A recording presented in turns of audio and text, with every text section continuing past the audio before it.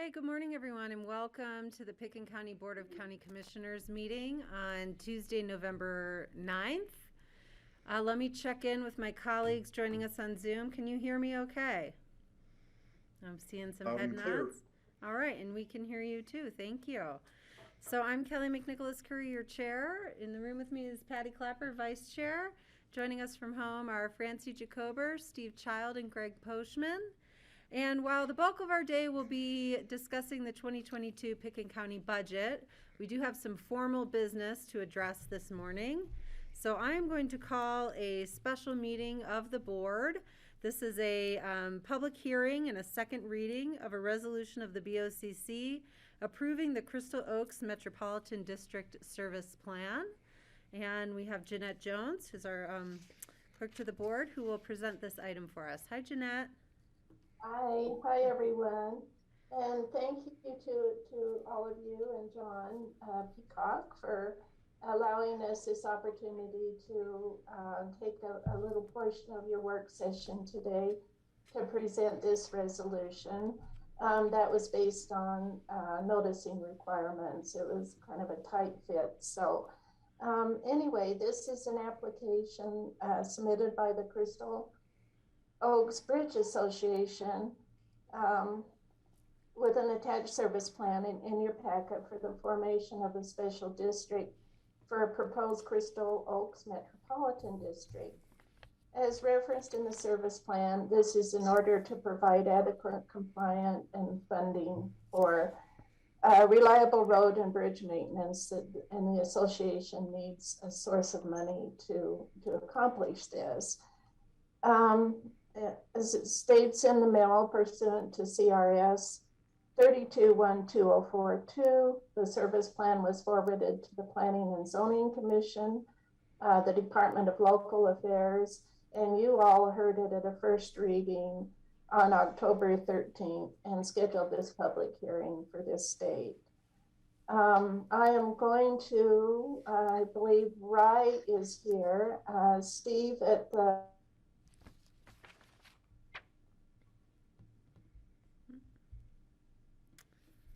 All right, I think Jeanette, you might want to turn your video off. I think we've lost your connection a little bit. Rye, can you take over? Okay, thank you. Sure. I think I know where she was going with this. Hi, board. Jeanette sent me an email a week and a half ago or something with respect to a question that I believe Commissioner Child had about whether approval of the Metro District funding for the roads and things like that required those roads to be public or not.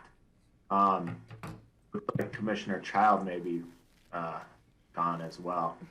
But the Metro District statute, the special district statute, does not require that the roads within any proposed Metro District be public roads.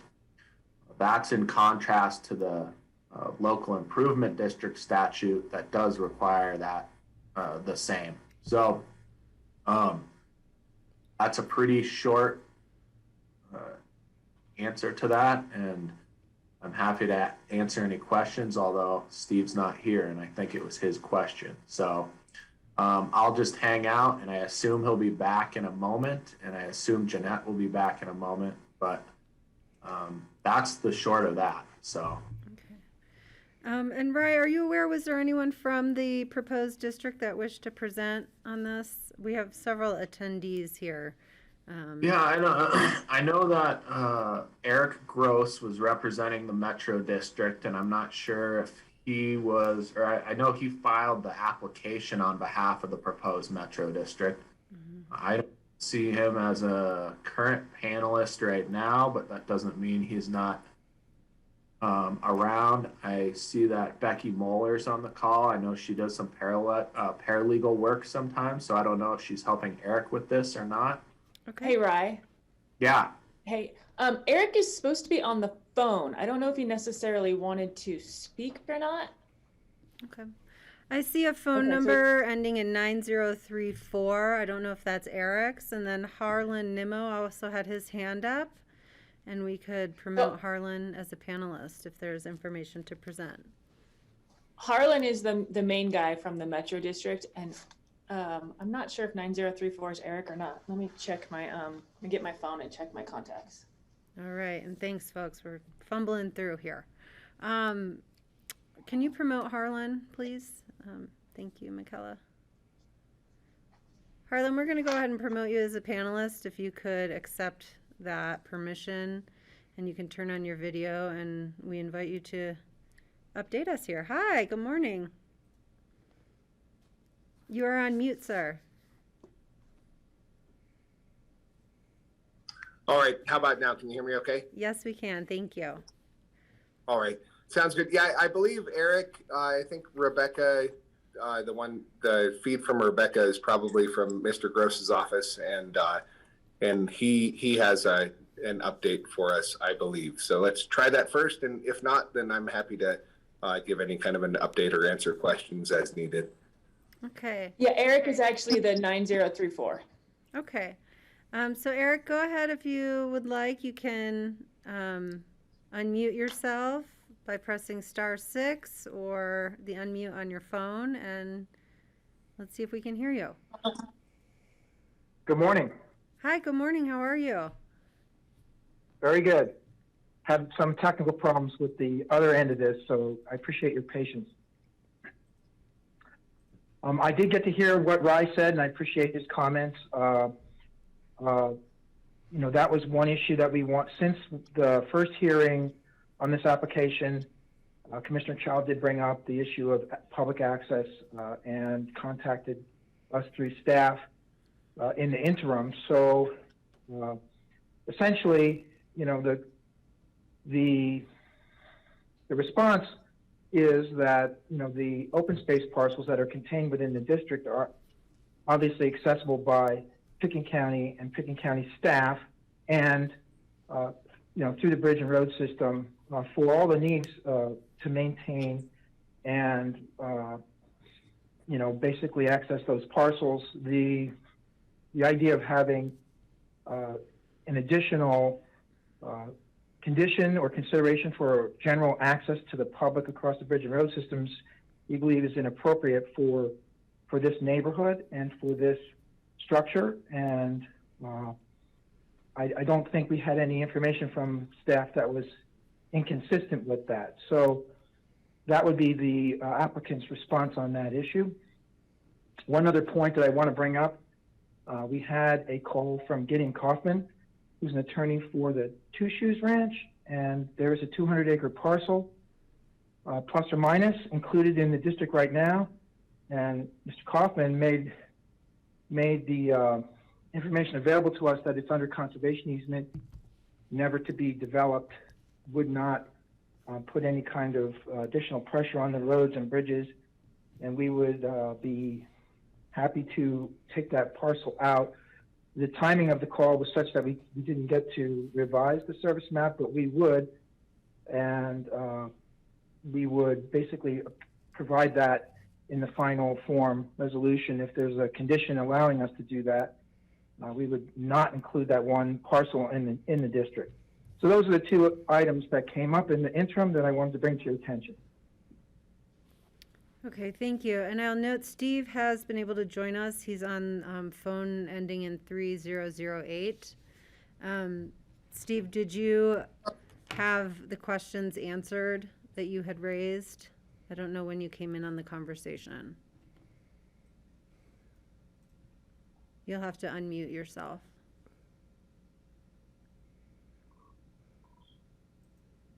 Can you hear me, Kelly? Yes, we can. Can you hear me? Yes, we Okay. can. Yep. I didn't hear any of Rye's comments at all, so I don't know if my question was answered or not.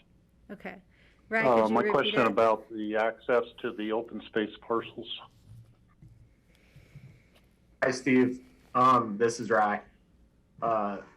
The short of it is that the special district statute, the statute that authorizes the formation of the special district, and in this case, the special district is a metro district, does not require the roads within the the geographical area of the proposed metro district to be public roads.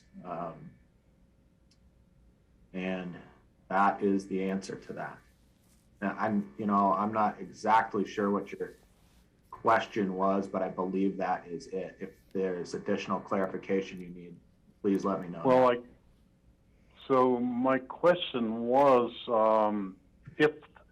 partly if the public would have access on the roads to those parcels, or would our staff have access to those parcels on the subdivision roads? Sure. Would be another part of the same question. Right. When the county, when we did the acquisition of the parcels, and those are some of the old Sewell tract parcels, we did our due diligence at that time, and I believe we obtained an easement through the subdivision from the Sewell family to access the parcel that the county purchased. So that would allow, that easement covers things like administrative access and basically the county's invitees to the property. It does not, from my recollection, and I don't have the easement in front of me right now, but I don't think it's a broad grant of public access to the parcel, but I can double check that in the future. But I recall that that was not the case at the time. Okay, so for administrative access, that sounds to me like our staff could go in there to maintain the property and, do whatever is necessary on the Sure. property. Yeah. Okay, thanks, Ray.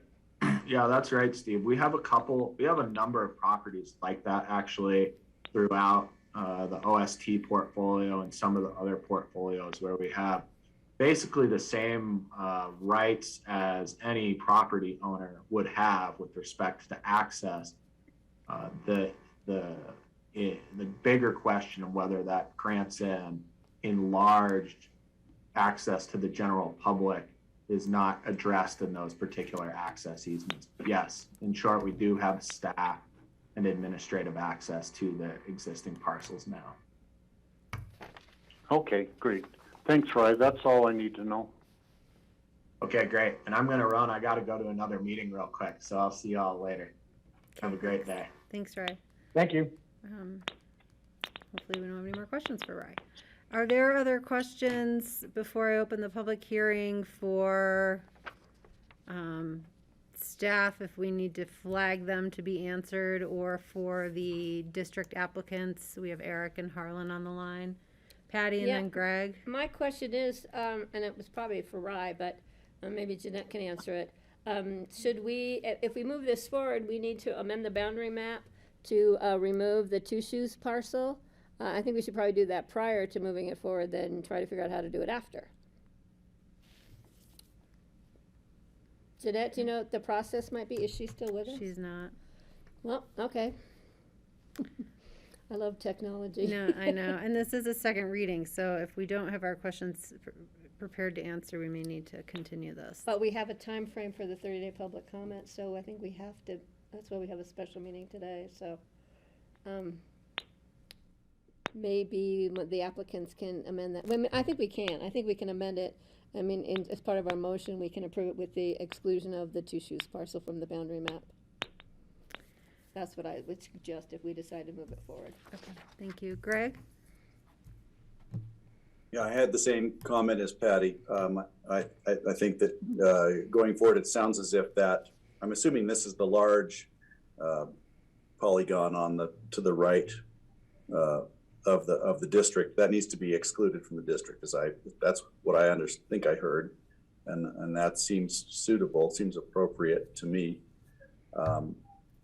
So nothing to add other than that I support what Patty was just saying, and I'm looking forward to any public comment. I have a question about that. Who holds the conservation easement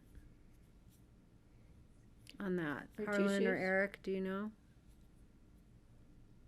No, the information that this is Eric Gross, the information we received from the attorney was minimal, basically identifying the size of the parcel and that it was part of the holdings of the larger ranch and that it was under easement didn't receive a copy of the easement or the actual even identifying parcel information, which I think we can easily get from our own list. But the timing was a little difficult for us, and but we believe it's the right thing. So we're hoping to craft a condition that allows us to exclude that parcel, because it won't affect, in the end, the income to the district. The change is very minimal because of the way this property is designated. And Kelly, I believe that is held by Aspen Valley Land Trust. I will double check. We were part of those negotiations. I'll go back into my records during this conversation and just double check that. Sure, that would be helpful. I guess, I mean, if it's a nonprofit ownership, is that different than a private ownership when it comes to these easements? It just feels a little rushed, but.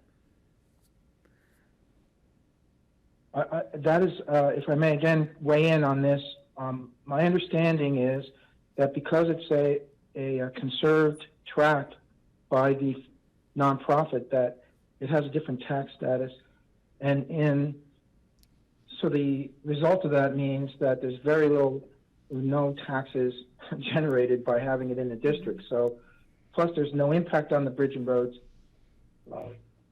So that's why we believe it's a legitimate request by the owners of that parcel.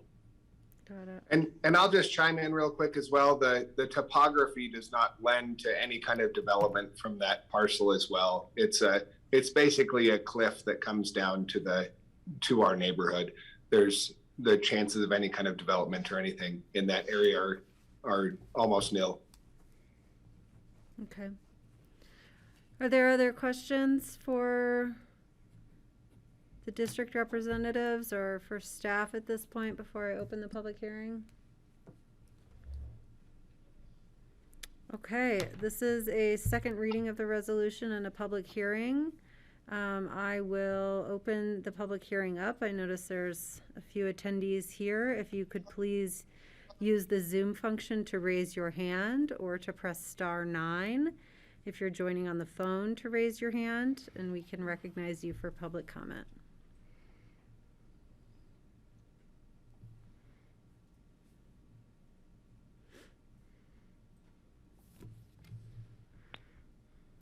Okay, Janine W., I see you. Go ahead. Would you like to turn your video on, or do you wish to just address the board? How about if I just unmute you? Okay, that sounds good. We can hear you. Yes, I'm curious about the Two Shoes Ranch, which I'm under the impression that that's Leslie Wexner that owns that piece of property through my research. And it had been a ranch with cattle on it. There's several buildings, homes there on the property, and was not aware of this conservation easement. Has anybody checked into that? And before that's approved, I think we need more research and to discuss that more amongst the residents of our special taxing district. Okay, we will collect all questions and have responses after public comment. Thank you. Yeah, thank you, Janine. Are there other members of the public who wish to comment? Please go ahead and press *9 or use the Zoom function to raise your hand.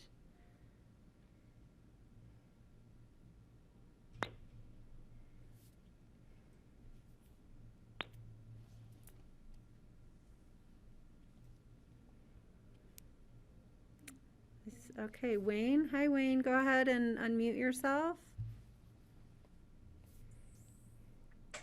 Hi, can you hear me? Yes, we can.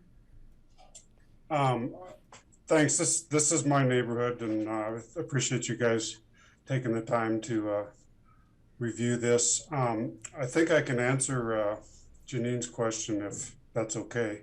Go ahead. So the parcel we're talking about, the Two Shoes parcel, is just touches our subdivision right where Bill Creek crosses the East Mesa ditch. And it's not the one on the end of North Bill Creek that you may be thinking of, which is also owned by Wexner's. But that remains included because it's a developed parcel. It's the old Windy or Rusty Ranch. Okay. If that helps clarify it, I don't know. Okay. Did you have other comments for the board? No, I don't. This has been a long time coming. We've talked about this for probably 10 years in our association, and so I'm really happy to see it going forward. Thank you. Okay, thanks, Wayne. All right, other members of the public with comments? Please raise your hand or press *9 to raise your hand.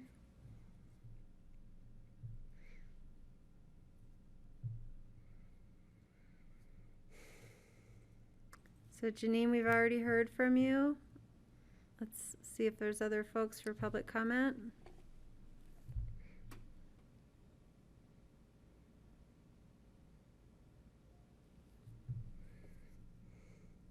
Anyone else? *9 to raise your hand.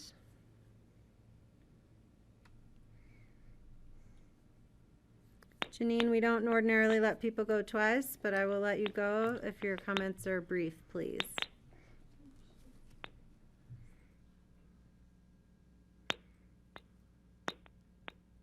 You can unmute yourself, Janine.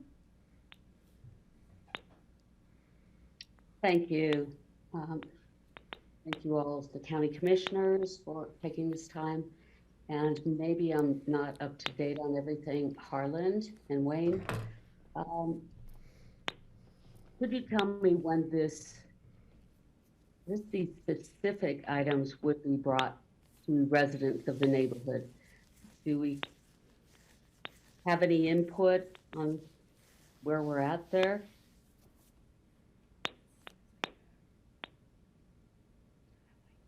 I don't understand the question. I don't either.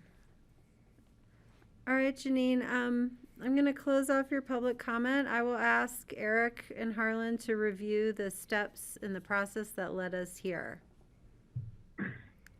And since I don't see any other hands, I'm going to go ahead and close the public comment on this resolution.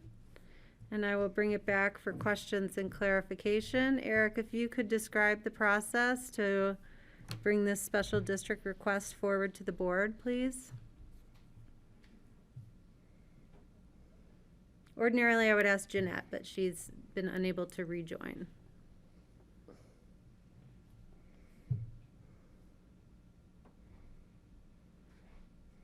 And did we lose Eric too? I see him on here. Eric, can you unmute yourself? Press *6. He's still on the phone. Ellie, do you want me to take a crack at that? Sure. I have to Eric, say, this has been unavailable? a little disorganized. I can probably do it too. If it's probably between John and I, we could probably, I mean, I know what our process was to get us here. All right, Becky, go ahead, please. We met with the previous, with the HOA, Eric and I, a couple of years ago to kind of get this process going. And then what we did was we researched who actually owned the roads, because that was our main concern. And once we got that into place, we put a service plan together and submitted it to you. Kind of the first step, my understanding in this process is to get it approved by the county, and then we move through into the court side of it. And the court, once the court approves it, then we go to the election. So I'm not sure if she's asking where we were or where we go from here. But the next step is to apply in the courts to get it approved through the courts, and then we go to the election where the actual subdivision members decide if they want to actually approve the Metro District or not. Okay. So there will be future forthcoming explanation to the community between now and that special district election. Yeah, I kind of understood the question is how had they involved the homeowners, property owners to this point? Yeah. And the lack of information that she feels that she didn't get. So I think that's a bigger question. So. Yeah. Go ahead, And Harlan. I'm happy to chime in on that. So I moved to this neighborhood just a little over 10 years ago, and we have the Crystal Oaks Bridge Association is an entity that I'm on the board for, and without a reliable revenue stream,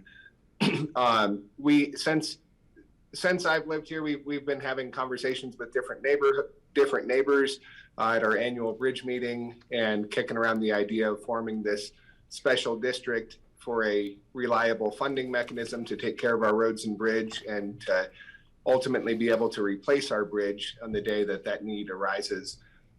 We've done, over the last 6 years, we've done things. We've had a survey mailed out to the neighbors, and there's been of those who responded, we've had over 80% in favor of forming this special district.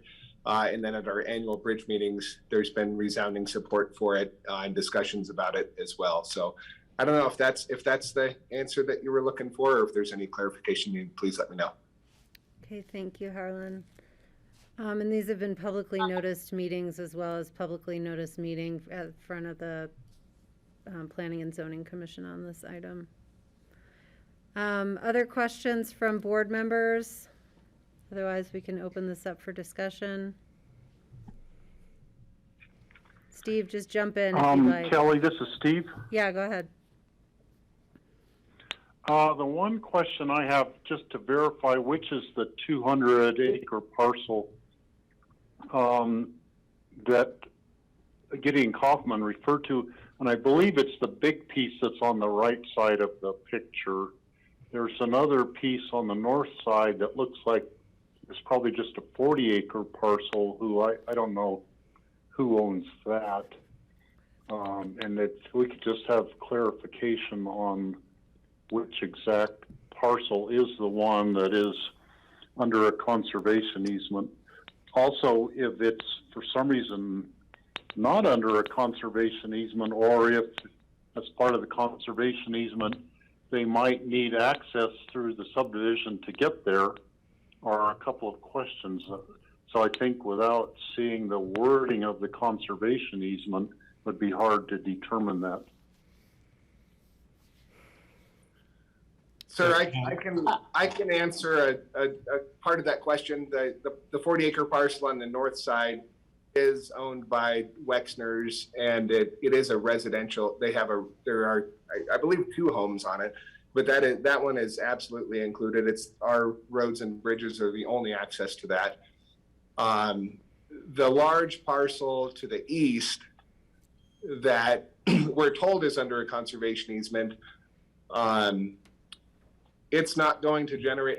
It would only generate a very small amount of revenue for us, and we just determined that it's not worth. It's almost just not worth the fight with them to try to include that, because they don't want it included. And I see their argument. The topography just does not allow much access to that parcel from our roads and bridges, and that's why we were okay with not including it. And I'll just confirm that is a conservation easement that's held by AVLT. It was actually negotiated by the county as part of the county's support of the land exchange. And so I believe that's known as the Potato Bill Conservation Easement. Thank you, John. John, did you have something else? I see your hand up. I don't. I'll put it down. Okay, no worries. Patty? Yeah, and I understand the topography there. We were pretty familiar with the 2 shoes, that whole parcel up there. But what if they have to have access to do any maintenance, weed control, any kind of management? Can they access that full parcel without using the bridges that are not open to the public or not open to the homeowners, property owners within this new district? That's my bigger concern. I don't care how much revenue it generates. I want to know if they're going to need to use the bridge for any kind of maintenance and traffic. Yeah, I'll say they do. There is a trail, like a cow trail that comes down Bill Creek that they can use to access.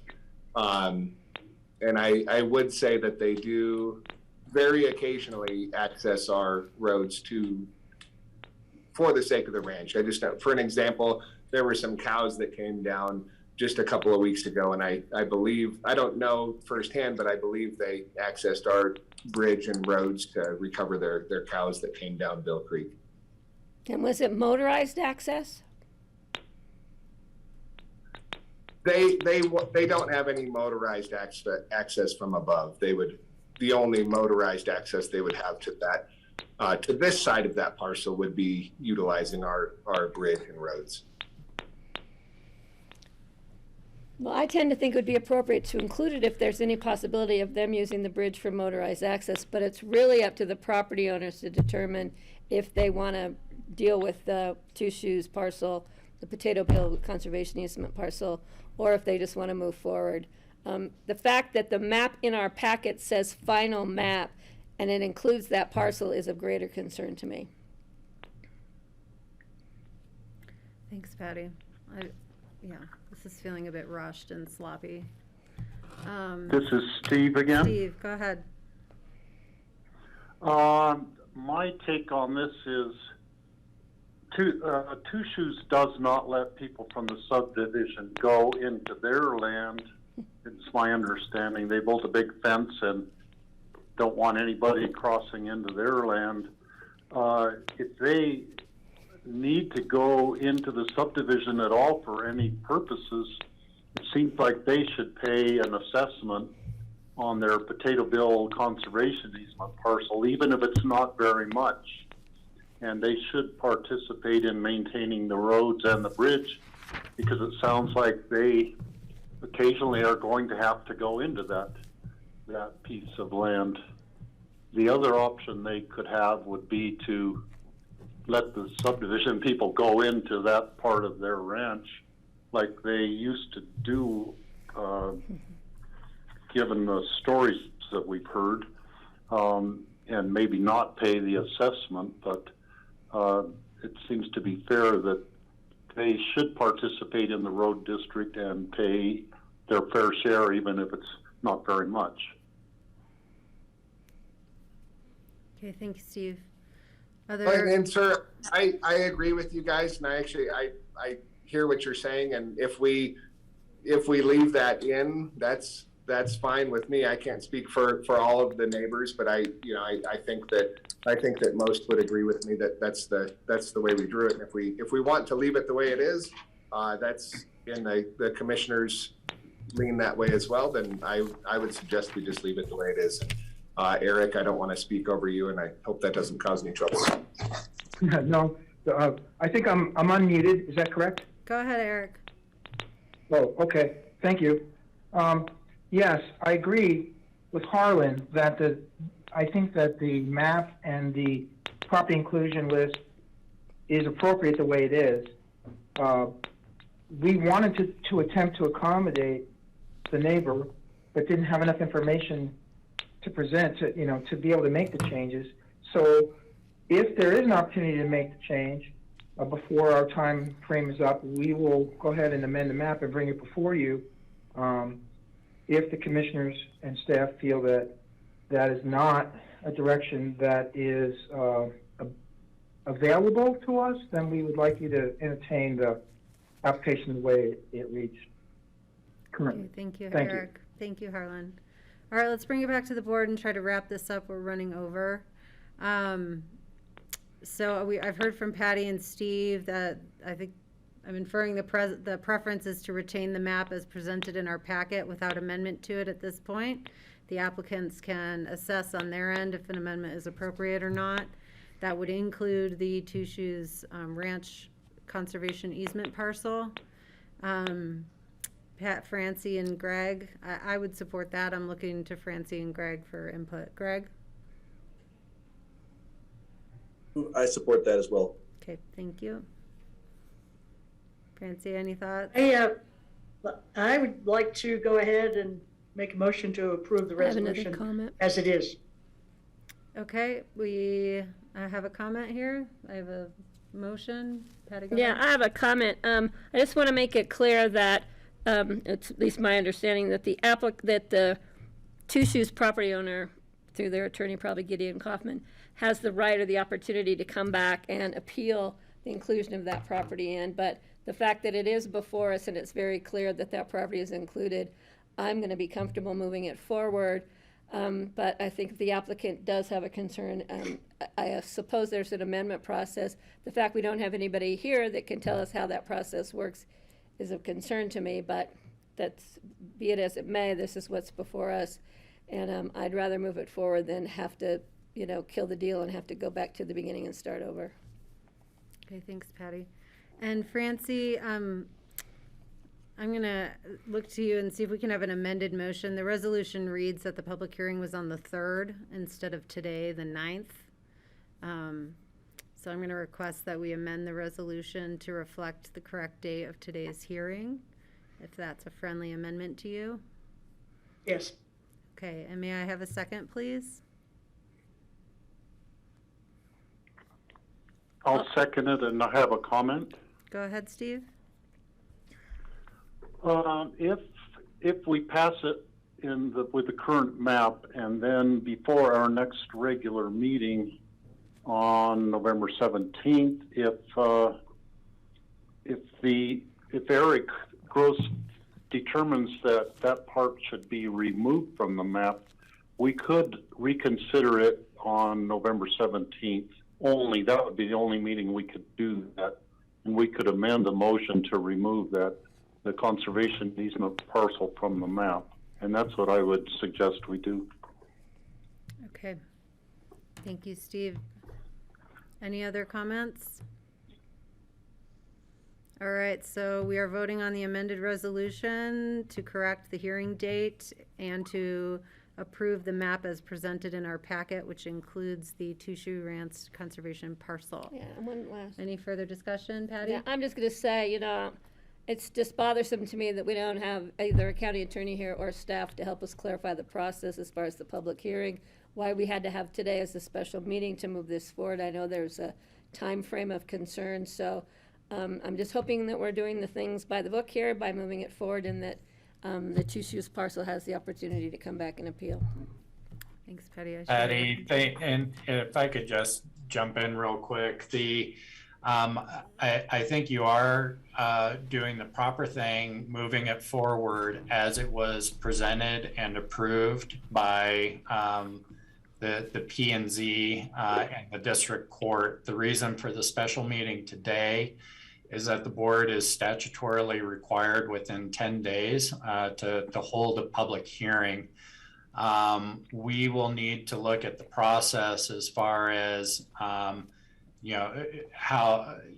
what the process is to remove the property either after the district is approved or if it can be amended without going back for consideration by the other levels that have already looked at it. So I'm sorry that we I know I've had some internet problems with this today, but the reason for today is the 10-day limitation and statute for the special meeting. Thank you for the clarification, John. I appreciate that. Any further discussion? Okay, seeing none, all in favor, please say aye. Aye. Aye. Aye. Aye. Aye. All right, that's unanimous support for this resolution as amended. All right, thank you, Eric, Harlan, Becky, and members of the community over there that joined us today. Thank you, everyone, for all your help and support. Okay. Do you need a motion Thank to you. adjourn? Can I please have a motion to adjourn our special meeting? So moved. And a Seconded. second? Thank you, Francie. All in favor, please say aye. Aye. Aye. Aye. Okay. Thank you all. We are back into our regular work session, and we're picking up a little bit late on our agenda, where we will review the Healthy Community Fund Grant Committee recommendations for the 2022 budget. And see several of you here online. Nice to see Lisa with that program and Lindsay with Health and Human Services. And I'm Connie Baker, our budget director. I'm looking for her to kick us off.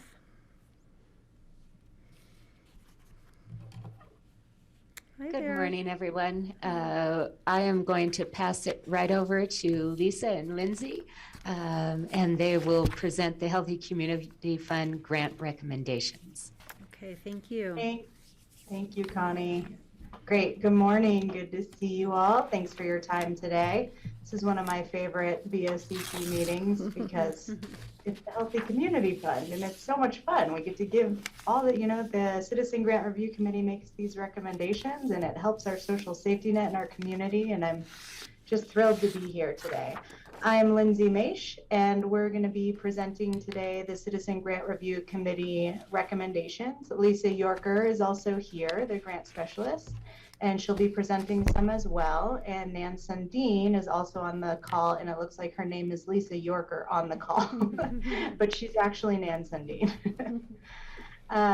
Before we review the grant spreadsheet, we're going to provide just some context of the fund, impressions of the Citizen Grant Review Committee this year in our meetings that we had, and really high level recommendations, and then we'll really dig into the grant spreadsheet.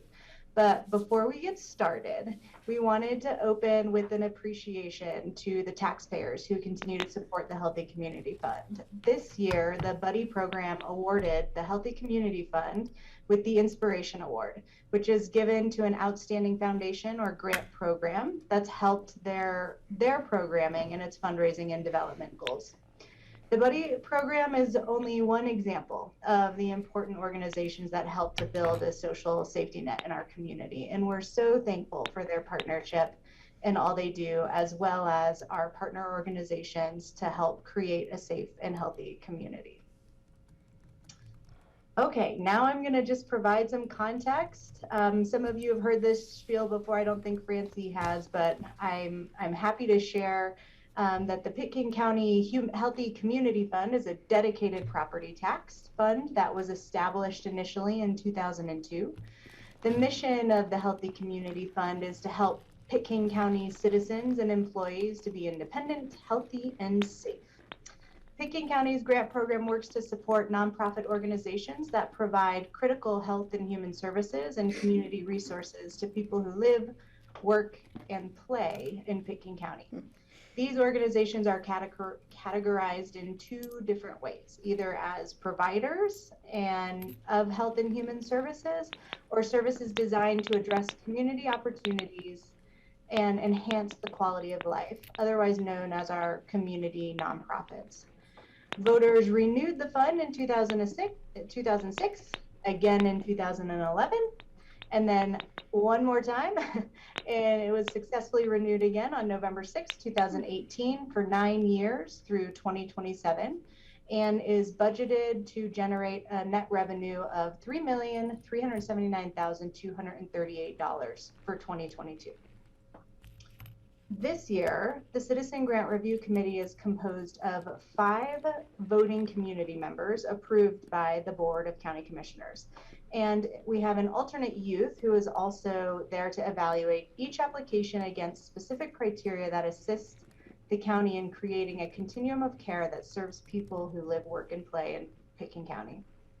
The Citizen Grant Review Committee reviewed the grant request for this year using a scorecard based on criteria tied directly to questions asked in the grant application. And I'm not seeing the Citizen Grant, are they on the call? I can't see them anywhere. Are they on here? I just am a little worried because I used the link in the invitation and it gave me a panelist view, but I mean, it gave me the public view, but not the panelist. So can you see if they're on as public? Yeah, so let's see. Yeah, Molly, Barbara, Andrea, and Steve are all here as attendees. Would you like them moved over as panelists? That would be great, so they can introduce themselves, and they're probably going to have things to add as well as we go through this. Steve and Agar as well. Yeah, great. So Molly, Andrea, Steve, and Barbara, you'll have to just accept that invitation to join as a panelist. That should flash up on your Zoom screen. And I'm not sure if either of our youth were able to join. I'm imagining they're in school today. But Kiara Gonzalez and Eliza Marolt were our 2 youth members this year as well. Yeah, I don't see them today. They're not there? Okay. All good, but it looks like we have a good turnout. So I'm going to go ahead and let each of the Citizen Grant Review Committee members introduce themselves. We can start with Molly Brooks. and then we'll just go down the list.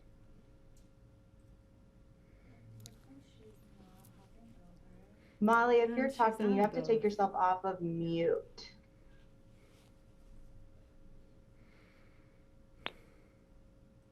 All right, we're gonna pan over to Barbara and wait till Molly gets the mute.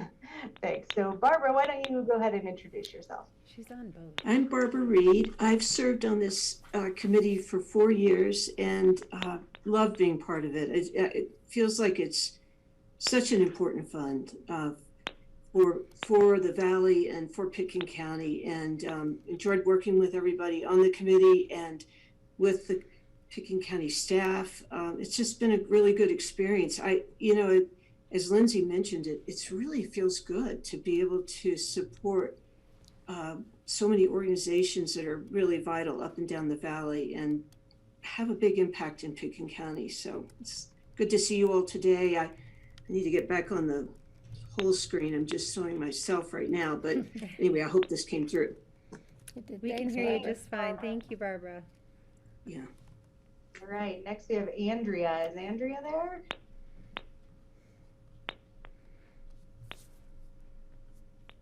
Yeah. Andrea, you're welcome to turn your video on or your audio on if you can.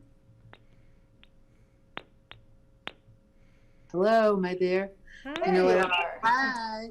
Hi, I'm actually, my laptop decided to reboot and has been rebooting for the last half an hour. So I'm on my phone again, the mysteries of life out here in the wilderness. Anyway, this has been a great opportunity for me to acquaint myself with local politics as well as local organizations and feel a part of the community. I think it's a great model for for citizens to participate and learn more about their tax dollars and their neighbors. So I'm happy to have participated and to get to know the administrators as well as the other committee members. So thank you for the opportunity.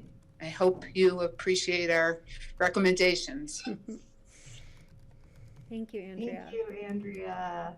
All right, let's go to Steve next. Good morning, everyone. Steve Wicks here. I'm in my second term on the Citizen Grant Review Committee. So I've gone from notebooks this thick to an online form this year, which I really appreciate. I'm in from Taos, New Mexico, in case you're wondering. I do still live and work in Pitkin County. I just have to be on a short trip. And thanks to the magic of Zoom, I'm able to join this morning. Wonderful. Nice, thank you, Steve. Is Molly there? It looks like Molly may have fallen off. Can I make a quick comment real quick? I have Yeah, to, Patty, go I ahead. can't help it, I have to make a quick comment about Steve Wicks. I remember when we first appointed you, Steve, and we drug you in kicking and screaming, and then you fell in love with it, and now I don't think we're ever gonna get you off, and that's fine with all of us. You do an amazing job, and we're really glad that you're hanging in there, and enjoy your time in New Mexico, and make sure you come back. Thank you, Patty. Great, and then the other two, it looks like the other three were Molly Brooks, and then the two youth as well. So thank you all for being here. There's going to be plenty of opportunity for dialogue as we present and go through some of this. Before we review the grant recommendation spreadsheet, I'm just again going to give context of the fund, the impressions of the CGRC, and then a really high level broad brush picture of the recommendations being made today. And then we'll look at the grant spreadsheet. According to the allocation methodology, which is in resolution number 59 from 2018, titled a resolution of the Board of County Commissioners of Pitkin County, Colorado, submitting the electorate at the election to be held on November 6, 2018, a ballot issue dedicating property tax for the Healthy Community Fund, outlines the designated percentages of healthy community funding by category. As stated, the highest priority of funding will go to agencies providing basic health and human needs. Other funding will be allocated based on availability. The initial percentages of the funding include 22% going towards core public health functions, 46% for nonprofit health and human services agencies, 15% for senior services, 12% for community nonprofit organizations, and then we have up to 5% of the Healthy Community Fund management. And I don't think we've been up to 5% ever, but we try to have as much money go to the organizations as we possibly can. The BOCC pre-approved $1,945,641 for mandated services, which include core public health, senior services, mental health and substance use, the integrated health care, and then of course our Healthy Community Fund management of the total allocated funds available for 2022.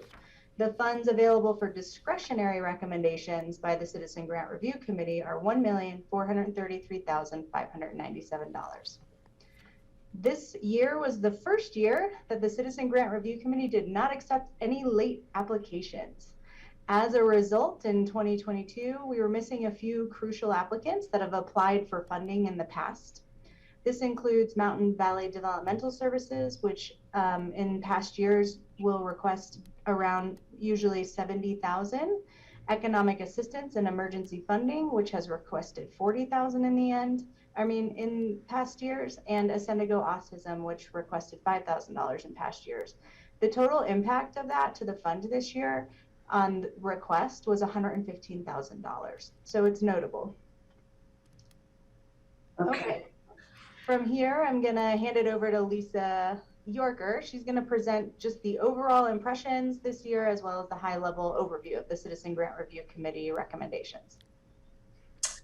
Okay, overall, the discretionary funding available for the CGRC to recommend has fluctuated for reasons such as IGA amounts changing, property tax, revenue projections, and savings from unspent grants, which has left the CGRC to be tentative to make bold recommendations. 2020 through 2021 was an unprecedented year, and the CGRC was faced with really difficult decisions and ultimately chose to cut all new annual grant requests by 20%. Although in 2022, the fund is healthier and there were fewer requests, the CGRC chose a more conservative approach, as they're unsure of how these fluctuations will continue to affect the landscape of funding with the Healthy Community Fund.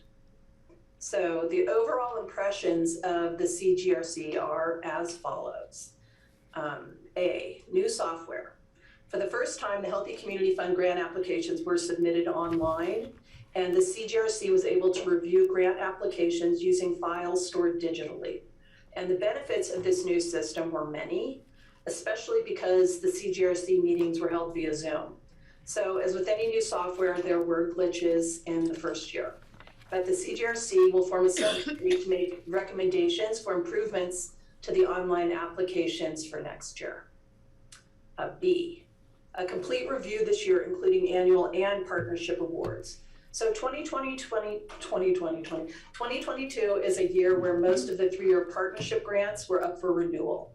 So for this reason, the CGRC reviewed many more grants this year, reviewing all the annual grant applications and all but 2 continuing 3-year partnership applications. C, limit on increases. Last year, requests far exceeded the amount available in the Healthy Community Fund, and most annual grantees received only 80% of their requests. So this year there were enough funds, and the CGRC chose to be more conservative, given some requests were 20 to 30% higher than previous years. So they used the amount of nonprofits grant awards from 2 years ago, and that was an example of a more normal pre-COVID grant cycle as the baseline, and the CGRC limited increase requests for 2022 to no more than 10%, regardless of the amount requested. D, remaining surplus. Given the approach in C above, this will result in a fairly robust reserve fund for the Healthy Community Fund. The CGRC recommends this be used for emergency assistance, requests that cannot wait until the next application year, and not unlikely in 2022, requests for unforeseen special projects. E, there was a disconnect from the City of Aspen grants process.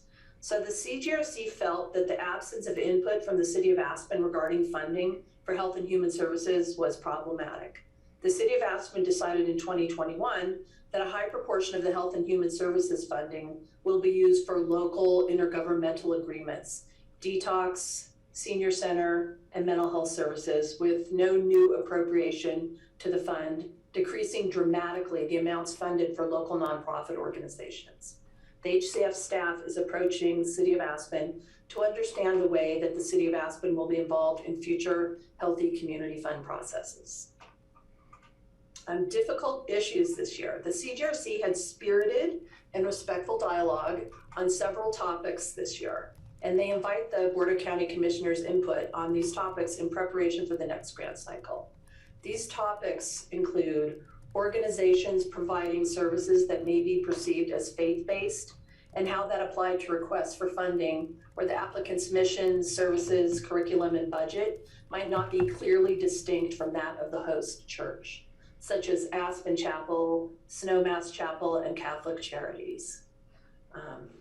This is another one, organizations providing women's reproductive and sexual health services, such as Planned Parenthood and community health services. Organizations serving refugees and or immigrants who may be undocumented, such as Valley Settlement and English in Action. Organizations where the majority of individuals receiving services do not live or work in Pickens County. For example, Shining Stars, Huts for Vets, and Challenge Aspen, yet have a really strong volunteer presence.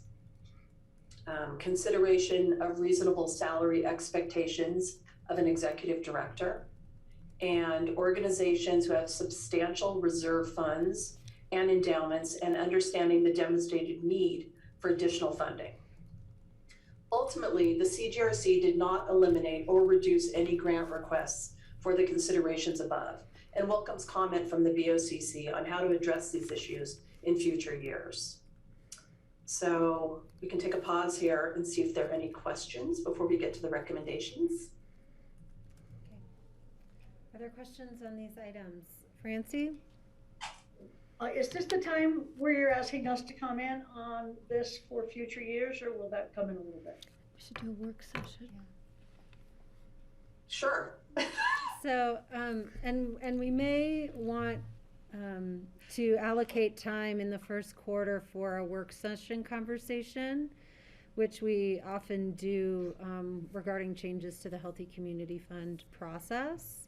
So I'm going to suggest that we find that time so that we don't have to feel rushed, if that's okay with other board members. I think that's a better idea. Okay, but Francie, if there is something urgent and burning you want to raise about your decision-making today, please feel free. It's pretty burning, but I'll wait. No, it's okay. I'm acknowledging that we probably have to have a thorough conversation if there's a particular issue that's raising for you regarding one of this year's specific grant requests. I fully encourage you to talk about it. Well, it's not necessarily in terms of any denial of requests, but I just don't understand why women's health services would be considered an impediment at the same level that a religious organization would be. I'm surprised by that. Look forward to discussing it in the future. Got it. Greg? Yeah, thanks. These are all worthy of discussion, and thanks, Francie, for bringing that up. I had the same questions, and I think it would be worthy of a conversation, so I look forward to that.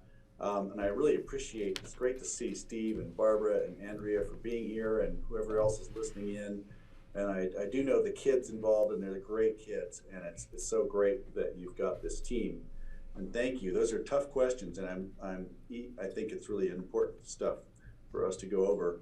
I did want to, I guess last time we had this conversation, Lisa, I remember asking about metrics, and Lindsay, what are the deliverables? What are the metrics that these groups are pointing to? And I haven't dug in deep enough yet to understand that, but of course it's important. What are they actually going to deliver? So that's just something I wanted to flag so we can talk about that as well. Thank you. Okay. Francie. Yeah, I just wanted to say that it was pretty incredible reading all of the whole list. And I did have to go to websites fairly often I was back and forth between two computers because I was shocked to see how many of those organizations I was not familiar with. But they do have pretty robust websites, most of them, Greg, in terms of figuring out what are they going to do with this money and so on. But I'm sure it took a lot of time on your part, guys. I saw you worked for like 3 days in a row in September, is that right? And I really admire your work, and I'm really excited to be a part of this process. And I agree that this is a pretty cool day at the BOCC, Lindsay. Okay. All right. Well, the recommendations of the CGRC are as follows. A, each grant application was evaluated using the standard scoring with attention to 2 specific questions. Should this nonprofit receive a 1-year grant or a 3-year partnership grant? Secondly, what is the appropriate dollar amount for this grant? B, partnership grants were awarded to organizations with a proven track record. C, in the cases where grant applications were complete and demonstrated successful outcomes, the CGRC recommends that these nonprofits receive the amount they are requesting, but no more than a 10% increase from the 2020 grant year. D, for a few organizations that demonstrated new programming that differed from past years, the CGRC recommended an increase that exceeds 10%. And for those with considerable performance concerns, the CGRC recommends less than they requested. E. Healthy Community Fund staff provided for the CGRC examples of the total leftover fund balance if they decided to instead fund at a 20% increase or a 30% increase, which can be seen in the chart on the AIS. Ultimately, the CGRC chose no more than a 10% increase after the experience of having to make 20% cuts in 2021 requests. F. The CGRC recommends the unallocated amounts be used for emergency assistance, requests that cannot wait until next application year, and requests for unforeseen special projects. And the CGRC would like to be informed of how these requests are managed.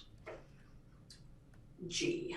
The CGRC would like to see further clarity on application questions to demonstrate need, specifically regarding financial information.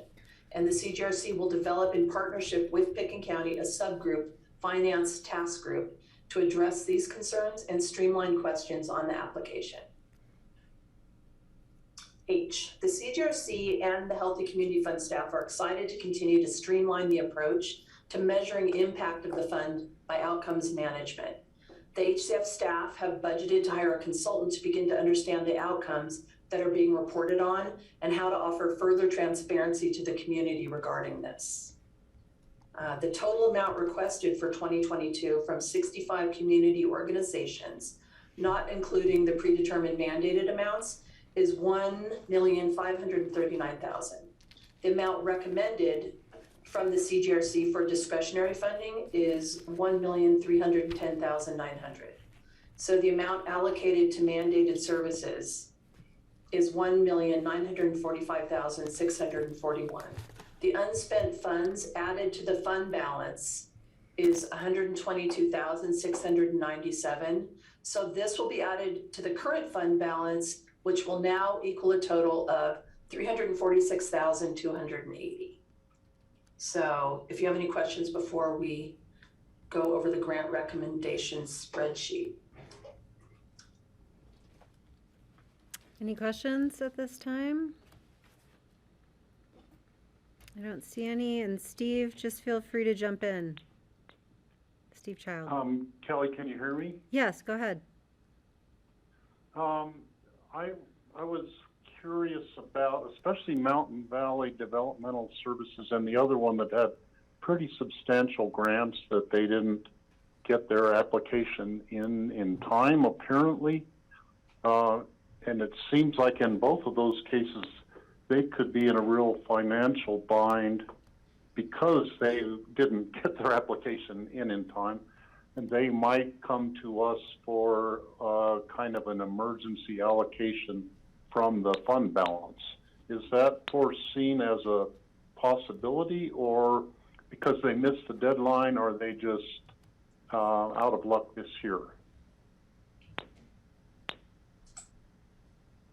Lindsay, do you want to take that one? Sure. I was also going to see if anybody in the Citizen Grant Review Committee wanted to comment as well. But in short, I think you summed it up really nicely, Steve. That's I think it's a good way, and that's the way that the Citizen Grant Review Committee was kind of thinking of this as well. Was that if there was some emergent situation where those funds were needed, that they would be able to come to the board and make a request for those. I'll make one comment. Steve, we, when we did the presentation before the BOCC, we understood your recommendation at the time to be that you all thought it was important that we stick to our deadline.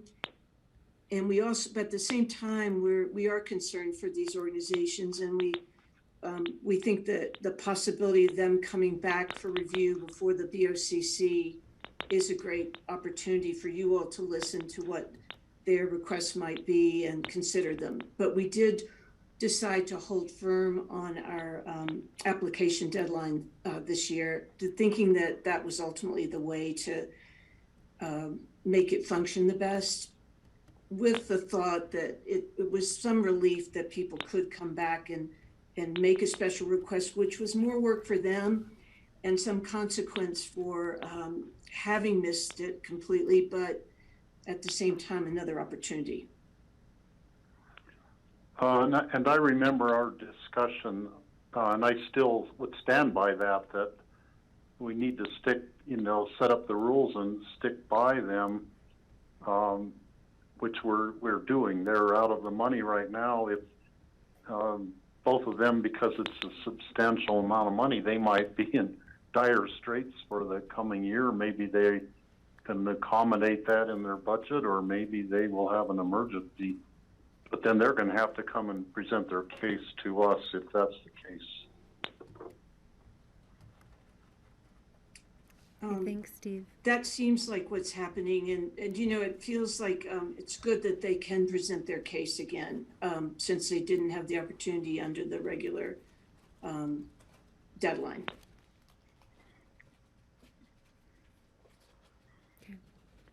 Andrea? And the thing I would want to be sure, we want everybody to follow the rules, and we wouldn't necessarily give them the money. I guess we don't want people to get in the habit of missing the deadline and then coming in later and asking for it. That makes more work for everybody on this end, and we don't want that to become the standard procedure for some groups to do that as a habit. And Andrea, I see your hand. Go ahead. Yeah, I was going to say a couple things. First of all, I think this is an unusual situation that they missed the deadline, but that it was important that we establish rules and follow them. And one of the students who isn't with us today likened this to her having to hand in homework and the consequences of not handing in homework, which I thought was a very interesting and mature observation on her part. And the consequences for her personally when she doesn't hand in homework. So just wanted to bring that up. Greg? Yeah, thank you. Thanks, Andrea. I appreciate that. And I appreciate your fellow students, comment. This is a complicated thing with so many applicants. I want to make certain people understand that they missed the deadline. I'm as much as I have sympathy for these important organizations, it's like, this is important stuff. If they miss it, it indicates to me that they were asleep at the switch, and maybe this isn't a good year for them to come to us. At some point, maybe Nan will weigh in. We may have some critical situations, but honestly, if they miss the deadline, that's the reason we have deadlines, and it's a tough break. There are other groups in here that aren't in here and didn't ask this year, and I'm kind of wondering, I don't know if KD&K has ever come to us. I know we gave them discretionary grant one year to match what we were giving to KJAX out of fairness one year, and I would support doing something like that. But if they're not even here and if they haven't applied, it seems like money's tight enough here that I'm not going to look for new places to give money to. So anyway, I appreciate what you've all done. This is hard and it's tough.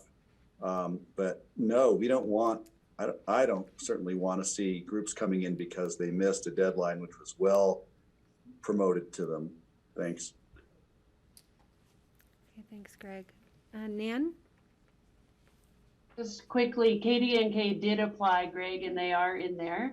And the second thing is, you know, these are both the two agencies, Mountain Valley and Pekin County Economic Assistance, very mature agencies. They were not begging to be let back in. It was not on their radar. They understood the miss. So I don't think you have to worry on their behalf. I don't think it will happen again. But they're situated, both of them, in a position where they can accommodate the loss, and they took responsibility. Thanks, Nan. That really helps. That makes sense, because it didn't make sense if they really needed it and didn't show. So thank you, and I appreciate that. And thanks for pointing out KDNK. Still looking for it. All right. It starts with Carbondale Community Radio. Greg.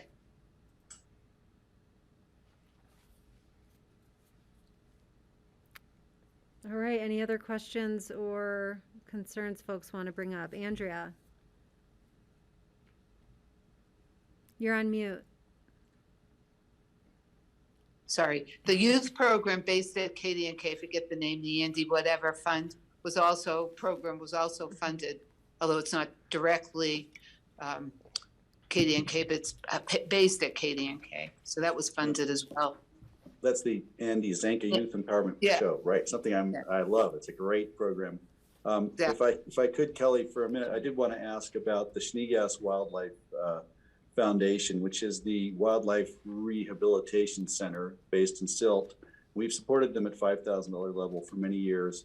It appears that they haven't asked for more, and so I do know they operate on such a shoestring that if the principal, Nancy, ever got sick or decided to stop, we would lose that service. And so I always keep an eye on them because I think they're really important. They take care of a lot of injured animals, hit from, either a bear or a mountain lion that gets in trouble, or a raccoon or a crow, or it's pretty amazing what they do. And I was going to say, if it comes time to divvying up discretionary funding, it's hard for me to not put in a pitch for them. But if she hasn't asked for more, maybe I'll call her and tell her to ask for more next year. Thank you. All right, thank you. All right, let's keep going. Lisa. Yeah, I'll pick up from here. So we can actually look at that. I'm happy you brought that up. It's a good segue, Greg, into the grant spreadsheet. So everyone should have it. I think Connie was going to actually put it up for us to look at, but we can just go through this the way we have in past years. Look for questions, comments that you may have about the different recommendations that the Citizen Grant Review Committee is making, and we can just go through it one section at a time. So we'll start with the broader mandated services and our IGAs.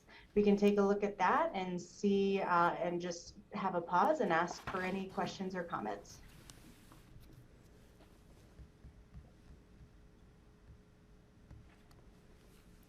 Let me make sure I can get everybody back on the screen here. Francie.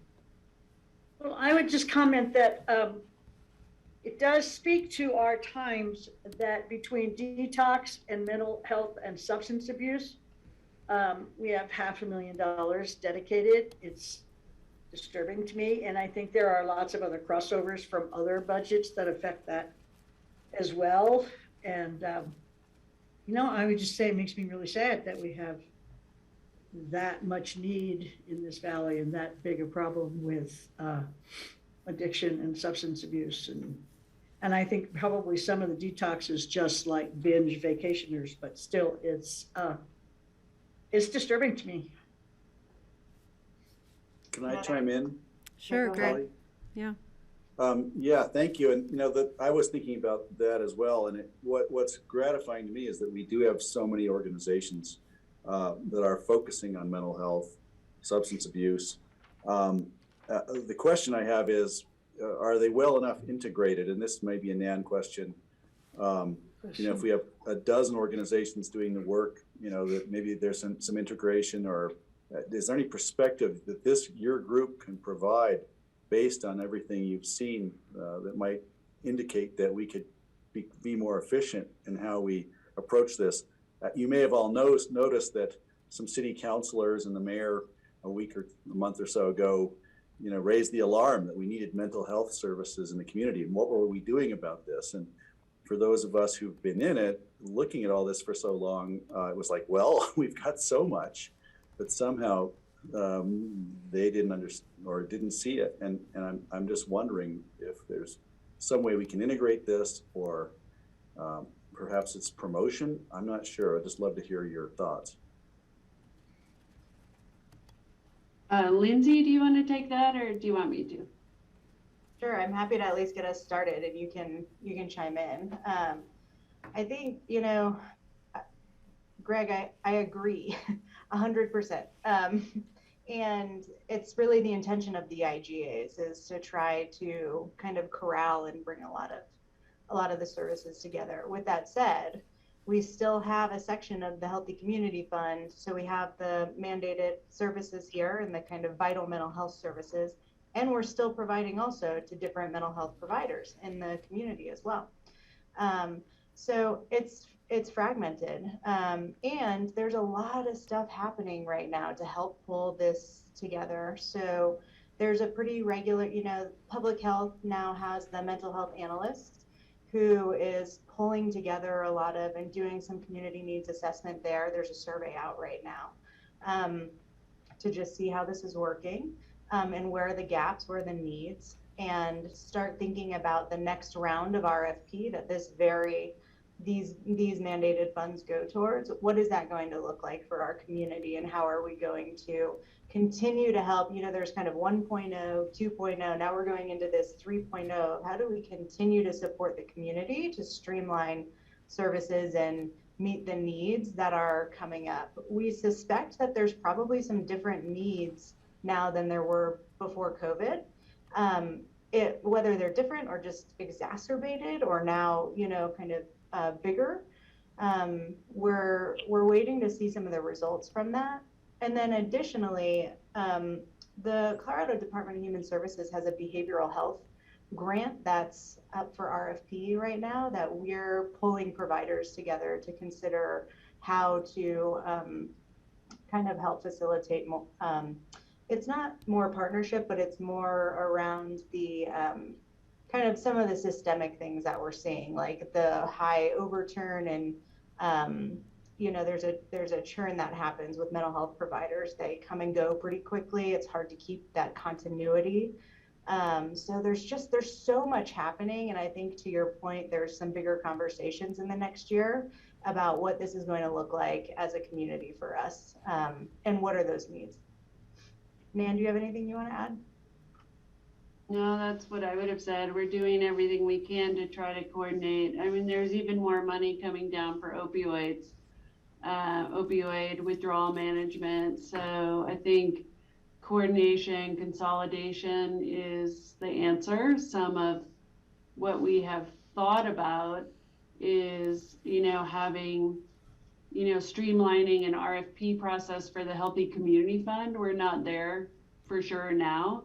But what if we looked for 5 centers of excellence and they subcontracted so there was more alignment? I mean, maybe that's something to look at in the 2027 renewal. Thank you, Nan. Thank you for that, both Lindsay and Nan. I really appreciate it, and I think that would be an interesting thing to look at. But also, mostly, I just wanted to say, how lucky are we in this community to have a really robust and diverse group of organizations that are working on these difficult problems. I don't know any community in the country of this size or even larger that has the diversity and the universe of people who are trying to help. And this is just great. Great, thanks, Greg. I want to react to a little bit. I think one of the sort of synthesizing some of the comments we got in our packet from you all and thinking about this topic, that perhaps there's a conversation to have with the city of Aspen at a future joint meeting about how we're aligning on these, on this specific topic, while recognizing that there's the broader topic of their application of human services funds, et cetera, that I see as an opportunity as well. Okay. All right, Steve, hi. You're able to join us on video again. Did you have anything you wanted to jump in, Steve Child? No, he's still getting settled. Okay. Let's see, I had questions since the topic of the grants to the different churches came up. I would like to find out what their projects are. Like the Snowmass Chapel is a mental health one, which sounds like, you know, goes right along with our whole mental health. There's one for the Aspen Chapel for $10,000. And could we just get a quick explanation of what their different projects are, what they're using their money for? Lisa, is this a good time to do that? Or Lindsay? Yeah, we can go ahead. So if there's no more questions about the mandated services or comments, we can go ahead and move through the spreadsheet, and we'll start to see some of those more specific questions, Steve, that you're bringing up. Yeah, and if you'll take them when we get to that area, that would be all right, Lindsay. I do have a question related to a mandated service, which I can also flag as we move through, but I'm curious with regards to the core clinic services, and then the separate requests from community health services, why those are different, would be helpful.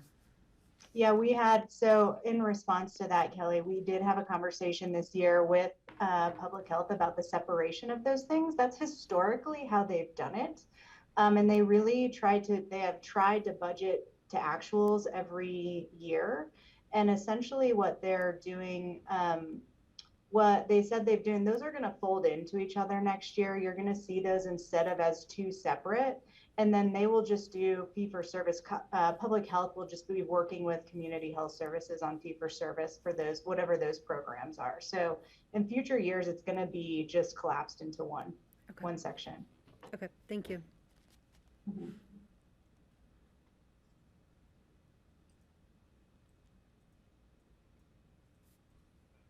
Okay, so if we don't have more questions about that, let's move into the next section. So we had this organized a little bit differently than we have in past years because we had so many partner organization applications to look at.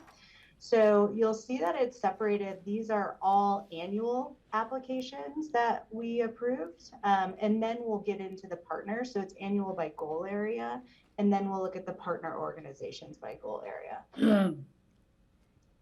Yeah, so to start, let's just take a look at goal area 1 with annual, any annual. And Connie, what I might have you do if you're controlling the spreadsheet there is after we look at the annuals, let's go look at the partners for goal area 1. So we're doing it by a goal area at a time instead of going through, yeah.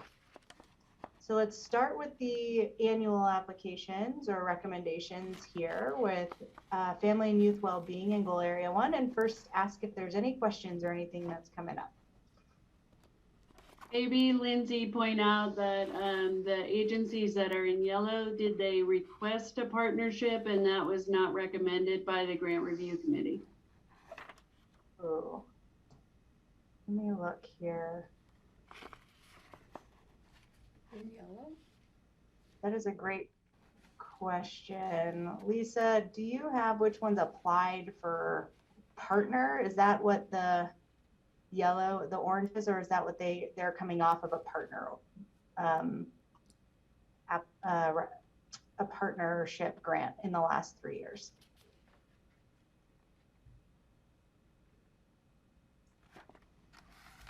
Okay, what was your question? If it's an orange for 2021, mm-hmm.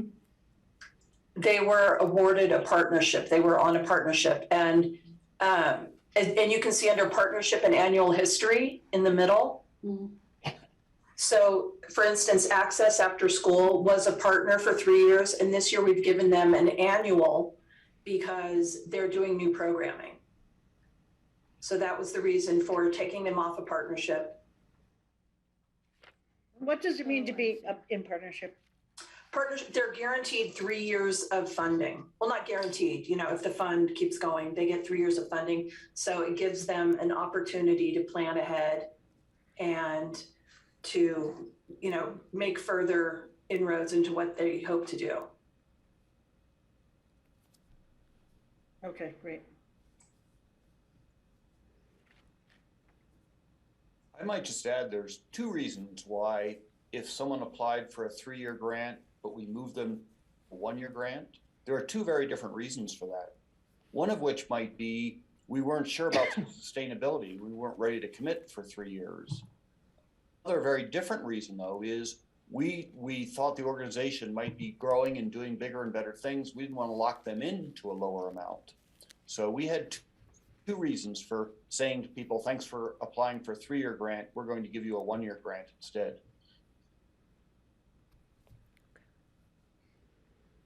Thank you, that's helpful.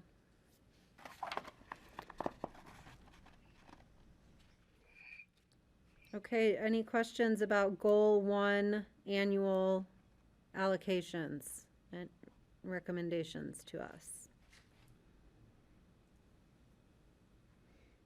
Okay, so we're going to look at Goal 1, Family and Youth Wellbeing Partner funding recommendations, and that's up on the screen now.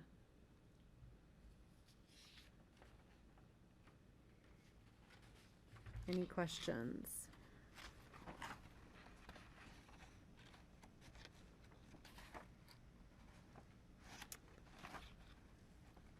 Not seeing any.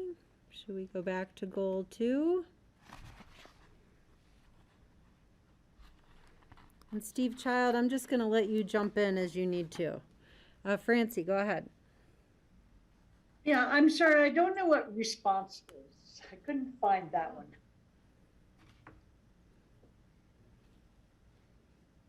All right. Who wants Francie, response is the Domestic Violence and Sexual Assault Organization in Pickens County that works with survivors. And I'm trying to see where they're in goal area 1. Do you have the digital file? Sorry, you're on mute. You're right under lift up under goal number 1. Yeah, do you have the digital application file? If not, I'm happy to share it with you so you can see a responses application. Oh, I don't know, do I? I don't have it open. Yeah, let me go ahead and share it with you right now so you'll be able to go okay and take a look. There we go.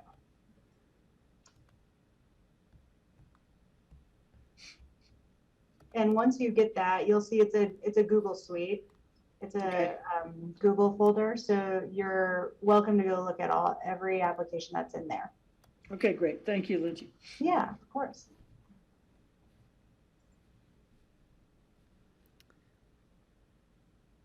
All right, we're looking at Goal 2. These are the annual funding recommendations for these organizations. I had asked my question about community health services. Are there other?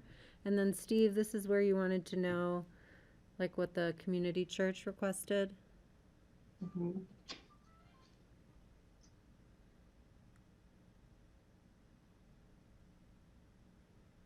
I'm happy to share from the application what their program is.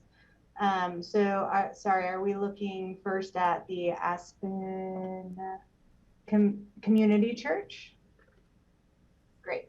So their community need that their program is filling is assisting individuals who are transient and residents who require emergency financial help, such as groceries, utility bills, prescription drugs, hotel, housing, transportation needs, and they're easily accessible in downtown to where people are used to coming to them for assistance. Does that answer that for you, Steve, or did you want some more? Yeah, I think, and I mean, $2,000 is not much for that purpose, but I mean, that sounds like a good thing to put the money towards. All right. Are we ready to move to the goal area 2 physical health partner requests? Yeah, I'm good to move forward. Okay, thank you. So we have 2, Bridging Bionics and Hospice of the Valley. Any questions on those?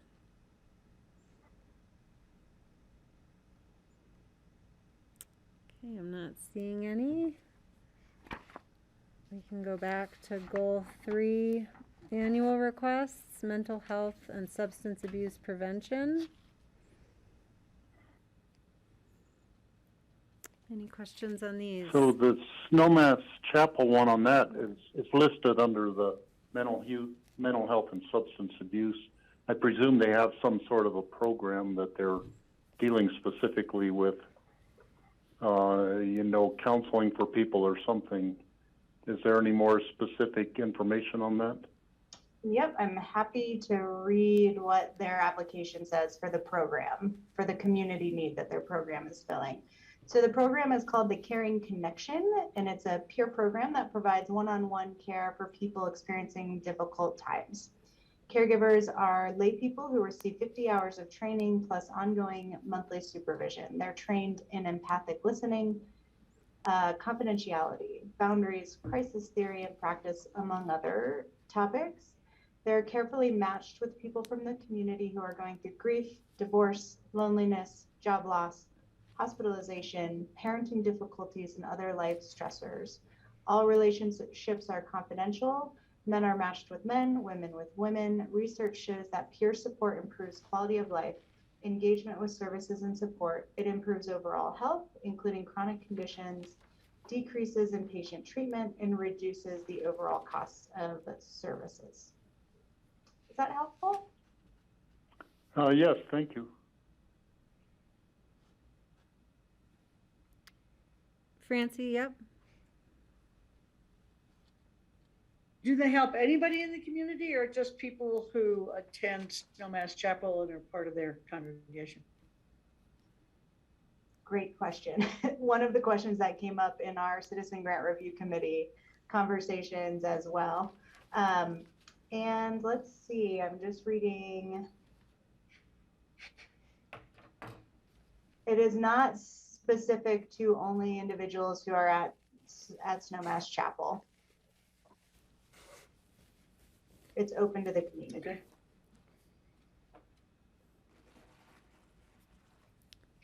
Okay. And Lindsay, can you help explain for something like this? How are they measuring outcomes? Great question. I giggle a little because this is the first year that we have asked every organization to measure outcomes.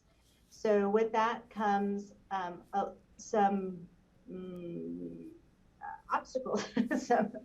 We're learning as we go. So we had organized in the beginning of this year, we had brought together volunteer organizations to help us go through kind of a pre-registered list that our software company had given us of different types of outcomes and outputs.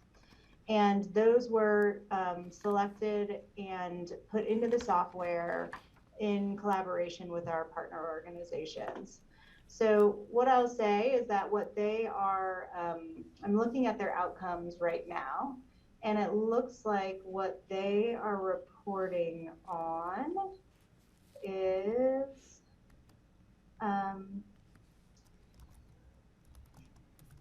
number of participants who receive treatment and report for sobriety, number of participants who demonstrate new coping skills to attend their presenting concerns. So that's one of the outcomes.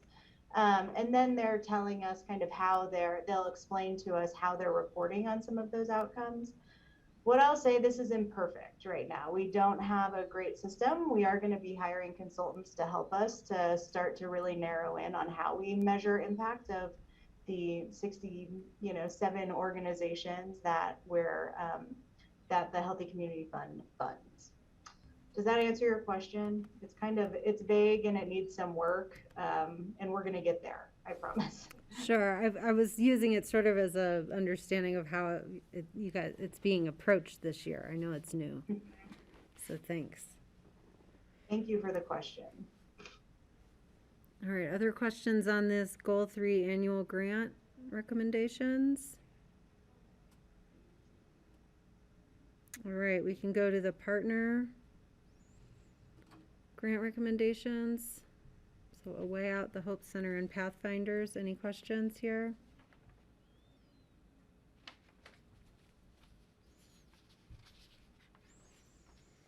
This is Steve Wicks again. May I just add a little color commentary? Sure, please. So A Way Out is a great example, I think, of the 10% increase you heard us refer to. Great organization. They've been a partner for many years. We salute what they do. We read their application carefully. And as any grant writer does, they asked for a giant increase. They asked for $55,000. We had the money to do that this year, but we said no. Just because someone has a great grant writer, let's be fair and limit everyone to a 10% increase. So this is a good example of an organization who did not get what they asked for, but they got a generous 10% raise, which, in terms of those of us who either give raises or receive raises, 10% is a nice one-year raise. Does that help explain the 10% rule? Yes, Good. and illustrate how it's hard to be fair. Yeah. Any questions on these partners applications? All right, let's move on to goal area 4. It's goal 5. Goal area 4 is for our senior center. That's okay. Yeah, you'll see it on there. Yep, it's all good. Where are we going? We're going to look at the annual grant recommendations for goal area 5, environment, health, cultural, recreational, and educational treasures. The first one is Aspen Chapel.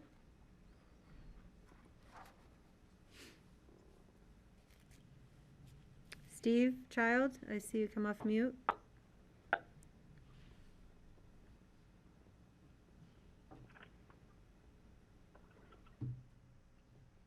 So I would have a question about the Aspen Chapel, $10,000. What are they using that for? Great, I'll just read from the application here. So the Aspen Chapel supports the community in many activities that promote social emotional well-being. In this time of a lingering health pandemic, we feel that there is increased need for our services, particularly family and youth programs that support the health and welfare of our community. Committing to support our community and keeping our doors open in any way we can.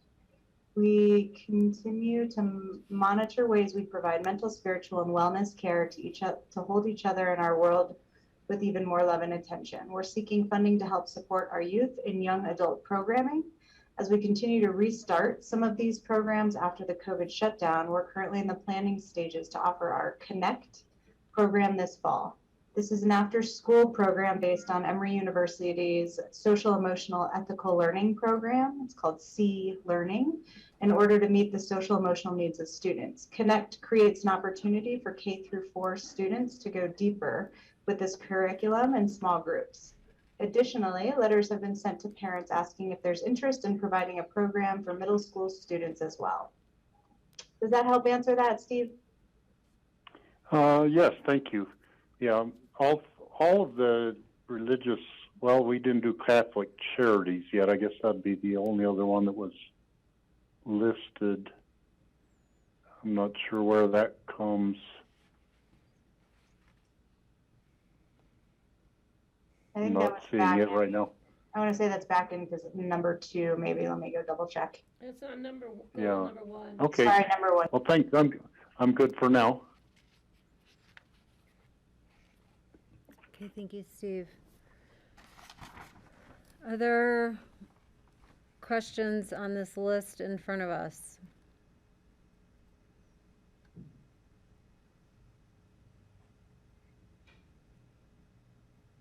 I love reading. Quiet group today. I know, I just love reading about all the things that people do in this valley. It's just really amazing. This is probably the most diverse of the groups Yeah. of our goal areas. All right, we can move to the partner grant recommendations in this goal area.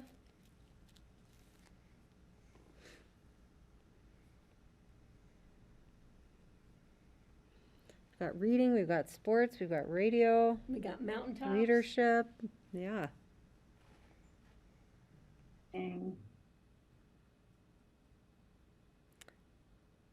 We don't have any questions, I guess. Is there any input from the committee members for our consideration?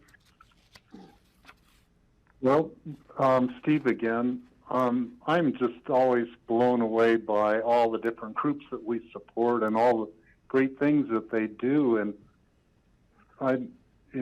looking down the list, it's like you see group after group after group that is really involved in the community and doing great things for the community. And it's hard to challenge any of the grants. I think they're all good, solid grants that, as far as I'm seeing it. I'm glad they're all getting some support from us.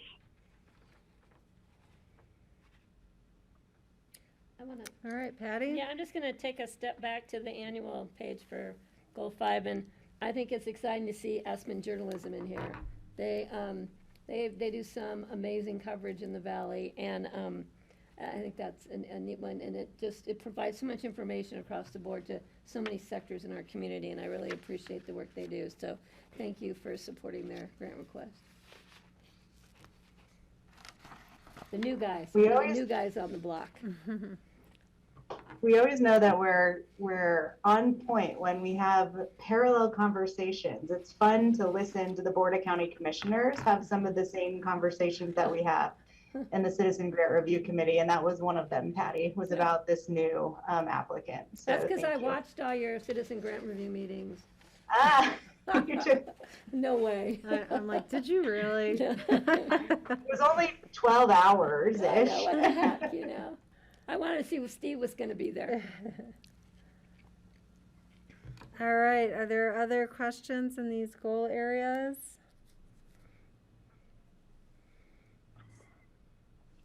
Greg? I think we still have the environmental, right? There's one more.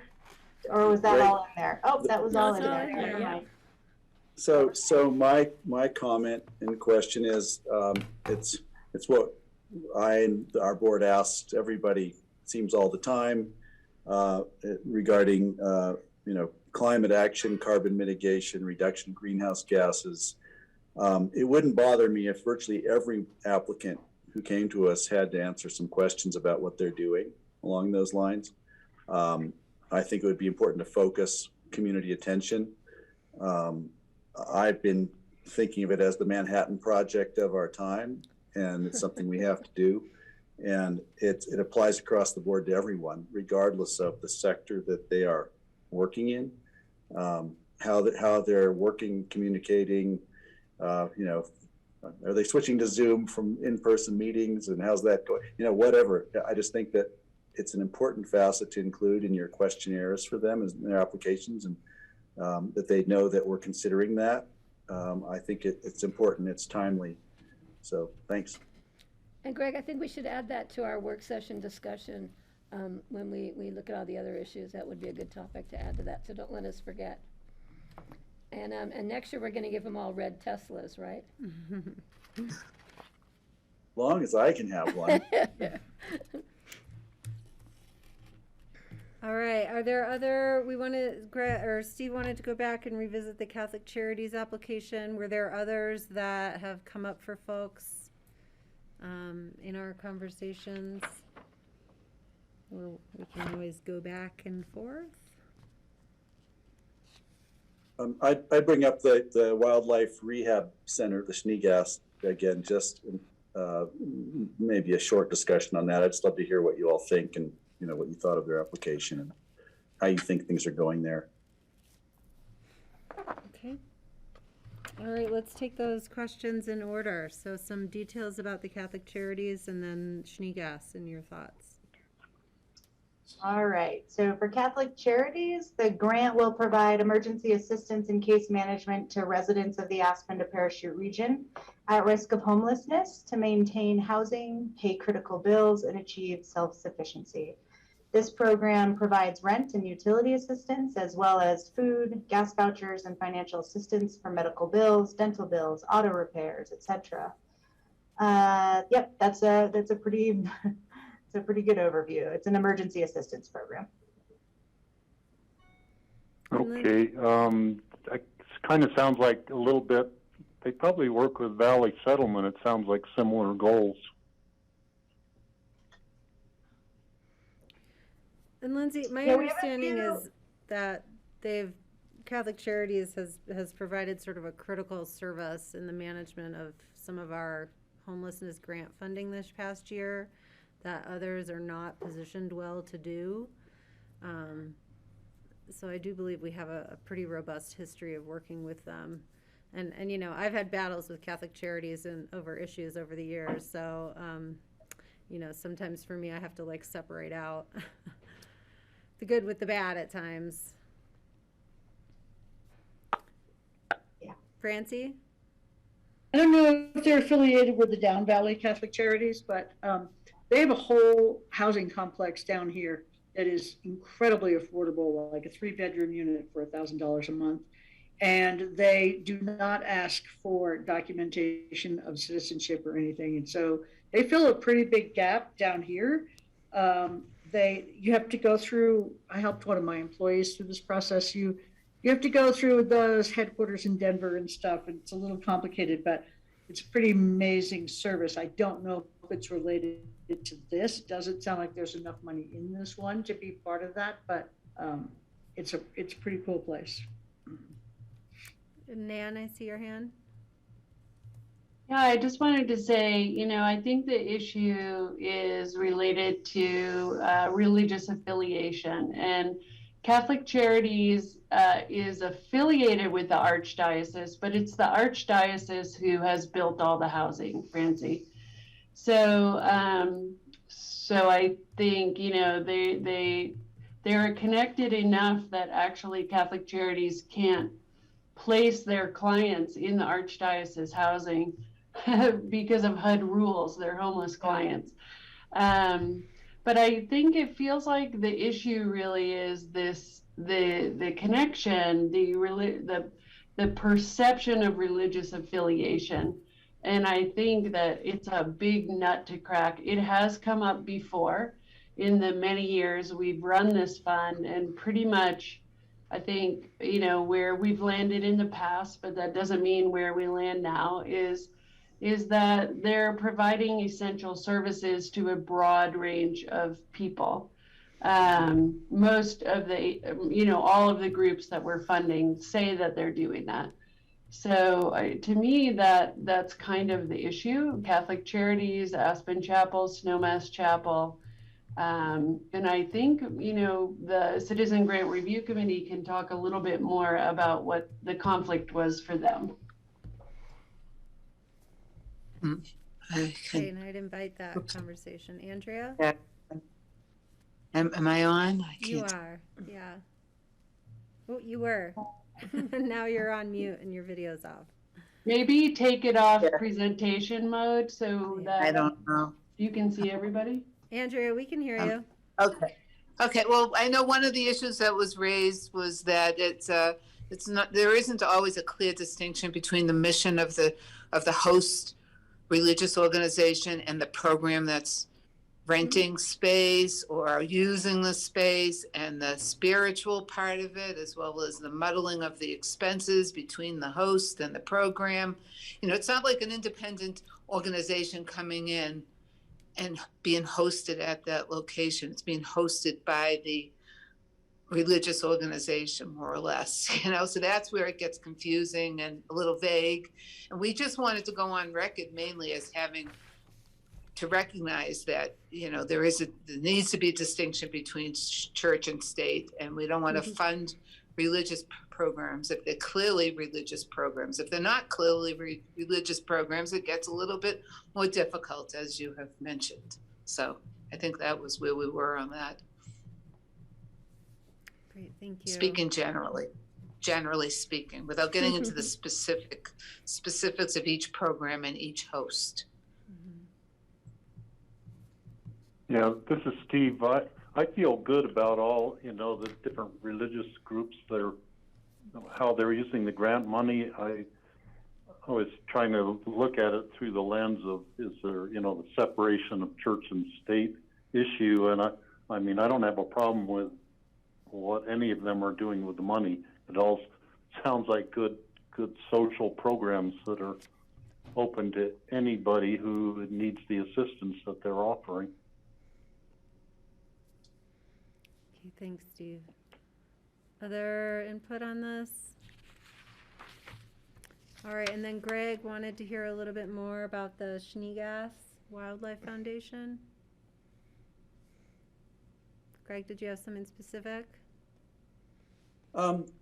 Only that, I don't know if anybody's ever, we've been down there a few times. It's interesting to go and see it. And I don't want it to sound like I'm making an appeal on their behalf, because I think they should be doing that. But I've always seen what is really a labor of love for a woman and her assistant and a few other people in the community down in Silt who really make this place go. And I know they provide an essential service because people are sending injured animals to them from all over the state. Often they're the only ones who can take a bear or a lion or a magpie. It's down to little creatures, turtles, domestic animals, that pets that somehow were found in the wild. And my concern about them is that they kind of hang by a thread. I always worry that, as I said, if the principal, Nancy Limbach, were to get sick or become less able to do this as she gets older, we might be losing an asset. And I know she has help and tries to, to hire people and get volunteers. I'm worried that that's something we're going to lose. And I want to make sure that she's well enough funded that maybe she can get the extra help she needs. So I'm just going to encourage her to let you all know. But really what I wanted to know is find out how did the application look, and did you infer any of that from what I've just said? Okay, thanks. And Steve, I see your hand. Is that in response to Greg? Go ahead. Yes, I agree with Greg. It's a great organization, hard to replace. I was a little disappointed that they didn't ask for more this year. One of the fringe benefits of the whole Healthy Community Fund application, though, is I think we helped organizations get their act together during the application. One of the questions we ask is about your sustainability and what are you doing about sustainability? And that's one of our metrics that we use, and sometimes can count against an organization if it looks like a very fragile organization, just a labor of love for one person. So Greg, I would second your concept of speaking to them, encouraging them to ask for more, and encouraging them to think about and talk about their sustainability. Great. Thanks, Steve. I appreciate that. Okay. Any other questions or input folks would like to offer? Otherwise, I'll turn it to Lisa to wrap us up here. I got it. I got it, Lisa. Okay. All good. May I make a few more comments? Yes, please. Observations. So Patty set me up by referring to the fact that I came into this activity kicking and screaming. And Patty, I want you to know I'm still kicking and screaming. I take this taxpayer money very seriously. And so what am I kicking and screaming about this year? I couldn't help but notice the size of the endowments and the reserve funds of many of the health and human service organizations in our valley. And this poses a tricky question. We like to see organizations have money for a rainy day. On the other hand, I'm not sure how taxpayers would feel about the Healthy Community Fund going to an organization that already has $300,000, $500,000, sometimes over $1 million in the bank. So this is something, again, that we're going to have an increased emphasis on next year, helping organizations explain their reserve funds and their endowments. It was apparent this year that a lot of nonprofits don't really know the difference between a restricted endowment and just rainy day savings. So once again, I see our grant application process as actually helping these health and human service organizations getting their act together. But this is a tricky deal, you know. Ironically, one of the results of COVID was that organizations provided fewer services, and despite what would be intuitive that they had a tough year, many nonprofits have more money in the bank now than they had a year ago because they were delivering fewer services during COVID. I also want to echo what both I heard Greg and Kelly say about measuring outcomes. This is so important, and I think we've come a long way in the past few years toward helping people measure outcomes. We still have a ways to go, but again, this to me, in addition to the money we give out, this process I think is very helpful to these organizations. I'm optimistic, as Lindsay said a few minutes ago, about the possibility of synergy between groups. We see more and more synergy. We ask in our application, how do you cooperate with other groups? So we focus on this. But I really think this is an area for great potential improvement in the future is the synergy. One other comment, I'm always pleased as I read through applications and I look at the grants. I mean, Pickens County should know and should be proud of the fact that in many cases, we are the #1 grantor for many of these nonprofits. They may list 10, they may list 20 grants they receive. Pickens County is often the top of the list. So this fund and this activity it is making a huge impact. A lot of these organizations couldn't exist without this money. And then finally, I'm still waiting, I'm still aspirational that one of these years, an organization is going to come to us and say, thanks for the money you've given us in the past. The problem we were working on has now gotten better and we don't need a grant this year. All right. We'll wait with you on that one. All right. Greg, I saw your hand, and then Francie. Did you have anything, Greg?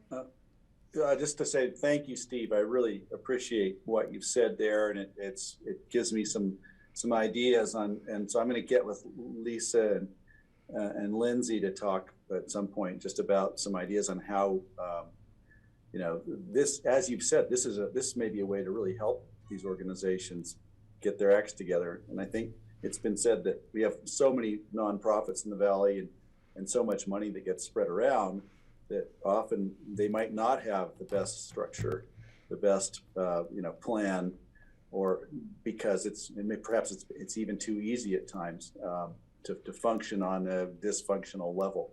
So this may be one way, as you point out, with helping them get their act together.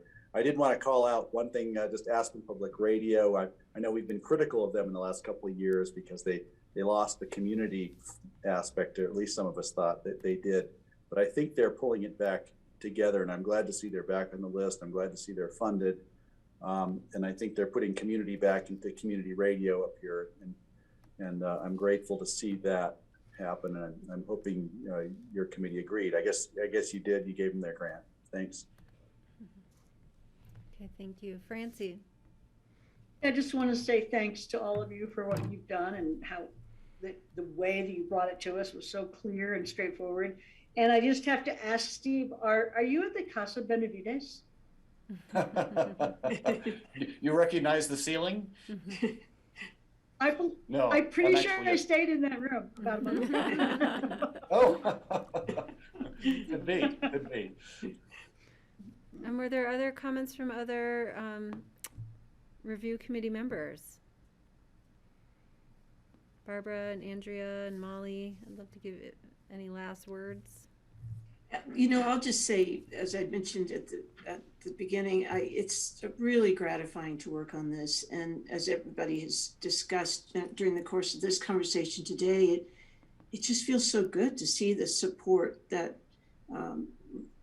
goes throughout the valley and helps so many in so many different ways. And one comment I'll make back to Greg about that wonderful little wildlife organization, that it is so, it's so special to see some of these organizations performing such important in such important areas for the community. I was thinking for them, I wonder if they could make any connection to ACEs too, because there is some wildlife rehabilitation that occurs at ACEs. I know it's not like what's going on down in Silt, but anyway, it's just a wonderful thing to work on, and we appreciate your all's comments today, and I really appreciate the staff from Pickens County who have been fabulous. I understand that Nan Sundin may be retiring in the spring, which is really a big deal as far as I'm concerned. What an incredible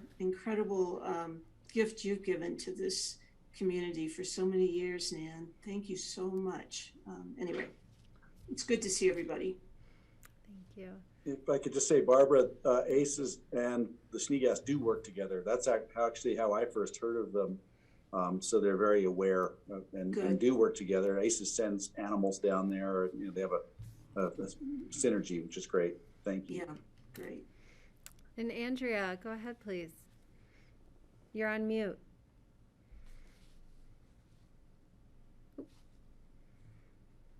You're still on mute.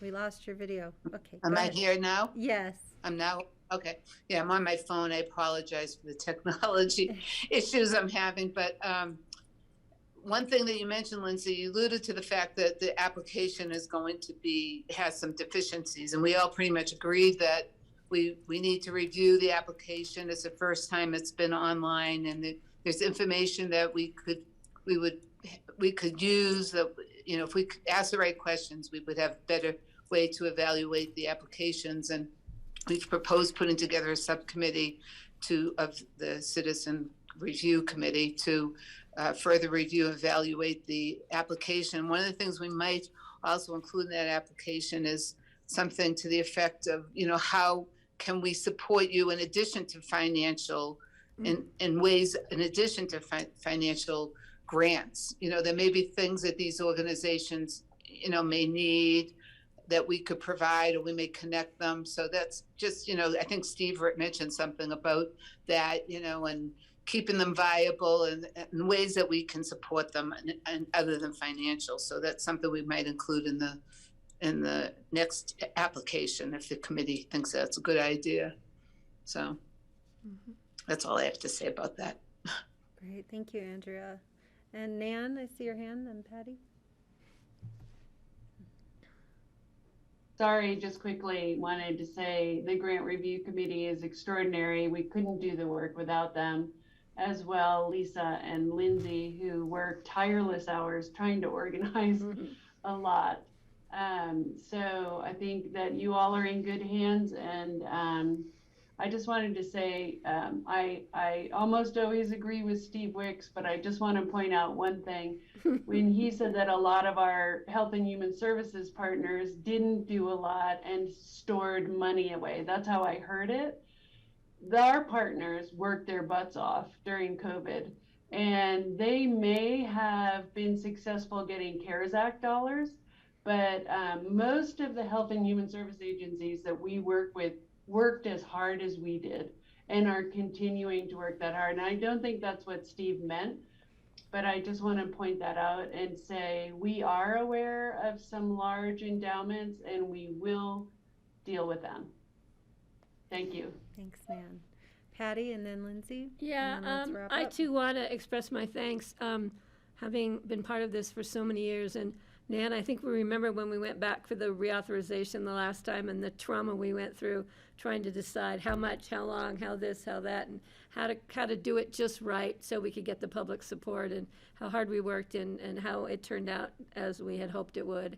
And it's great thanks to our community for supporting it, but a great thanks to all of you, staff and committee members, for the time, the energy, the passion, the knowledge, the fortitude, and I just want Nan to know, I think we're going to have a youth vacancy next year, Nan, so we might be applying putting you on because you will be unemployed and you may have to go back to CMC or something to get your youth designation, but we're going to I'll keep be you youthful. around.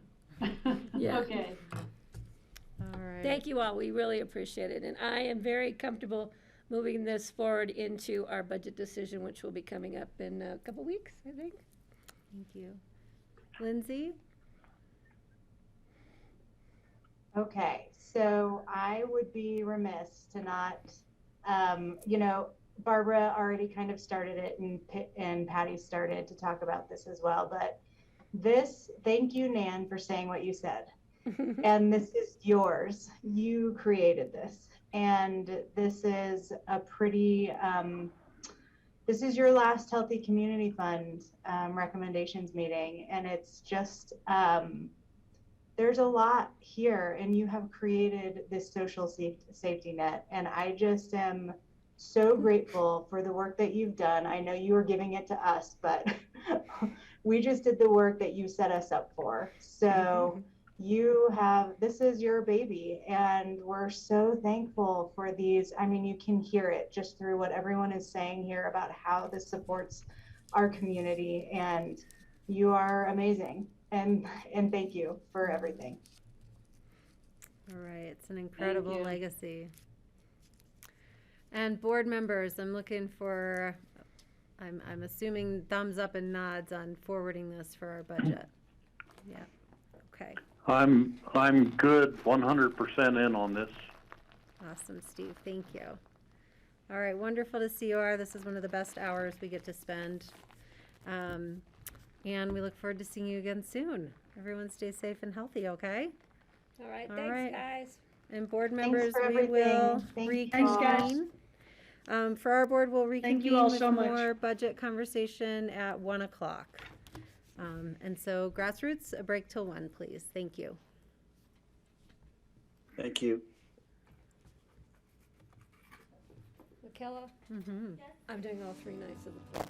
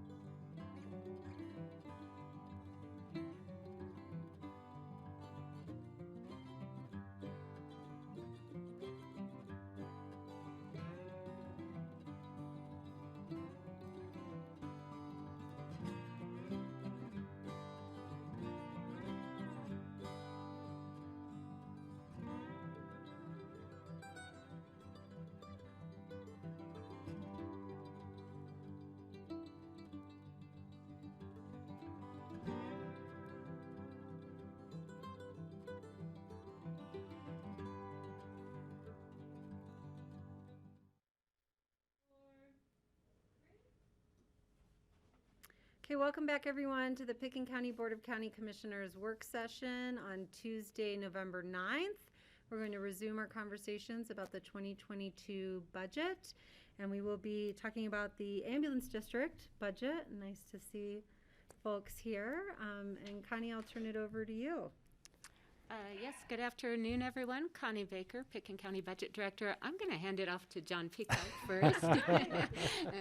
Shuffle around and have him start the conversation. And since Connie's handing it off to me, you know that this is probably going to be one of our more challenging conversations in our budget deliberations this year. And just as a reminder for the board and the public, the ambulance district is what is known as a dependent special district. And so it is a fund in the county with its own mill levy support to cover shortfalls from fee revenues that are collected by the district.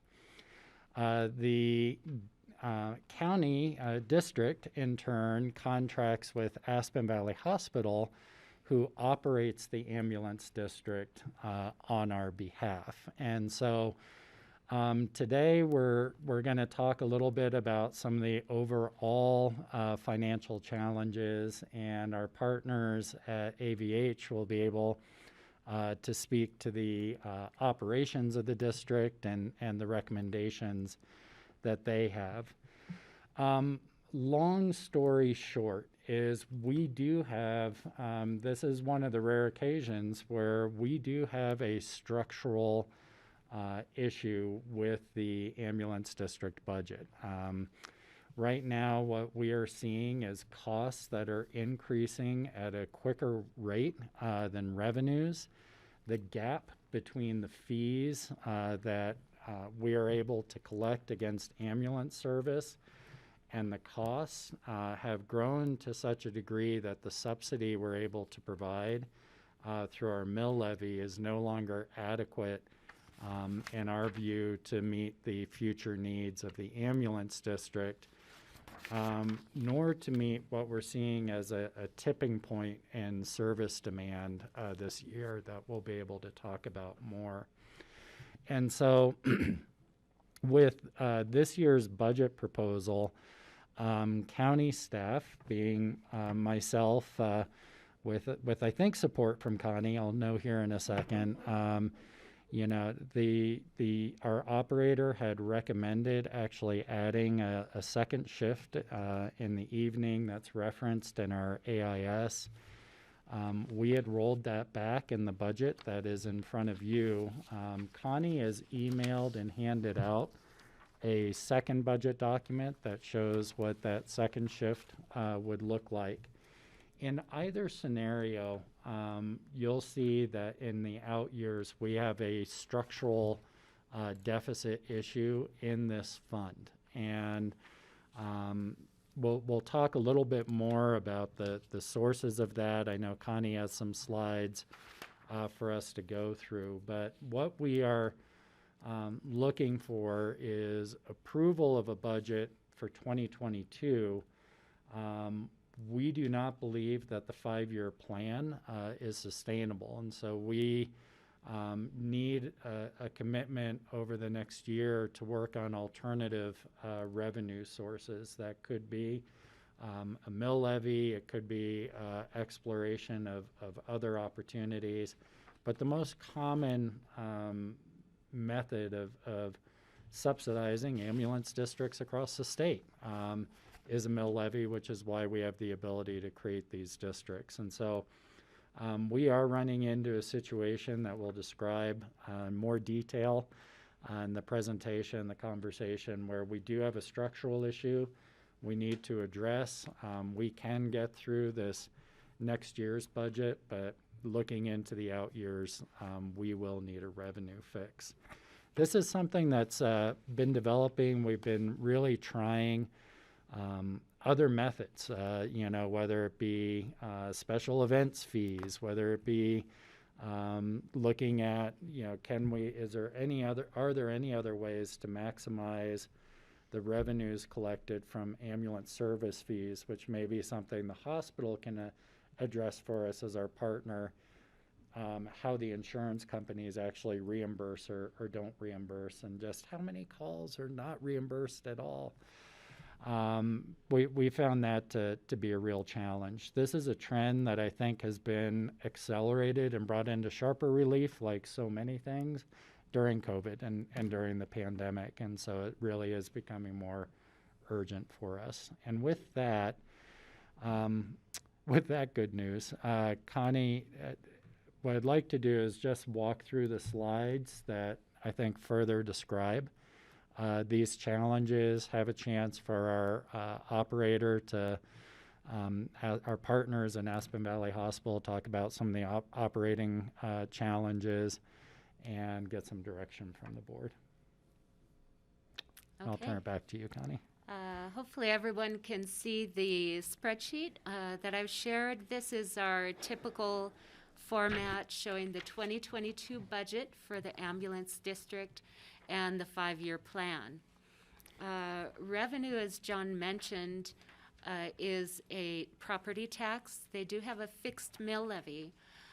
So this year, as some properties values went up based on the June 30th, 2020 assessment date, there's about a 10% increase in the property tax forecast.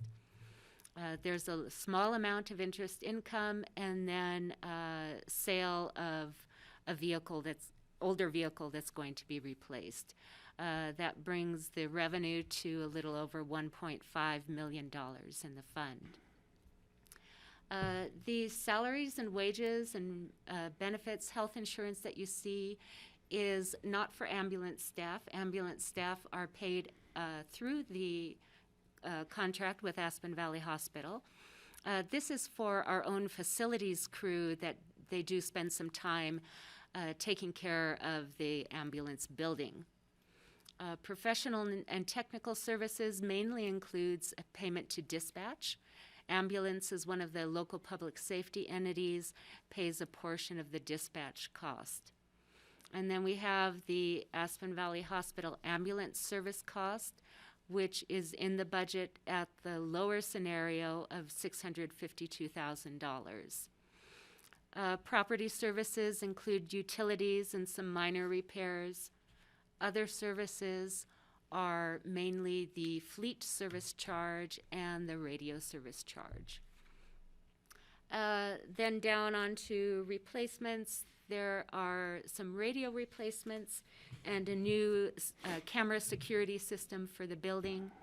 The replacement of the one truck, the ambulance vehicle, and then the other expenditures include treasurer's fees and overhead charges for a total budget of about $1.1 million. Then there's also the payment to debt service, about $443,000. We're proposing a transfer from the general fund of $105,000 to help subsidize. This would bring an surplus for the year of $113,000. One thing to note is that we do replace ambulances. Gabe, help me, is it every 6 or 8 years? Every 8 years. We every have 4 8 ambulances, years. replace one every other year. So 8 So years will be replacing one every other year, we are scheduled to replace one in 2022. However, we're recommending that that be deferred and pushed to 2023. As you can see from the fund balance remaining at the end of 2022, with $425,000, if we took away, or if we added back in the ambulance purchase and took away the subsidy from the general fund, there would be very little fund balance remaining. So we're deferring an ambulance purchase. In today's supply chain environment, it may be that even if they ordered one now, they wouldn't get it till next year anyway. So we're buying a little bit of time with this budget proposal. Fund balance, you can see in the out years, still remains positive in 2023, but then goes negative in the years after that. This is with maintaining the ambulance's current service level. The ambulance district has proposed adding another shift so that at all times of the day there are 2 crews.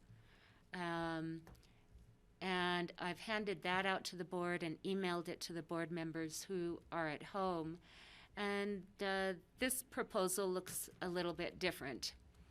The only number that changes in the 5-year plan is the payment to AVH for ambulance service.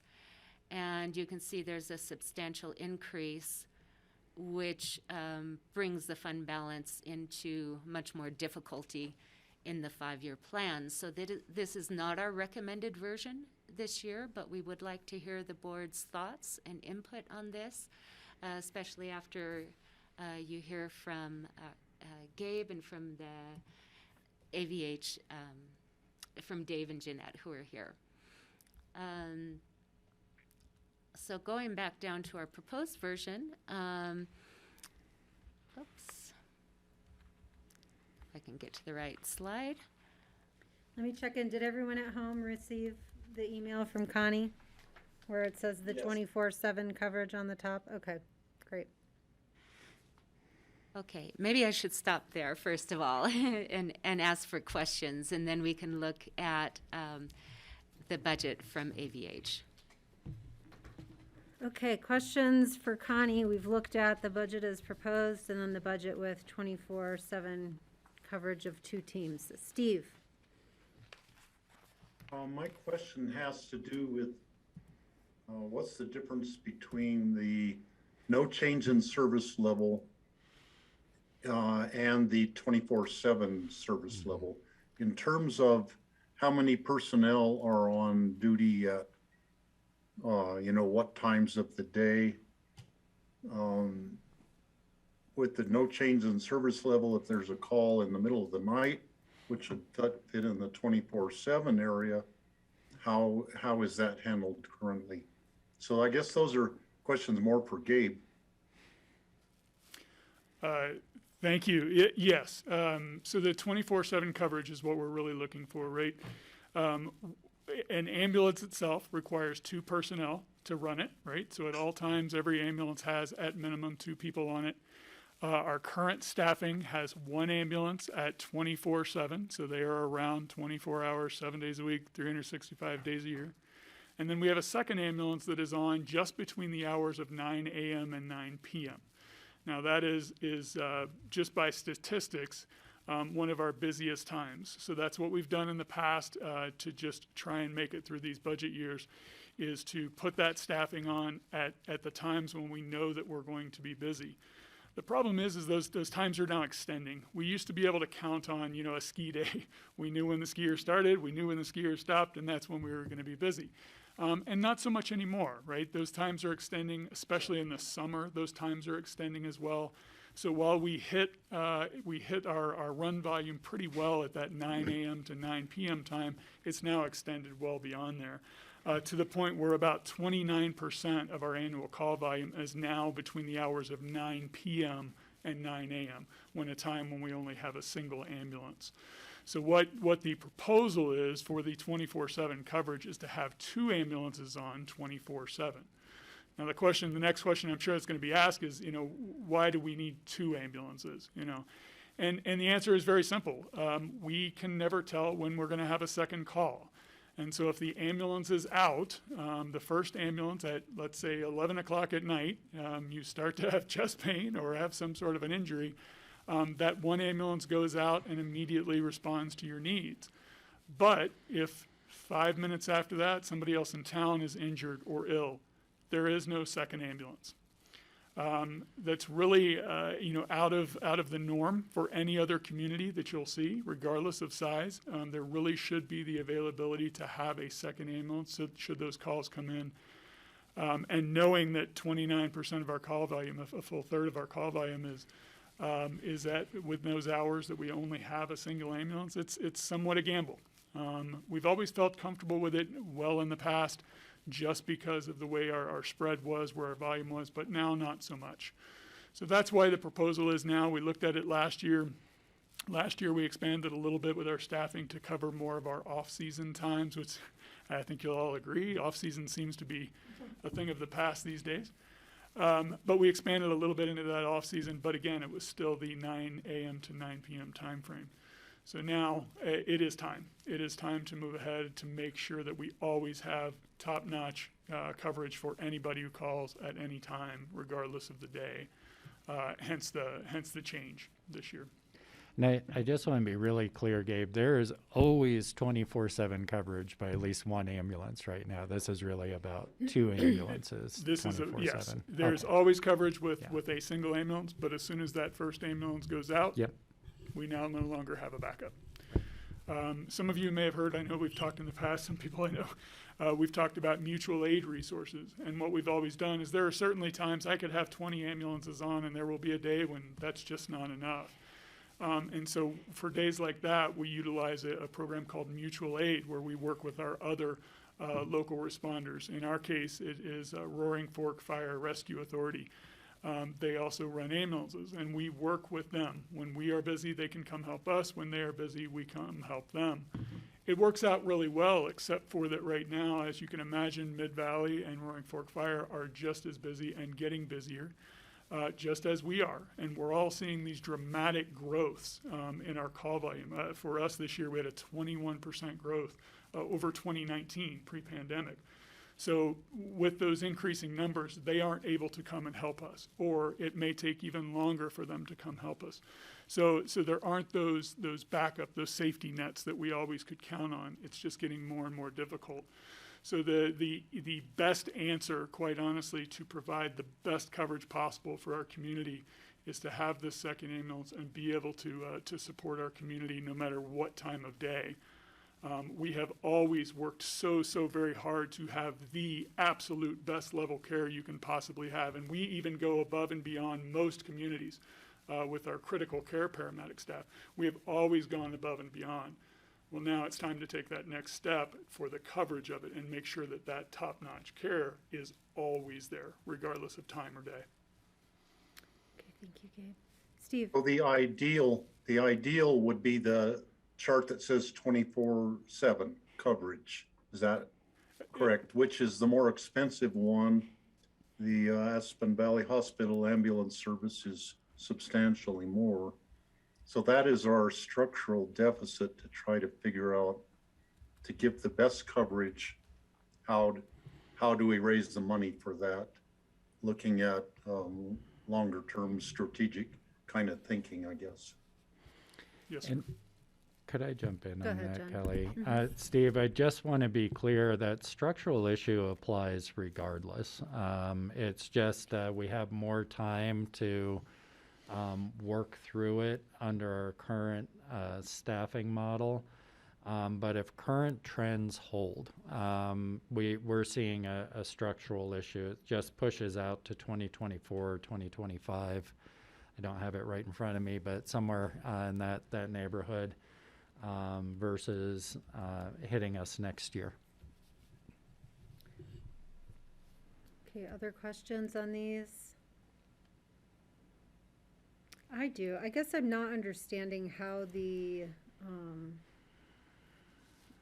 negative fund balance grows so large comparatively when we're talking about kind of a $300,000 or $330,000 difference year over the year, that is resulting in a $1.7 million dollar deficit in 2026. Yeah, it just compounds. If we have a deficit one year and then you still have a structural issue the following year, it just makes that deficit even larger. So the annual deficit doesn't necessarily change all that much, Kelly. It's the total, the cumulative that I think you're looking at. Yeah, it's not making sense to me. How that's growing so quickly. So can I tag on your question? Mhm. That's because we're adding back in ambulances replacement. which pops that up 300, 315, 340,000. The In the replacements, 23, 24, 26 budget. yeah, the replacements are there in both versions. The only item that changes between the one version and the other, excuse me, is the payment to AVH. Because then it starts to go up with the added increase of the employees. I think, I think it's critical, critical care, that we have the ability to provide ambulance service 24/7. And I think that we need to figure out how to do that as we look at options like increasing the mill levy. And I think it might be 2023, not 22, obviously. I think the city might be putting some tax questions on. We have to look at what we might be competing with. But if we were to see a downturn in numbers, if the community was to go back to some form of normal, we're never going to go back to our normal. Oops. Somebody from German Valley, Illinois is calling me. They probably need an ambulance. Then we can always reduce the mill levy moving forward. That to me is a benefit to the community by saying we need this in the interim. If things do return to normal, it's possible that we could reduce the mill levy to, a smaller level, because, hopefully we won't need the funds in and we won't, things may change. We don't know. We don't know where we're going in the future. I'm going to bring that up later, trust me. I've been thinking about that a lot. So for me, it's just a matter now of taking out a fund balance, John, and kind of trying to cover this. Because I think we owe it to our community to provide the service. And it is busy driving the highway more these days because of my kids being down Valley. There's always ambulances out there coming and going. Mid-Valley is definitely getting busier. They have a significant amount of calls from the highway, from every aspect of the community. So I don't know where the rest of the board's going to go, but for me, having been in the industry for so long, it's critical.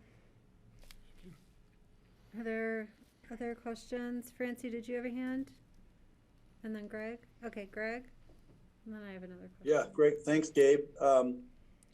So I guess what you're saying is this is happening across the board in the Valley, and I'm wondering how are the other districts dealing with this problem? If everybody buys an ambulance, that'll increase our ambulance inventory pretty significantly in the Valley. And is that too much? Like, is everybody working in concert? I guess is the question I have.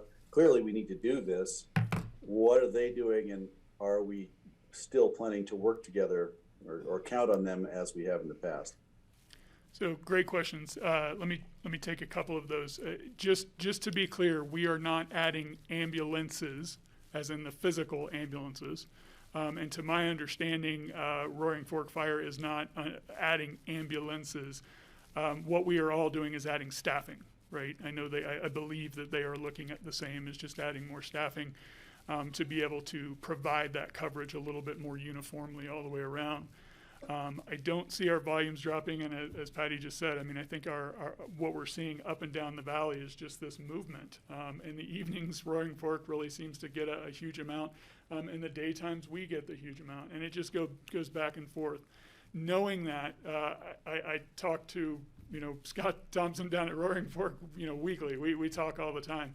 And we're trying to work together. So we have a great relationship. I can honestly say that I think our relationship with all of the public safeties in the Valley, public safety agencies in the Valley right now is just phenomenal. We all have to work together at this time.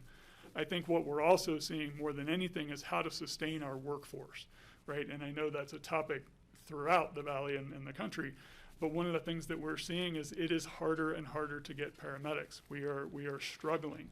And so what we're finding is that what we're going to start doing is having homegrown paramedics, where we find capable individuals locally that already have housing, that already have an understanding of our valley.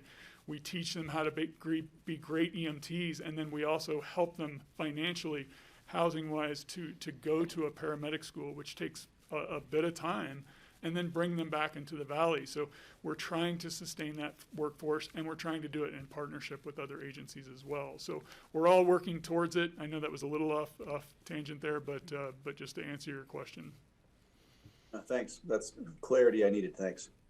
I have a quick question. Patty, Steve. Is there any way we can create a training facility up here for a certain period of time, so we wouldn't have to ship them to Denver or whatever, because I think that's a hard part of a lot of our EMTs who want to become paramedics. You got have it. to leave the valley, and we don't always get them back.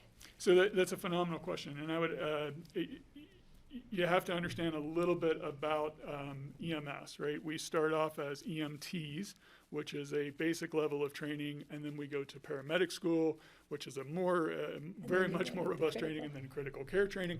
The problem is that locally we already train EMTs, and we have CMC as a partner. We have some of our local other agencies that help teach the EMT courses, and those are great to teach here. But the big difference between an EMT and a paramedic is really experience. Yeah. It is really a critical care experience where you need a large level 1 trauma center to get as much possible volume of those, horrible injuries and illnesses, so you can bring that experience back. So it really is hard to have a really great paramedic program in a small town. It really makes sense for us to send them because away. you don't want us to have those traumas to train. Exactly. I mean, we want to amp up the level of trauma so we can train our EMTs to become paramedics. No, we don't want Yep, that. we don't want and you're that. right, because I know Yep. they see a whole different story. I worked in an They really do. an ER in LA, and it's a whole different. It would ballgame. take us 5 years to get them, Yeah. 5 months worth of that experience elsewhere. So, Thank Yeah. you, Steve. thank you. Trying to be creative. So I'm thinking of different options than doing a mill levy. One would be getting more billable services. I don't know what happened with the state legislation that would allow the paramedics to do treatments at people's location, at their home or wherever they call for help. Is that still in the works? Did that get passed? What's the status of that, Gabe? So that's a great question and a great memory. Thank you. One of the programs that we have been trying to develop throughout the country right now is what's called a community paramedic program, which is really taking the care to the patient themselves in their homes. Most of the time that we see a patient in their home, or a lot of times we see patients in their home, they don't necessarily need an ER. They need something else. They need another resource. And rather than just us, taking them to an ER to try and fix it there, we can send them to the right resources. The only problem with that is currently there's very little reimbursement models for those type of programs. Most of those are really community supported at this point. We really do hope that funding will come. There's a few programs nationally, federal programs that we hope will eventually give us some reimbursement for that. But again, it is a small amount, right? It is probably enough to sustain the service alone, not be a revenue source, if you will, to be able to help sustain the entire organization. We tried that. Okay, and one other point, and I think Patty mentioned it, we could just continue supporting, providing the extra from the general fund. If our sales tax revenue stays robust and doesn't go back down, and we have really extra funds that we didn't have in previous years, maybe how we want to spend part of that is just to subsidize the ambulance service. And that could be in place of doing a mill levy increase to the public. And Just putting that out as an idea. Thanks, Steve. John, and then Francie. Yeah, and Steve, that is correct. That is an option. Generally, you try and keep those funds integrity in place. I think there is a lot of justification for general fund support, particularly this last year. The ambulance district supported the IMT to a huge degree, supported our vaccination efforts, as did our partners at Aspen Valley Hospital. And we should probably continue. I'd encourage the board to continue pushing for more independent revenue sources, but the general fund is a legitimate way for the board to support the fund or cash flow the fund until that time. Okay, thank you. Francie? I'm wondering if with the opioid money, we could somehow tie in some of the need that we have for ambulances involved with opioid overdoses into that budget in some way. And I'm also thinking, I can't imagine that we have any choice but to fund this in the near term while we wait for, I don't know, a ballot issue or whatever it is we need to do. But this seems like something that isn't really optional. Thanks, Francie. So I do have a question, because I guess I'm not sure how to interpret in the coming years that there's no line item under the general fund transfer. And I don't know if that's just an absence of a recommendation to us, or, you know, if we're supposed to fill in that blank with whatever we're comfortable with, or, you know, spin the wheel and pick a number, I'm not sure. Yeah, so in 2021, that was the first time that the general fund had ever actually subsidized or supported the ambulance service. And we were planning only on having it being just a one-time. We felt it necessary to continue approximately that same level of support into 2022, but the intention was not that ongoing support. However, if that's the direction of the board, that can be added in. Okay, so then let me follow up. How does that fit in with our requirement to adopt a 5-year budget? Like, is that part of what we should be committing to now? Should we just say we're going to fund it $500,000 for the next 5 years each year? Or So the formal requirement is just for the general fund. It is as practice that we do it for all funds in the county. So it's a good practice, because it allows us to have exactly these kinds of conversations about upcoming structural issues. And so you could choose to address it this year. We could choose to put a couple years of transfer in, with the option that you're tasking county staff to work with our partners in Aspen Valley Hospital, bring back revenue recommendations, and then make a longer term decision, which is what I'd encourage you to do. We have been working behind the scenes. Aspen Valley Hospital has been doing a lot of cash flow. We've been trying to figure out how to make this work. And so I think we suggest, you know, in this first and second quarter, bringing back some options for the board to consider, but to maybe consider 2 years of general fund transfer to float it. And then the decision is at what service level, because that would change the transfer. Right. That would be our recommendation. Right. Patty? Yeah, I was not, you know, leaning towards forever, we're gonna do, but to give us time to be creative. You know, we really need to think about some options, as you said, but, you know, maybe folding in with Roaring Fork, with the ambulance services. I don't know, they're kind of in the same dire straits we are, but they have a lot more resources in Mid-Valley. They have a lot more, you know, mutual aid opportunities than we do up at this end. But, you know, I just think it gives us some time to really start thinking about it, as long as we stay on it and we don't say, oh, God, it's 3 years now, we haven't thought of anything yet. Yeah, but I think we need to focus on that. And it could be a partial, we don't know, we may have to combine some options. But I think the first and foremost for me is to protect the health and safety of our community. And, you know, I don't want it to be somebody's lying on the street because Roaring Fork's busy, we're busy, and we have injuries or medical response, and we don't have anybody. So I think that's critical. So let me ask another clarifying question. For this budget, are we required to have the 16.5% fund balance as well? It's not a requirement. It's a good practice. And in either case, for 2022, at either service level, 2022 still has a fund balance remaining at the end. Sure.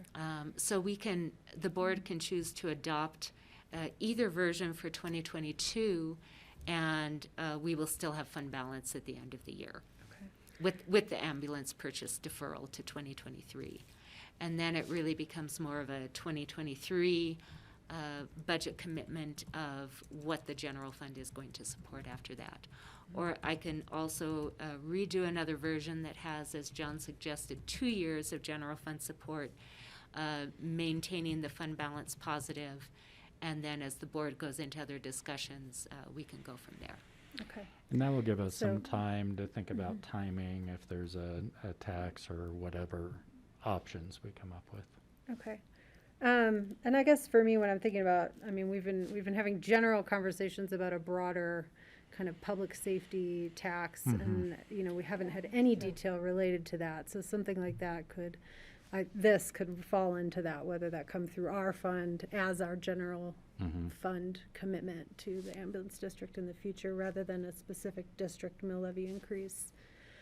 So there's two questions on the board. I'm hearing for us, do we support the full coverage service level here, where we would add another ambulance staffing shift each day, and do we support at 2 years of general fund commitment that Connie would come back with our final budget to review what those 2 years looks like with a positive general fund balance. Yeah. So I'm checking in with board on that. Patty? I think we need to look what we can do to sustain until we come up with a brilliant idea and solve the problem. So those two questions are on the board, and I'm looking to staff. We have 7 minutes left for this topic. Francie. Well, back in the day, we used to have an organization called Mountain Ambulance.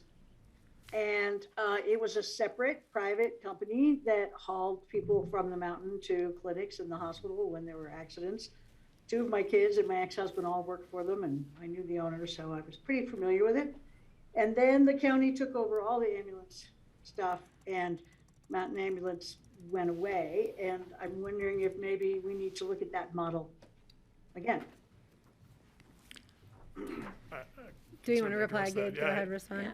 I think you and your family are probably, just about everybody in our community at some point has worked for the Mountain Ambulance years ago. So thank you. One of the reasons why that went away is really safety and regulations. Around the safety aspect of it, it was always done, it was actually affectionately known as the fracture taxi, where you literally, they just threw you in the back of a truck and took you to the hospital. So very little thought to high level care, very little thought to pain control and doing things appropriately and making sure that we really give good care to people. As you can imagine, if you haven't, having an injury on the ski hill, having an injury while hiking or climbing or whatever is horrifying. But then to be bounced down a mountain for time on end is horrible. So that was the safety aspect. It was never really put in place to be safe for those patients. I think lucky is the term we're always going to use for Mountain Ambulance. The second piece of that is really around regulations. It was never really in regulation with what the state had required for EMS transport. So the state requires certain safety aspects, they require certain care aspects, and it was never really following that. It was an interesting idea at the time, and certainly at the time it wasn't illegal to do. But as time moved on, we really determined that better care is really the option. That's paramedic, ALS level care with good safety aspects in place.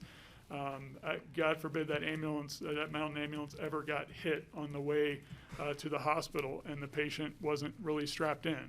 That was always our concern.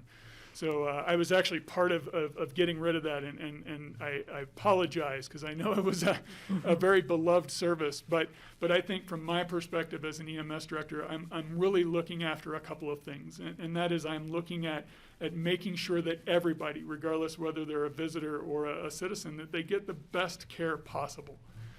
Part of the Aspen experience, part of the Pickens County experience is the best of everything, and that doesn't exclude health care, right, and EMS care. So I always wanted to make sure of that. And then the second piece is really safety. I never want to have an incident happen where somebody is injured worse or further by us not doing our job of having good safety in place. So I think you're telling me that you didn't really love their motto, Mountain Ambulance motto of ski fast, take risks, safety third. Sounds like it was good for business. I'm not sure it was good for a motto. Good old days. I remember loading people So into I'm those ambulances, gonna, snowmats, let's and it was return to scary. just the questions at hand for this budget, and let's flag time in the beginning of next year or early next year to revisit all the brainstorming to get around this structural problem. So I am looking for, do we support the two staff crews on 24 hours a day and the budget implications of that, as well as a general fund commitment over the next 2 years that Connie will bring back in a final budget? Yeah. Steve, I saw your hand. Go ahead. Oh, I would support that option with deferring the one ambulance purchase till next year. So that would, make this year's budget a little bit, not quite so bad as the replacing the ambulance. I don't know the implications down the road of that, but I think based on what Gabe has, the picture he has painted, that's the way we need to go. Okay. Well, Greg, I see a head nod. Thank you. Francie, any final thoughts on that? Does that sound good? Good, thanks. Okay. I just want to add something. Yeah, go ahead. Because of the issues with getting vehicles, we had to front the money for the sheriff's, and thank God we did, because we got in line before lots of others. So if something comes up and we have an please don't hesitate. I think we need to consider that, because it could be 3 or 4 years out before we replace that ambulance, and that's pushing it. We're getting back into Mount Abbey times if we're going there. So Thank you for yeah, recognizing we, that. we need to think ahead about trying to get vehicles replaced. Connie, do we need to review this AVH ambulance district budget before we finalize this? It's really just what makes up the total amount, and I think the board has given some clear direction for our budget, and unless Dave and Jeanette have something that they really would like to add to the conversation, I think for time's sake, we're probably good. It's been pretty quiet over there. I know I it. think we've said everything we have to say. It's your lucky day, right? So we did receive, are there any questions or quick clarifications that any board members need on this AVH hospital district budget? Greg? Yeah, just quickly, the things that I look for are just the variances, and the variances I'm looking at in the AVH district budget, 22 proposed budget, that came in the packet is a 48% variance in physician fees. It's not a huge number, but I'm just looking, things like that stand out. And then miscellaneous expenses, whenever it's miscellaneous and it changes dramatically, I think, okay, what's changing in a miscellaneous on the budget? It's things I'd love to know about. I can address both of those. The physician fees for us. So as a paramedic, we're required to have a physician medical director, or essentially a physician that makes sure that all of our training is up to par, and that training is done appropriately per the state guidelines. Those physician fees have been static for the last 10 years due to an absolutely amazing physician that has taken on our department, Dr. Chris Martinez, an absolutely fascinating, fantastic physician in the ER. The only difference this year is that along with some of the other legal ramifications with EMS here lately, those insurance fees for him, malpractice fees, things like that have gone up dramatically this past year. So that increase is really, he has not raised his fees in the least to us, which is amazing, but he has asked that we pay his additional malpractice fees for taking on our organization, and I certainly support that. That will bring him in line, or those fees in line, with most everybody else, most other EMS agencies that we have in the area. The second question is that's helpful, because I was wondering, is it his fee? But no, it's his insurance, and I think it wouldn't hurt to say that in your line item. Thank you. Yeah, we can certainly amend that. The second piece is the miscellaneous equipment. That is really, a lot of that is our just general equipment that needs to be replaced every year. One of the things that we have done with this budget, and those of you who've been here long enough know that we have always done everything possible to extend our budget to every little bit. We're just to the point now where we cannot wait any longer to replace some of our equipment. We have gotten the last little juice out of the orange, if you will, and it's time to replace some of that. So this is just a bigger year for some of those replacement items, backboards, stair chairs, things that go on an ambulance. I could go through all sorts of fun stuff for you, but come out and do a tour with me one day. I'll show you all of it. But all of it is just really just replacements. It would be nice to come out and check out how the facility's operating, how everything's going out there at some point. So yeah, maybe I'll take you up on that. But thank you, I appreciate the description. For everybody, for sure. I love it. Thank you. I'll start the IV on them in like a 14 gauge. Now we're done. Okay. Any other last comments you want for us? I'd just like to close by once again having the opportunity to thank you for the partnership. This overall relationship we have between the ambulance district and the hospital goes well beyond pre-hospital and EMS care. It's really about the seamless integration of our services and being able to provide the patient as Gabe said, with the highest level of care, starting in the field and continuing through the emergency department, and having these clinical protocols and the alignment of them and the shared training opportunities, et cetera, just make sure that we're fully integrated as a team. And so we appreciate that as a hospital. It's really been an important partnership we've had for many years, and we look forward to continuing to be good stewards for you to make sure that continues. Great, thank you. Thank you guys for all the work you do. And Gabe, don't forget to call me the next time. All you're in right, the thank you neighborhood. all. Thanks, board, for support on this. I'll go out and We'll lend a end up- hand. Connie, we'll look for the final on December 1st. Okay. Thank you. Thanks for All coming. right, It's good to cheers. see you Thanks guys. all. We could have made it really hard for you. All right, we'll give a second to rotate our guests here. All right, take care out there. Be safe. Quick question for John or Rich and Connie while they're filing out is if we were to contemplate asking for a mill levy increase in 2024, I suppose. 23. Of course, they're not, I don't know if they turned No, around we're and sat kind down. of, and yeah. Okay. John walked out with Okay, Dave Jeff's here now, Ressler, okay. and we're getting our Anyway, I next. just wanted to keep that in people's minds. I gotta say, my family members would be heartbroken to hear the description of Mountain Amby. They tried pretty hard to give good care. That was pretty harsh. All right, welcome. So we have Hi, our nice district to see you attorney, guys. How Jeff are Cheney ya? here. Hi, nice Nice to to see see you. you. Good to see you, Yeah. Kelly and Patty and Steve. Oh, I'm sure we're going to get Greg. you in person. This is a treat. Yes, it is. Thank you so much for having us. Oh, welcome. And I'm sorry I don't know your This name. is our office administrator, Bill Brunworth. He's also known as Backbone. That's his nickname. He used Jack to work with Bill? me at the hospital, ironically. All right. Yeah, the previous Yeah. previous group, I used to be part of that group too. I know. Great. I thought Nice sure to Tony see would you. come up with you. So are you the author of the letter? Jeff is.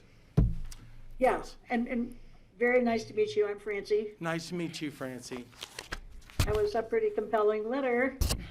Well, thank you. I Spends a good appreciate it. time, yeah.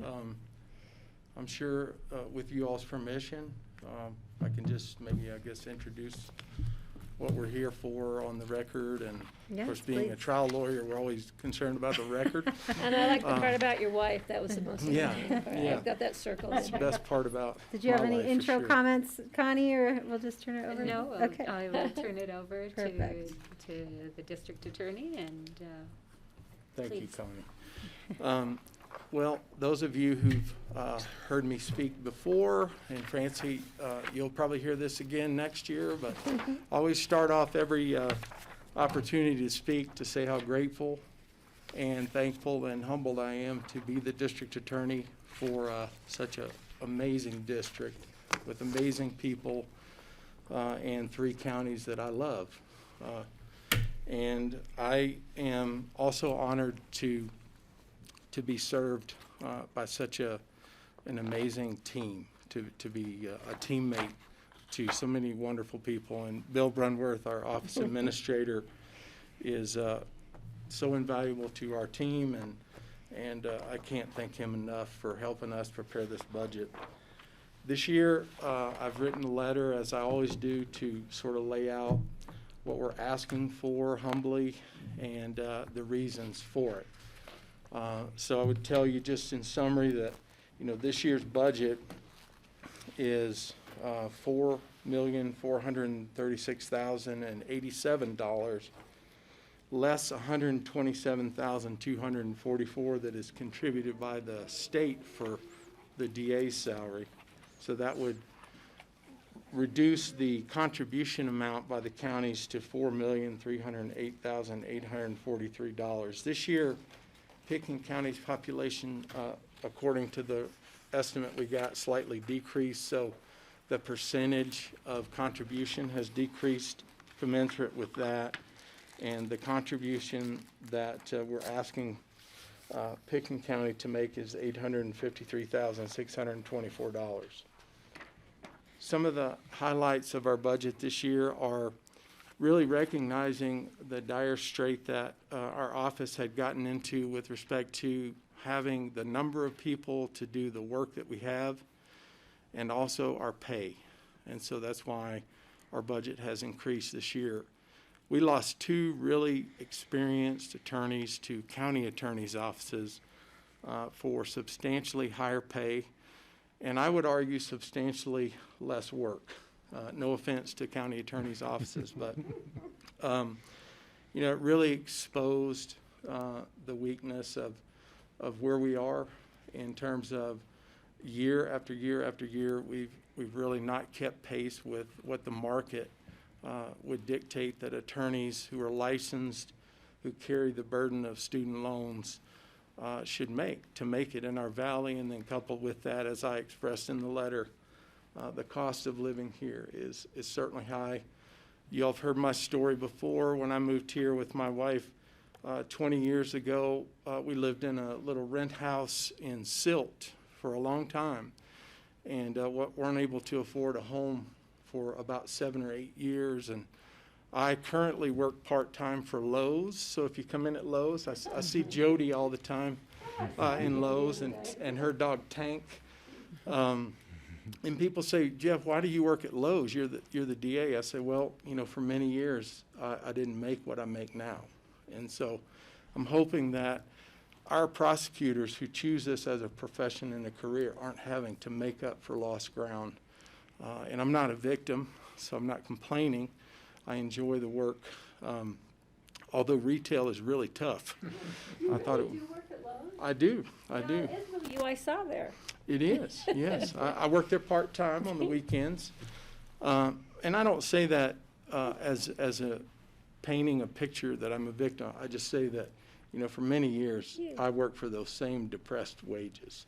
And I'm really trying to recognize that our team members now need to be recognized for what they've accomplished in terms of the professional license, the education that they had to undergo. And most of us, my dad was a farmer, so I had to borrow money to go to law school, and most of us do. So we've asked for some increase to try to stabilize things. And we've also asked for a couple of new prosecutors so that we can distribute the workload that is commensurate with what is recommended by the American Bar Association. And that's, you know, a caseload that one attorney can ethically handle.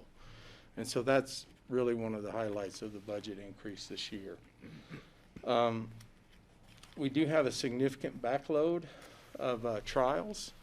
We were not able to do trials the bulk of 2020. We did squeeze in a few during those breaks where the numbers kind of went down in September, August. We got a couple of trials in, and then it was frozen again. We've kicked back up. I've done 3 trials already, me personally, in the last few months. And so all of our attorneys are really working hard to wade through that backlog of trials. And one of the challenges we're having is keeping our victims, helping them with their stamina. You know, hang in here. We're going to get, obviously, we're going to continue to seek justice and get your day in court. So there's a lot of cases that need to be tried. The other highlights of the budget are obviously when you are asking for new people, you need IT, those things, that the ripple effect of the hardware, the software that would support that. As far as any other highlights I would make is that, you know, I'm always remiss in not praising the team that I have and thanking them for the work that they do. And I kind of bared my soul a little bit in the letter just to tell you that the the stressful work that we do is it's not something we leave at work. We take it home with us. And so our team is really amazing to do the work they do and to stand up for justice and victims. And I'm very, very blessed to lead such a remarkable team. And so in summary, you know, that's where we are. We've submitted our budget. This is the last stop for us. I've been to Garfield and Rio Blanco, and I want to thank you all for having us here today in person. And I'm sorry I didn't get to see you, Greg and Steve. And happy Veterans Day, Steve, on Thursday. Thank you for your service. Likewise to you. I'm sorry I'm not there to shake your hand today. I think you knew I had been hunting for 5 days and not seen hardly any elk, so you intentionally sat in front of your elk. Horny. His elk's name is Horny. So pending your questions, again, I want to thank you for your support and thank you for having us. Questions for the district attorney?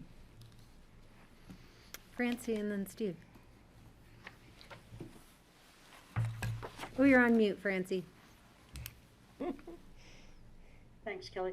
It seems to me you could be asking for a lot more, Jeff, and I wish we had a lot more to give you. I think, you know, between mostly Garfield, but, you know, us and Route as well, we certainly owe it to the DA to give them a lifestyle that's more commensurate with their skills and their effort. And I was shocked, actually, to read your letter. I didn't realize how intensely difficult the DA's work was in our judicial district. And, you know, I'm actually surprised that you're not asking for more. It seems like you totally need more assistant DAs, and you should be making more money. Just think of the people who make more money than you and do considerably less. So I hope we can make this work and that we can continue to improve the situation over the next few years. Thank you so much, Francie. I was really, really scared about such an increase. I've never asked for a budget with this kind of increase. I would note that we've given money back to the counties every year, and I think we'll continue to do that. But I just felt like I had to do something to stabilize our ship and to get the office in a place where when I leave in 3 years that, you know, there'll be folks that can stick it out and do this work for a long time. But thank you so much, Francie, for your comments. Thank you. I think Steve and then Patty. So that's my thoughts exactly that Francie articulated. So in your letter, it sounds like most of the increase you're just bringing on additional staff, an extra IT person, and more, you know, just trying to get more staff on hand in order to spread the workload out more. Is any of it going to salary increases for across the board? Because to me, when you're constantly, you know, behind what the attorneys could be making if they go into the private sector or to other judicial districts even, they'd be better off moving and going somewhere where they could make more money. Or is there a way that we could provide housing assistance or some, you know, something like that to make it easier for the attorneys on your staff to continue being here and doing this work? This is really essential work, and I don't think that you all are getting paid commensurate to what the service you're providing to the community. Well, thank you, Steve. To answer your question, yes, this is for salary increases for our prosecutor team primarily. They were the ones who really were at a depressed rate in comparison to the market, also taking into consideration the immense investment that has to be made to be an attorney, to be a licensed attorney. And that is, you know, being a son of a farmer, I had to borrow money, and I'm still paying for my student loans to this day. And now I have a child who's graduated from college, and it's really, really disconcerting to still be paying on your own education. Not paying for theirs. So I really appreciate the fact that you asked that question, Steve, and I would tell you that, yes, this is to get some bumps in those salary ranges. And I think that the sticker shock is because we've really delayed this for a long time. You know, we just really haven't kept pace. And so I hate to come in and say, you're used to 3 or 4% or 2%, all of a sudden this. It's just that we waited, we delayed. So, you know, that aggregated over time, and so that's why there is an increase. As far as housing assistance, I'm open to any ideas.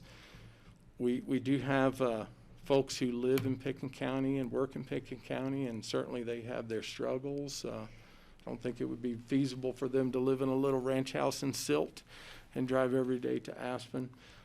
I'm not aware of what opportunities there may be in terms of housing assistance, but would certainly be open to that. Patty?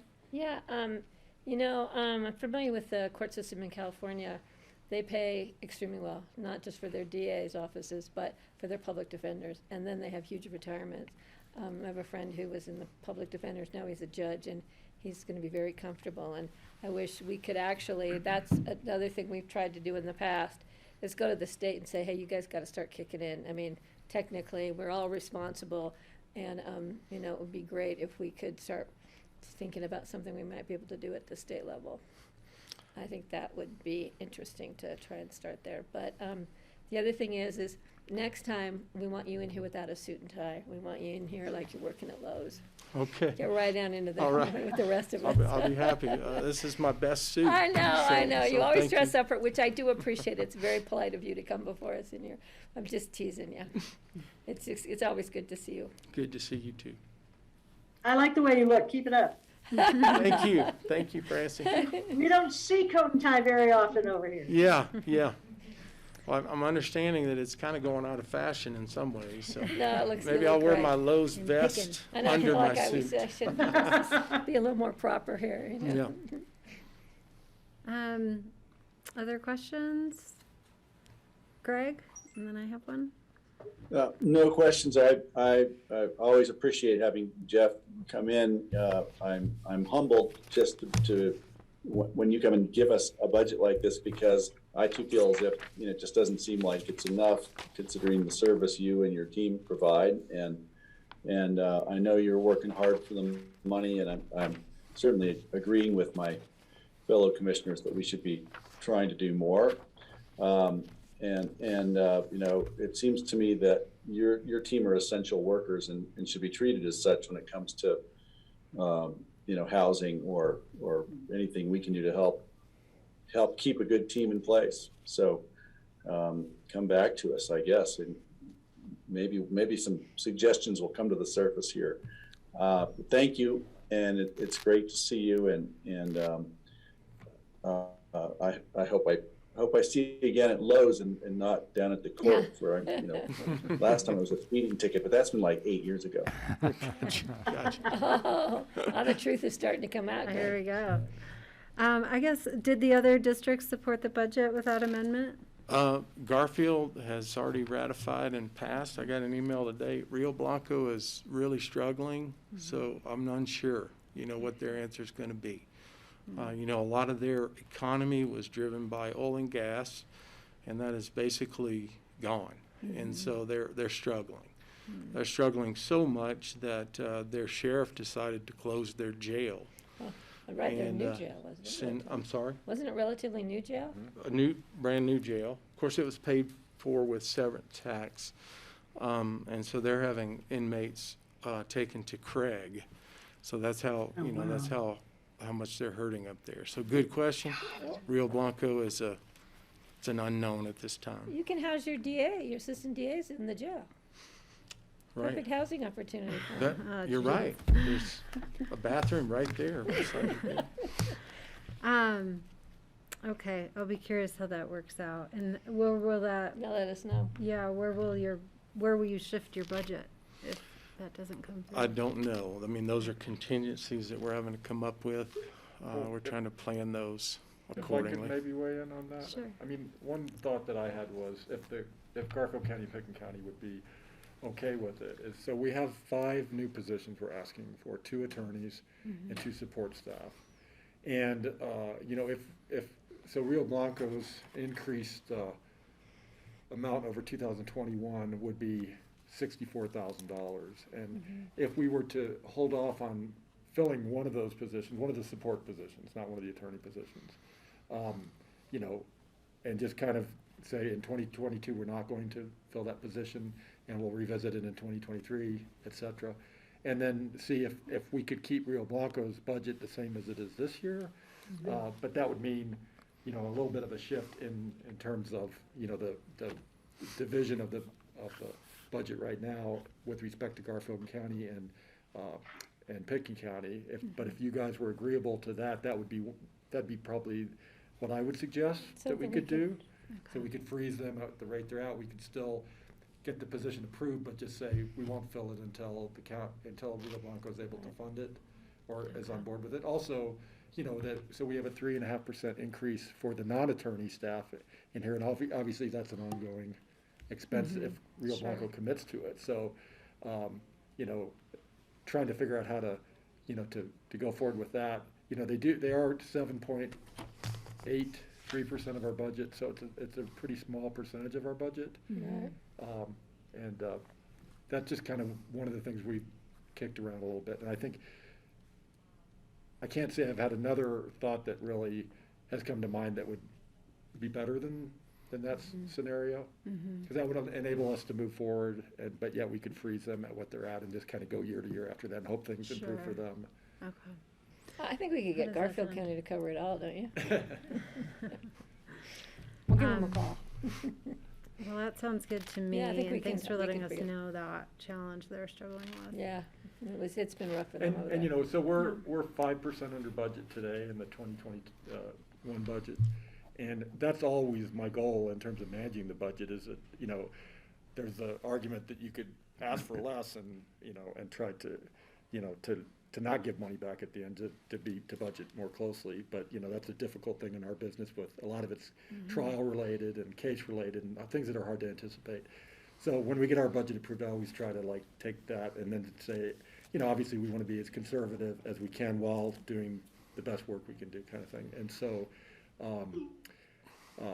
so, you know, at this point in time, it looks like we'll be returning funds to the counties again, as we have every year since 2006 when I've been in this position. And so that, it's kind of an offset. And once again, it would be an offset for Rio Blanco's county's expenses next year, you know, if it's enough, if their share of that is enough as well, you know. So ongoing, we'll continue to try to manage that way and always see if we can give some money back at the end of the year, kind of thing, and hopefully help to mitigate that a little bit. And what was the lapse of time between the last market comparison and now for this one? Of salaries for the Yeah. attorneys.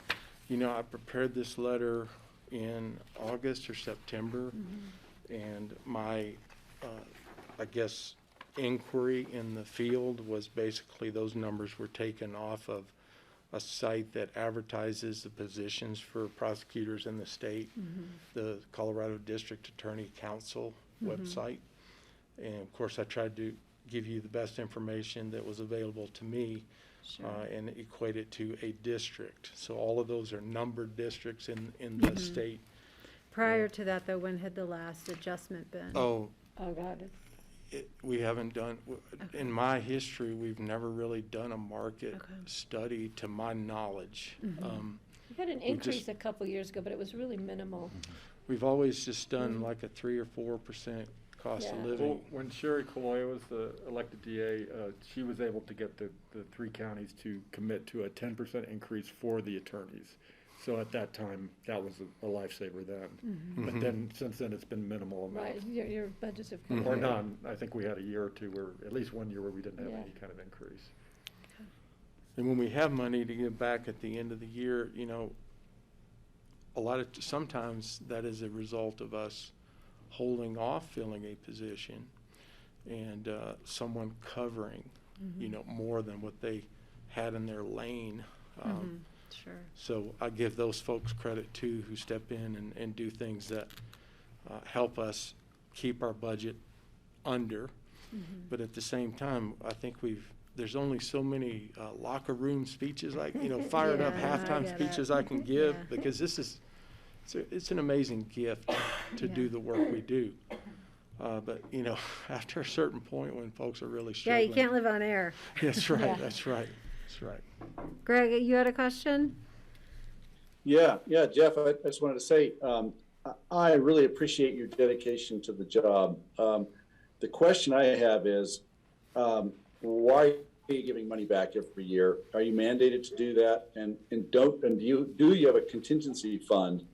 I'd love to see a fund established so that if Rio Blanco can't cough up for that, additional 7%, you've got it covered year to year, because it's to me, it just seems like it's a shame that it has to go on like this. But I appreciate the frugality and the transparency you bring to it, and the humility, of course. But I keep thinking, I would rather not get a refund. I'd rather fund your necessary position so you can do your work. Is that even legal with state statute? Are you required to do what you're doing? It's been my understanding that the fund that was appropriated should be used for that which it was appropriated for in terms of the line items.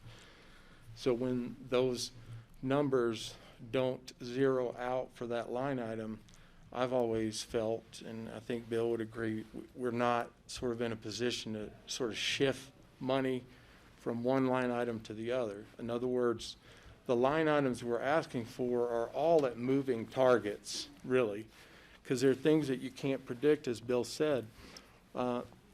We just never want to have to come back to the counties and say, hey, we've had 16 homicide trials and really serious felonies, and we need more money because we spent all that you allocated for us. So we've always sort of put it there knowing there'd be a little bit. And so you talk about a contingency fund, that's really what that's been.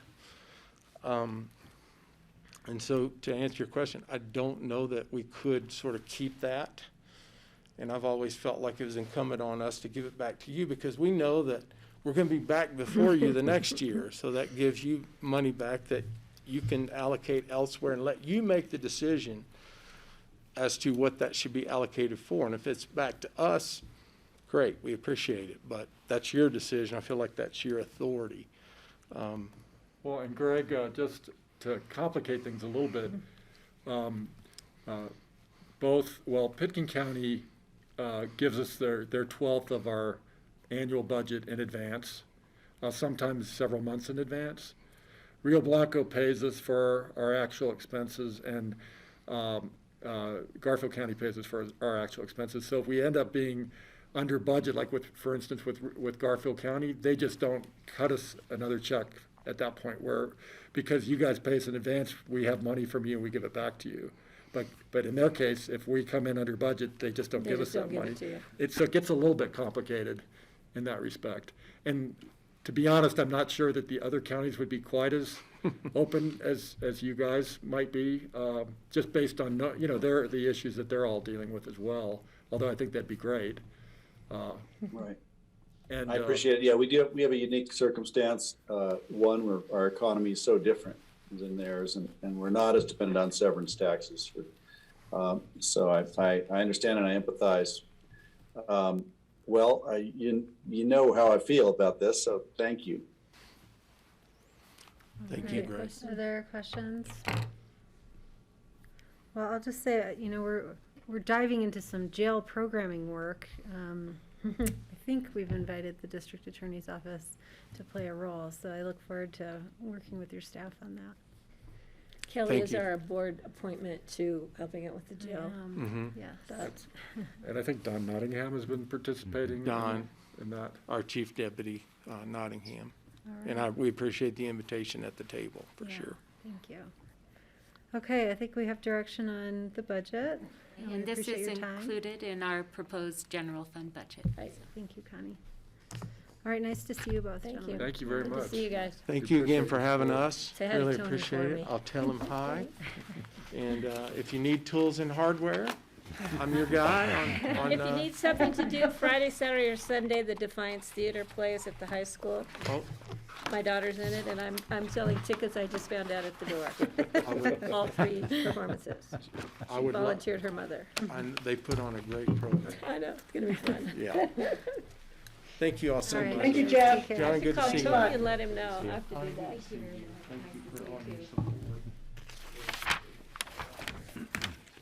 Thank you. All right, crew, let's shift over to future agendas. Yeah, I just have one item for the board, Kelly. We did confirm the ribbon cutting for the solar farm on December 8th. It will be at 2 o'clock. I do not believe you received a formal invite yet, but it's coming. So it will be December 8th at 2. They are still looking for, and I don't know if the board wants to take any time to talk about who might give comments on behalf of the board. Traditionally, that would be, sorry, Kelly, the chair's responsibility. But I know there's been other board members that have been pretty involved and passionate, so thought it might be worth some conversation. Well, Kelly, I think Steve needs to, he was the one that came. Let's put Steve in the hot seat on that one, unless you I wanna share it nominate with Steve also. I'll second that. Let's put him on the hot seat. He gets to connect the 2 wires together. That doesn't mean Kelly can't speak also. We don't know. We're gonna be running the show when we get there. Yeah, I have no sense of pride or ownership over that role. So, Steve, if that's something you'd like to do, you're welcome. If you'd prefer to opt out, I'm happy to do it on the board's behalf. I would be very honored to have the honors for that. And you have to be there in person, Steve. Steve, I want you to know that I requested that they set up a Tesla coil out there that'll make a giant spark, so you'll be holding the thing, it'll be really dramatic. All right. Any other items for future? Later on today's agenda, we'll be talking about the 2022 calendar, so. Right. also Yeah, I've got that. lots of notes on that one. I have a couple things for future agendas. Steve, I see your hand. Go ahead. On November 16th, we have a Mind Springs Health annual meeting with Pitkin County. It's from 8 to 9:30 in the morning, which I think we should probably notice that. I told them I would be attending. It's just a virtual meeting. But is anyone else planning on attending that? November Tuesday, the 16th, we start at 9 in the morning for 3 hours of Prosperous Economy budget presentation. So I will plan to be Which here date for are we budget. on? Tuesday, the 16th. What time's the Mind Springs thing? And the Mind Springs was from 8 to 9:30, which I would have to leave at 9 o'clock to join our work session, but it's an annual meeting they have just to give us an update on, how things are going in Pitkin County and to have discussion with the people involved in it. Okay. Should we notice that, or do others plan to attend? That's a tough time of day for me, getting Yeah, kids I'm to not school, gonna. but. I'll be on the bus. Probably on my way up. So Steve, we'll Haven't look for you to planned to, but I report might. out. I don't even know about it. All right. So I will double check. I mean, that's what I had in my calendar wrap based on my communications with them. I believe that's the correct day. Okay. Other future agenda items from people? I just have a question for you, Kelly. Yes, Patty. I could bring it up in open discussion, but I might forget it by then. What happened with that sign? Did they ever put that sign up for you? At Buttermilk? Was that where? No, it's not up yet. I've The been park and ride? Yeah, remember we were going to do ribbon cutting for Kelly's sign. She's vested in that issue. What sign is that? Noticing the Buttermilk parking lot as a park and ride location. We need to get on Brian Pettit. That was supposed to be done. Yes, I think it's ordered and permitting and It's on a boat in the installation Long Beach and- Harbor. Yes, was my last update from David. I don't know why I have a sign. My sign is located near Hartsel, and it just says, turn right to go to Colorado Springs. There didn't used to be a sign telling you. No, I know exactly where you're talking about. Yes. Totally. We can do a ribbon cutting there too, Steve, if you'd like. We'll meet you there. Oh, my God. For sure. All right, let's see. So, are we having a joint meeting with the city? Tori and I were under the impression we were. Yeah, before the end so of the the year. discussion was actually to move not have that this year because December gets so jammed up, and suggest a different schedule for next year. So it'd be in the first quarter. I'm trying to remember if it's January or February. Okay. Yeah, so Charlotte, if Charlotte's listening, she can email me. I think she had some emails from her counterpart. Kelly, you over had in some the city thoughts on as that. to what we might want to. Yes, so the two items so far that I had to propose were one that came up today, talking about mental health and Health and Human Services and how they fund programs and how we Yeah, and could they're doing a discuss big thing about aligning, mental health. That's a good one. That, as well as their interest in the mental health world that we're pretty embroiled in, and then also landfill diversion. Right, the construction waste programs. Yep. Were my two suggestions for a joint meeting. with Yeah, the city. I think those are both really good ones, and I'm hoping that we don't discuss the entrance to Aspen because we've just discussed it at EOTC, but it might come up again. So just be prepared. Francie? I would love to discuss, unless it's going to light too many fireworks, bringing up whether or not the city would reconsider accepting our TDRs. Okay.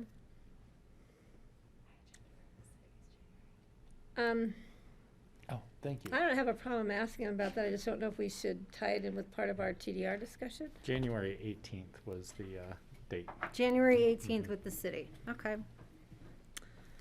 So Kelly, Yeah, well, we could put it on the list and we'll flush it And out we're if it's hosting. right Are for we hosting? conversation or not, Francie. How's that sound? That's a lot of questions. Yeah, I mean, if we just do it as our TDR discussion, then that's just our TDR discussion, but maybe we need to have ours and then go back to them if everybody agrees that that's something that we want to do. I think that's a good topic for ours, and then if when we get support from our board, we can bring it to them. I don't have a problem with that at all, Francie. That's a good idea. Okay, I'm gonna be gone December 1st. I've just booked a family vacation for the first time in, I don't know how many, 2 years now. You just got back from Michigan with the family. Well, that's true. That wasn't much of a vacation. That was just a visit with family. So. if you So can when is have- that you're going to be on? December 1st. And Kelly, I hate to ask this because I got sidetracked here, but possible topics, I had the mental health conversation, landfill diversion, TDRs, and you had We're not going to do, we're going to Oh, wait, I Health think, and for Human TDRs. Services funding. Thank you. Yeah.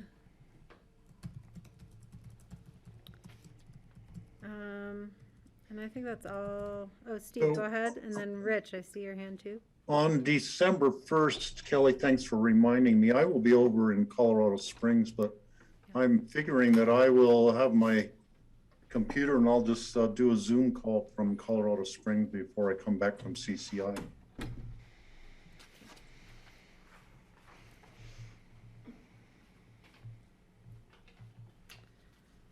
All right. Other items? You know, while we have Rich here, I was going to do it Yeah, during Rich, open sorry. discussion, but I know we had a question about if you need anything else for the airport interviews coming up later this week. Is that, did you want us to talk about that, Rich? Is that what we're? I was just going to follow up. Thank you, John. But I was just going to follow up. I talked to Brian Pettit while you were talking about the signs, so just wanted to update you. You got to love technology, right? But the signs are there at the shop. They just have had a problem getting the contractor out to get them put up, but within the next couple of weeks. So he said it's contractor delay. So that's all I wanted to do was update you before that got out of your head, sir. So. All right, thank you. Thanks. And yeah, are folks feeling okay about the airport interviews this week? Again, we've not prepared any formal list of questions.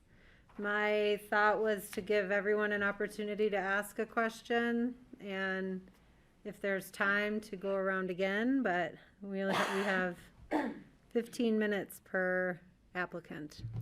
And Rich, thank you for sending the bylaws, but that PDF file wouldn't open for me. Oh, would not open? Mm-mm.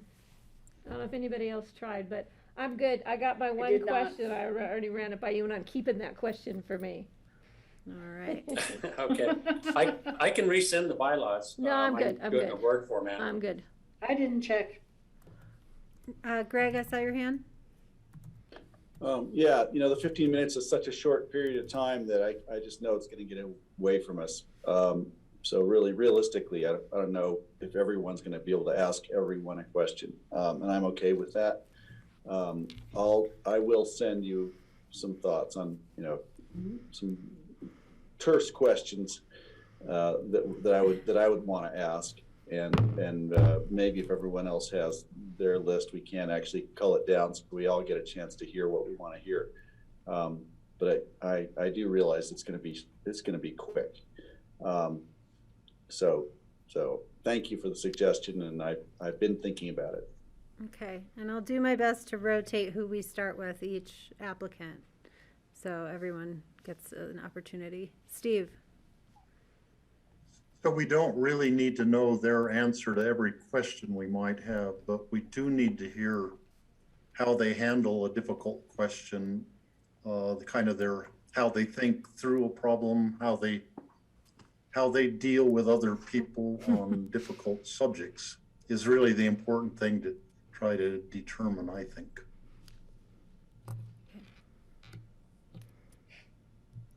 We're interviewing 15 and choosing 9. 7 10. seated and two alternates. Yeah, okay. And then on Friday, we're extending the time till 1. We have a short meeting after, is that correct?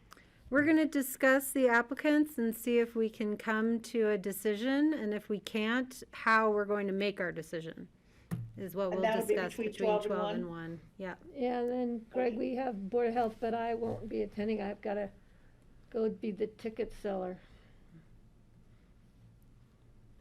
And you're giving me a hard time for going on family vacation. Sell some tickets. Yeah. That's my family vacation. I'm staying at the Cedar Lodge on Grand Avenue.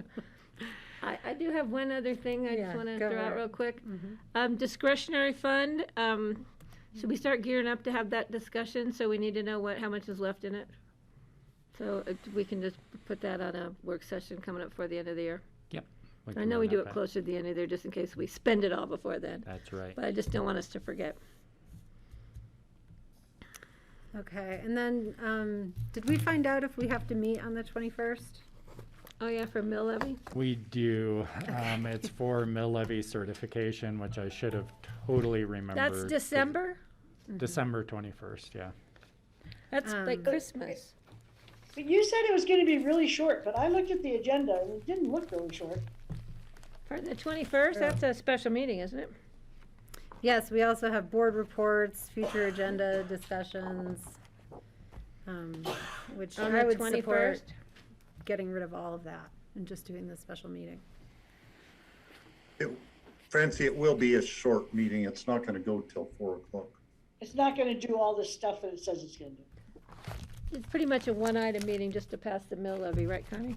Yeah, it's traditionally a pretty short meeting, Francie, even if we have the standard stuff on there.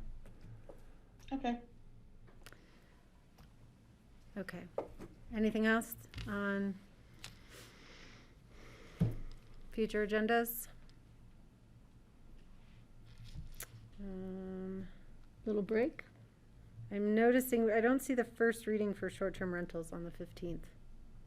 Is that when we were gonna schedule that? Yeah, we were gonna put it on February. Thought we were doing December January. 15th. I'm already moved into next year and past it. I thought it was, we were gonna do it in January 7th or We're something doing like on that. November 15th. December. December 15th. December The 15th. first reading. Yeah, so we'll Oh, make the sure. Need first to we add do that.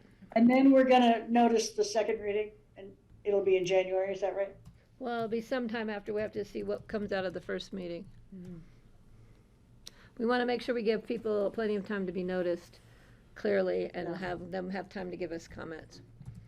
I just got another one from Peter Martin, used to be on planning and zoning, and I need to send it on. I haven't cleared out a lot of mail. All right, any other items, folks, for future agendas? Okay, we have a break scheduled until 2:45. Let's all be back promptly at 2:45, please. Got it. Thank you. Little break, grassroots, please. Thank you.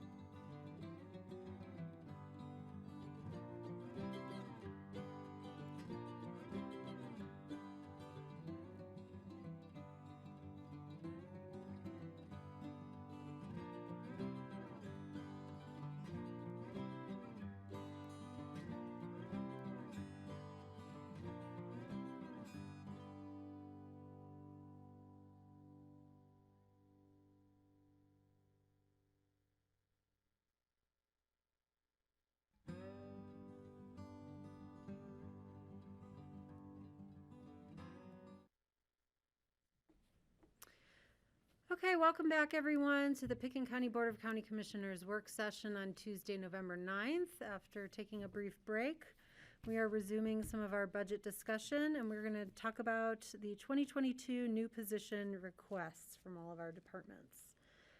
Just want to make sure, board members at home, can you hear me? Yep, I got a nod. Okay, great. All right, Connie, I'll turn it to you. Good afternoon, everyone. Let's see, I'm going to share my screen and pull up a presentation.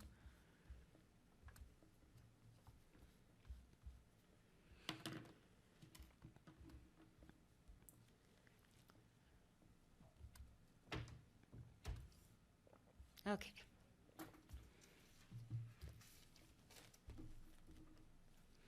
So we do have a number of staff who are attending the meeting just in case the board has questions for anyone. I hope you had time to read the AIS as I put a lot of information in there and tried to summarize all of the proposed new positions for 2022. There are a lot of different shifting positions between 21 and 22, and it does get a little confusing this year. I tried to summarize it also in this presentation, so I'll just kind of walk through some of this and then see what kinds of questions the board has. As I mentioned in the memo, there are a number of different issues that have been affecting the county as a whole in one way or another, and different departments have been affected in different ways. Of course, starting in 2020 with COVID-19 response and recovery and the positions that were added for that. At that time, I don't think any of us could have imagined that we would be looking at continuing those positions through mid-year 2023, but that's what we have built into our proposed budget. Legislative changes that came along with COVID. They're everything from HR and payroll to risk management in the treasurer's office. So many have been affected by different legislative changes, mandates from the state, for example, with the body cams in the sheriff's office. Of course, you're all aware of the demographic changes in our community and the influx of new second homeowners and additional tourists as people sought more outdoor recreation opportunities and domestic travel. We have had service level changes for many of our departments, and many of the points that I put here you have seen in the budget meetings that we have had up to this point. So I'll spend a little more time on a couple of the points that we have not spoken about yet. One is a change in our cost allocation plan, and we had a meeting earlier this year with MGT Consulting, who prepares our cost allocation plan. And we are shifting the way some of our personnel is budgeted in those departments that allocate out. That would be the manager's office, attorney, facilities, finance, HR, IT, all of the internal services that provide services to other funds and then are charged through the cost allocation plan. We had a few instances where personnel were direct charged to another fund. For example, during COVID, some of the manager's staff were direct charged to the public health fund, or part of the attorney's salary has been direct charged to the airport. MGT Consulting advised us that it was better to be consistent in our personnel budgeting, have all of these salaries 100% charged to their basic department, and then allocate the cost through the cost allocation plan. You will see this play out in next week's budget meeting, where you see some larger percentage increases in salaries and payroll costs, and that's because of this shift. We do see an equal amount of revenue addition in the reimbursement from those other funds that originally were direct charge and now will be through the cost allocation plan. So a little bit of an accounting technicality, but it does impact the personnel budget. Affordable Care Act, I neglected to mention this in the AIS, but it's something that has impacted some of the requests for personnel for 2022. The Affordable Care Act came out a number of years ago, but we've recently, with new benefit consultants, had an updated interpretation. And this requires us to provide or offer health insurance to seasonal employees who work at least 30 hours a week and their seasonal schedule is for 6 months or more in the year. This affects open space and trails, as their seasonal positions usually work 6.5 to 7 months a year. And it affects the airport. They have a number of seasonal positions, especially the facilities technicians, who are scheduled for 9 months out of the year. So this has affected our personnel budgets. Open Space and Trails has added health insurance for their seasonals into the 2022 budget in the version that you saw I guess that was just last Thursday. And one of the airport's requests for positions for facilities technicians was the realization that needing to offer health insurance, which is the largest benefit cost to the seasonals, they may as well make those positions year-round, offer the health insurance, and they have figured that by then, with that extra capacity, they can perform many services like the striping in-house, and the savings will more than pay for the positions. For temporary employees or interns who work more than 30 hours a week, even if it's only for a month, we must offer health insurance. So budget-wise, we have added health insurance for an airport intern, and then are shifting in some other county departments like elections, where instead of bringing on a temp paid through county payroll, I think we will use temp agencies more often. The logistics of offering health insurance and getting someone enrolled for a very short period of time and then going off it are a little more complicated. So these are just a couple of the issues that we've been looking at with new positions. Sure. About benefits.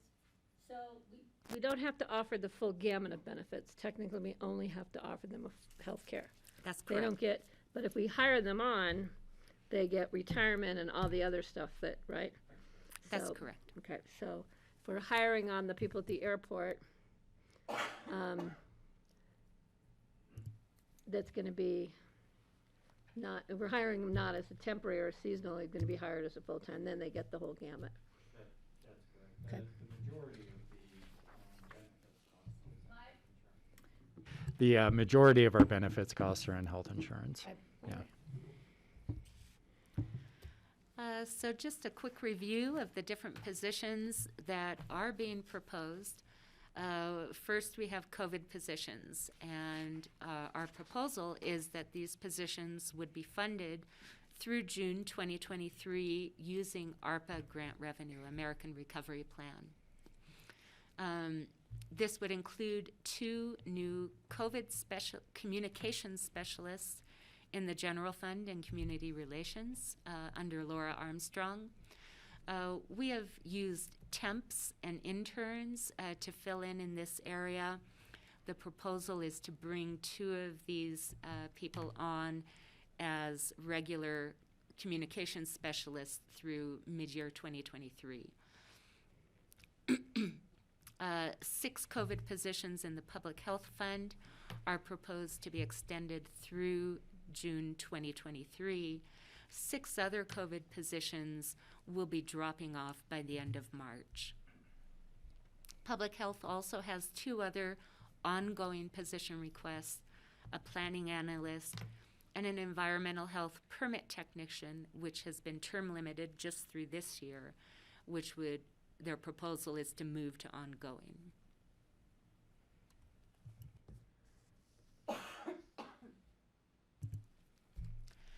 Human Services had a housing administrator, which was associated with grant money. The grant ends at the end of 2021, and that position is dropping off. They hired an economic assistance eligibility specialist as a term-limited position during COVID, and they've requested that to be an ongoing position. Open Space and Trails has requested an agriculture specialist. Risk Internal Service Fund is requesting a leave and claims specialist. And a reminder, the risk budget presentation will be next week, so you'll get more detail on that position, as you haven't heard about that one yet, except for the materials provided in your budget binders. Solid Waste Center has proposed 3 positions for the Motherlode Mercantile, a new retail operation at the Solid Waste Center. And then they are putting out a pending position, which may come, it's not included in the budget for 2022, but could be brought back to the board mid-year should different intergovernmental agreements come to fruition for a construction and demolition diversion analyst. The airport is proposing 4 custodians, replacing contract services with in-house cleaning. And then the 6 facilities technicians are converting seasonal positions to year-round. For the sheriff, a digital records manager. For finance, 1 accounting technician position that we initiated with the ERP implementation will be dropping off at the end of 2021. We are requesting that another position, accounting specialist, be extended 1 more year through the end of 2022. And then a new position, a grant and capital asset accountant. You'll receive more information on these in next week's budget presentation. The Treasurer's Office is requesting a public trustee specialist and human resources and HR technician. And again, they've prepared more information on these positions, and you will see that next week. Since many of these will be presented next week, we are asking the board to hold off on final decisions for positions until you have the chance to really hear from each and every department. Community Development has 2 positions that were originally approved as term limited. The Long Range Climate Action Planner. Mid-year, the board extended that position through 2023, but the request is to make it ongoing. And an administrative assistant that was brought on for their SAGES implementation. It's currently vacant, but the request is to make that, instead of term limited, an ongoing position. Some of the position titles have changed, as Community Development mentioned during their budget presentation. After their Barry Dunn review, they have a new org chart with a little bit different titles, still the same number of positions they're requesting, but a little bit different structure for a special projects manager and development service manager. The part-time special events technician is still the same request. And then for the new short-term rental program, an administrator and an enforcement officer. For community development, we have an org chart. The board had asked to have this brought back since some of the positions are changing and the structure of the department is changing. So I'm not going to go into this too much at the moment unless the board would like to go back to it, but just making sure that you have the information there since it was mentioned during last Thursday's meeting. Overall, for the general fund, there was a change of 7 positions mid-year 2021. 5 of those are not new positions. They were simply a change in reporting structure and accounting structure. as 5 financial positions from the airport were moved into finance. So really only 2 new positions, the resiliency coordinator in the manager's department and the coroner, deputy coroner. Proposed for 2022, a total of 9.5. In all other funds, mid-year the change is a -3. Of course, there were the 5 airport positions moving into finance, and then a Healthy Rivers administrative specialist was added, and a solid waste center heavy equipment operator was added. And then proposed for 2022, a net of 7 positions. So for all county, the mid-year changes were 4 in 2021, and then proposed in 2022, 16.5. So each of these recommendations have been included in the proposed 5-year plans for each fund so that the board can see the long-term impacts and evaluate. We do believe that this proposal is sustainable. I mentioned in the AIS a little bit about our revenues, and the reason we are proposing them is that we do believe that we can sustain this service level going forward into the future. Welcome your questions and discussion on this, but again, ask in fairness to some of the departments that final decisions not be made until the end of the November 16th budget presentation. All right, questions for Connie or departments who are present here today? We have a full audience up there. I do have some comments. I really Yes. appreciate this information.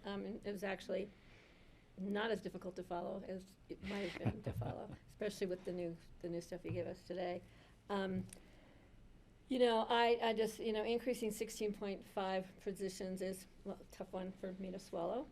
John and I discussed budgetary issues from the last time I had to go through laying people off and how traumatic that was, not only for the employees, but for the Board of Commissioners. And this is all still focused on COVID.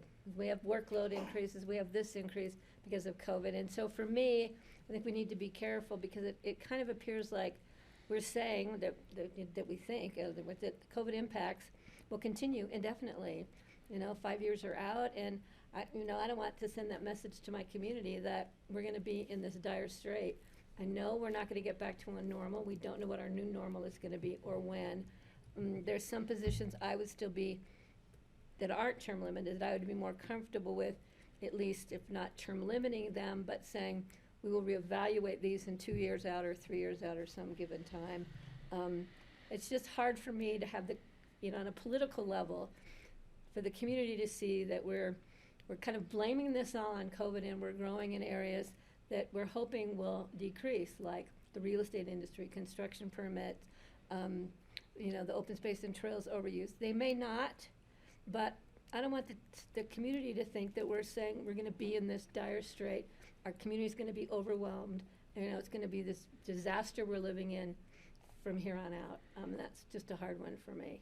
I wish I could tell the community this is what the new normal is going to be, and this is when it's going to kick in, but we all know we can't do that. So I would just be in some of these more comfortable, but for now, I've got the information, which again, I really appreciate. I've gone over it. And I just think there's maybe some opportunities and options we may want to consider when we reevaluate this before we move the budget forward. Most of the positions I'm pretty comfortable with. I think maybe a little tweaking would make me more comfortable. But I understand staff is overloaded and overwhelmed. And I just want to make sure that we're not building a building and filling it full of new employees, because that's what the community was worried about when we built this building. And we said, no, we're not going to do that. And now it's going to look like that's what we're doing. So I think we have to have a way, at least for me, to be comfortable speaking to my constituents and the people in this community as to why we're doing X, Y, and Z and what our plan is. So I'm not going to make a final decision because I've been asked not to, but,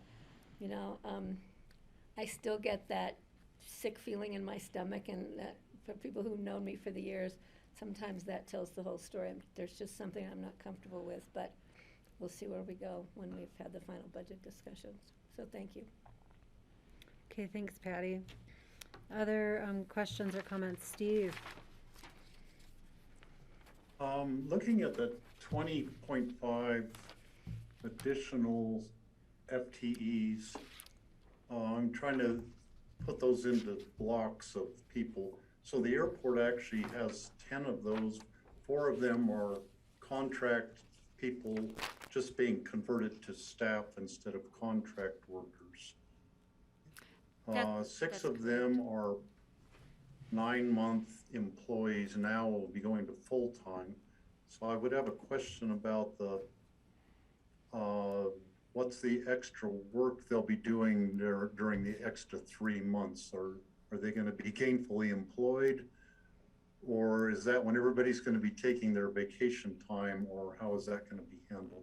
So Connie, maybe we could answer that question, and then I'll look at the rest, the other 10 positions that aren't categorized I'm yet. not sure if Rich wants to speak, or Dan may be on the meeting from the airport, but they do have outlined a number of different projects that these employees would be doing, actually saving enough on different contracted services to more than pay for the positions. But Rich or Dan, please. Dan is on as an attendee. If he could be moved over, that might be helpful. Yeah, if you want to move him over, but generally, yes, Steve, both. Dan will be able to explain a little bit more about the details of the work, but it also gives a little relief for those that have been working full-time to be able to take that time away and have the coverage that we need at the airport. It's you know, it's a 365-day operation out there, and so that coverage is needed. As far as the contracted services with the custodial, that was a situation that we had to remedy this year, actually. We took them in-house on a temporary basis, and that's paid off really well for us. There was circumstances that we just need to address there. And but I'll let Dan get more specifics about what could be saved with the full-time requests. Okay, thanks, Rich. So yes, as Rich mentioned, the custodials were brought over as limited employees, and then we brought them on full-time. And we have had much, we were having some contractual issues there, so we brought them over. As far as what the 6 seasonals that we're bringing over to full-time will take over, we're reducing some contracted services here at the airport. So we're leaving our airfield striping and landside striping contracts. So any painting we have to do, which is an airport, a fairly common occurrence, we're releasing ourselves from that contract, and then also our landscaping, our terminal landscaping contract. So there will definitely be items for these individuals to do year-round. Plus, it also gives us some latitude in some other positions where we can backfill or slide fill some other things as other individuals take on other duties at the airport. So it gives us a little better coverage out here too. So that's the primary purpose of the converting those individuals over to full-time. From a cost saving standpoint, we were really paying, as Connie mentioned, somebody to be here 9 months, but they were roughly making the same as if it was 12 months. We were basically paying them for 3 months they weren't here. So that equals itself out. Plus, with the Affordable Care Act issue, with the snow removal here at the Aspen Airport, we need somebody here 9 months. 6 months just doesn't quite do it for us. And being in the valley here, it's difficult for us to get people that'll work on a seasonal basis. And to have our runways open and make sure they're open, we really need to guarantee that we have enough people here on site to do that. Okay, thank you. Okay, that totally makes sense. That it's really almost it looks like you're adding a bunch of new full-time employees, but actually it's almost a cost-saving measure that you're doing. Exactly. Yes. And Dan, I believe you had 9 to begin with, and you're only requesting 6. Is that right? Yes, that's correct. Yeah, so there's even a reduction there, so that takes up some of that workload as well, Steve. Okay. So then now we've whittled the 20 and a half down to basically 10 and a half new employees. And Connie, if I'm reading this correctly, and then 6 of those will be, or even more of, well, from the COVID specialists will be, some of them will be term limited. So they, long-term, they won't still be on the staff. So that would further reduce by 8. how much long-term 8. from So, the 10 and a half? yeah, so 6 in public health, 2 in community relations, all COVID positions with a term limit of June 30th, 2023. So those aren't long-term. I mean, hopefully the pandemic's going to end at some point, we all hope, and those positions will go away when we're predicting they will be. So then we're looking at a much lesser number of new full-time employees who we anticipate will be here on a permanent basis. And that, I always think about Patty's concerns about when the recession hit and the county had to lay off quite a few positions, and being mindful of that and trying to avoid getting into that position again. It doesn't look as bad as adding 20 and a half people. It's actually full-time, adding much fewer than that. Is that correct? Yeah. That's correct. Okay. Well, that's all I want to talk about now. Okay, thank you, Steve. Other comments or questions? Greg? No, go back to you. Yeah, this is just in ComDev. I look at the what do we call it? The climate manager's position there, planning and climate. And I guess my question really is that position really going to be, I'm under the impression that that's going to be a more and more important position going forward. And are we creating a position that's really going to be attractive to great candidates? I'd like to just hear a little bit more about how ComDev plans to hire and find this new position. I know we've got Zach leaving, which is really unfortunate. It'll be big shoes to fill, and it's going to take some real effort to do that, I think. So I did want to hear a little bit about that position, and I wanted to find out that it sounds like it's a split position still, and I'm wondering if that's how long that'll go before we need to perhaps create a discrete position there. Okay, thanks, That Greg. was the one question I have for now. Cindy and Alex are here, and they can answer you. Great, thanks, Greg. Great question. We are in the middle of looking at that position now. As you know, Zach did a lot of work. He's outlined all of the work he's been doing for us, and the main purpose from my perspective and from the original intent of the position was that position would get our climate action plan for the county off the ground. And our approach on that was to integrate that climate action plan into every one of our departments and not just have it as a separated, isolated, siloed plan that would come out of community development.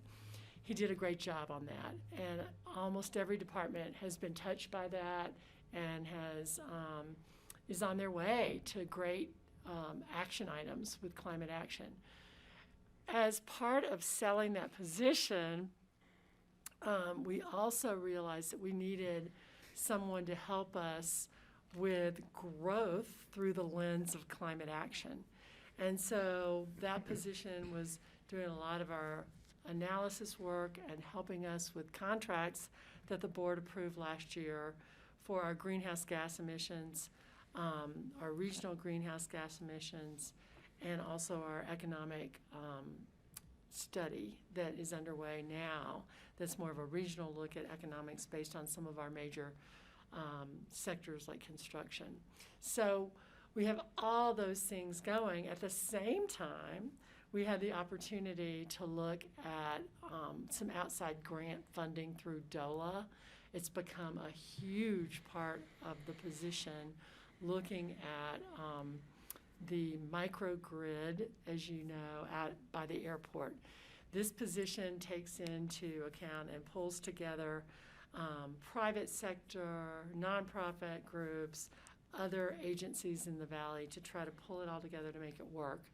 And so that grant is ongoing, and we're going to need to find a way to support that effort, as well as all the other efforts that we've got going. We've got, I think there were, I counted maybe 3 other items, and I'm trying to think of what they are right now, that are county-supported items from that position, not just growth and not just specifically climate action plan. So I think John wanted to talk a little bit about it as well. Yeah, and I just know for the board, if we get into managing a microgrid project, if that falls to the county versus one of our other partners, that is going to be bigger than this position. That's going to be a conversation we'll have to bring back to the board. And I just want to be, I just want to be transparent that we'll either need a partner who can take that on, because that will be a significant project, or we're going to need to, that would be outside the scope, I think, of what this position is doing. What we've talked about is, as we go through this next year with growth management, really looking at growth through the lens of climate, that, that this position's focus is going to shift there. In the future, may shift back to more where it's been internally with climate action plans. We have a lot of activity that will fall to facilities or to capital projects and such right now, our infrastructure team. And we'll be continually assessing how that position evolves, Greg. I think it's going to evolve over time. And frankly, we probably, have more work than there is for one position. So we're going to have to pace our efforts appropriately. Right now, bringing the DOLA grant analysis through is a priority. Preparing for growth management is a priority. And then we will focus on our internal climate action plans and supporting those as capacity allows. And then Greg, just to answer your point of how we're making that position, more attractive to individuals, just that request of moving it from term limited to ongoing, that was one of the things we heard from Zach as to a consideration he had to move on to another position because the term limited employees aren't granted the full amount of benefits. And so that was a consideration he took in, which helped inform our request here too. Great, thank you. Other questions? Yeah, I want to just Oh, kind of Patty, tag go on ahead. it. Well, then you have a special projects person. So you've got the climate person who might be doing some special projects, and now we're bringing in a special project. Then we have a long-range planner person. So, and growth management, please, don't tell me growth management, our discussion is going to go on forever.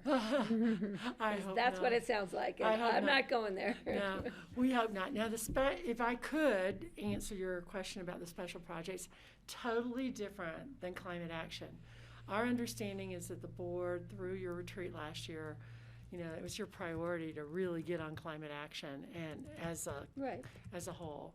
The special projects position really is in the planning division as things we've never been able to get to. I mean, the land use code updates are huge and looming over all of us, and we all feel terrible that we don't have the time to get to those amendments. And it doesn't only just affect us internally with your policies and the way you'd like to see things move forward, but it affects the citizens who, I have to say, sorry, I can't get to that, even though you've made a very good request and one that's valid given the board's direction, the P&Z's direction, whatever.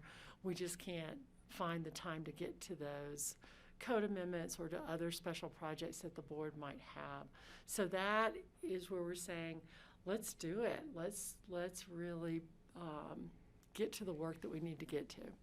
So that person would be short-term special project, not long-term, which is a position we already have. So now we're gonna have a long-term planner and a short-term planner.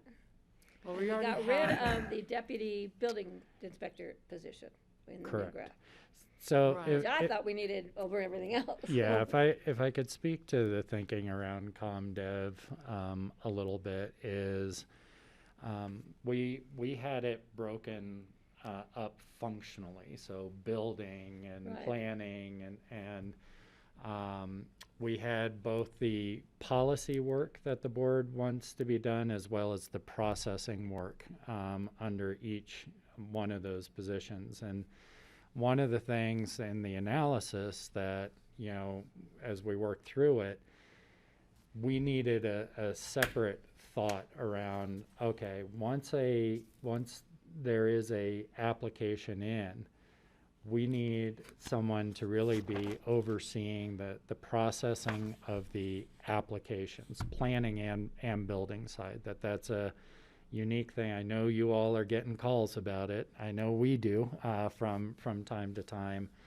And so having more specialization on the processing, whether it be on the planning and building side. The board also has a lot of energy on policy work, code amendments and such. Cindy, what is our current list at? Well, I 200? know it's old, but the last time we really took account was 178. We have 178 sections of the code that the board has made requests to be amended, and we are consistently updating our building code as well as making the inspections. And so we wanted to divide up both the responsibility for those things and to add resources in for particularly application processing to try and bird dog and speed up that process, and then allow our existing resources to focus on the code amendments and policy work that the board has asked for. Asking both to be done by the same people isn't working right now. And so we can continue to hold it. In essence, what's happened is we've held on making those code amendments over time and split our attention then with plan review and code interpretation. What is a development service manager? The You guys threw a development bunch of new service, terms in yeah, there. the Yeah. development services manager is what John was just explaining. We're sort of a schizophrenic office in the sense that we've got this long-term visioning going on, as well as the day-to-day, very practical, getting the building permit through the process, kind of, or the planning application through the process.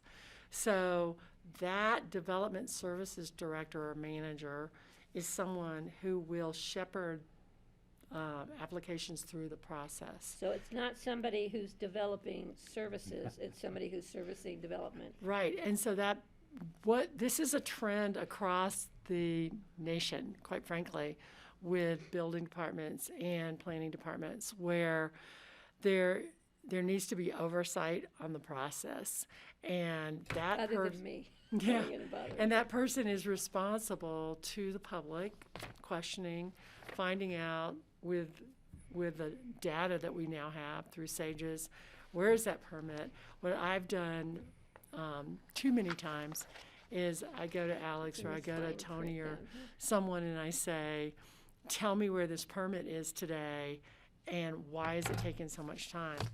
And this whole new process with SAGES, as well as a development services manager, coordinator, whatever, could help us get back to people on that. Oftentimes we find out, well, maybe it did take a wrong turn in the process, or we found out that the applicant itself, the applicant themselves had to get additional data, and so that application has been sitting there waiting for additional data to come in for us to be able to process it. So there's rationale behind it all, but it takes time to Right. understand and get back to the public. But the status of the application doesn't show up on stages now.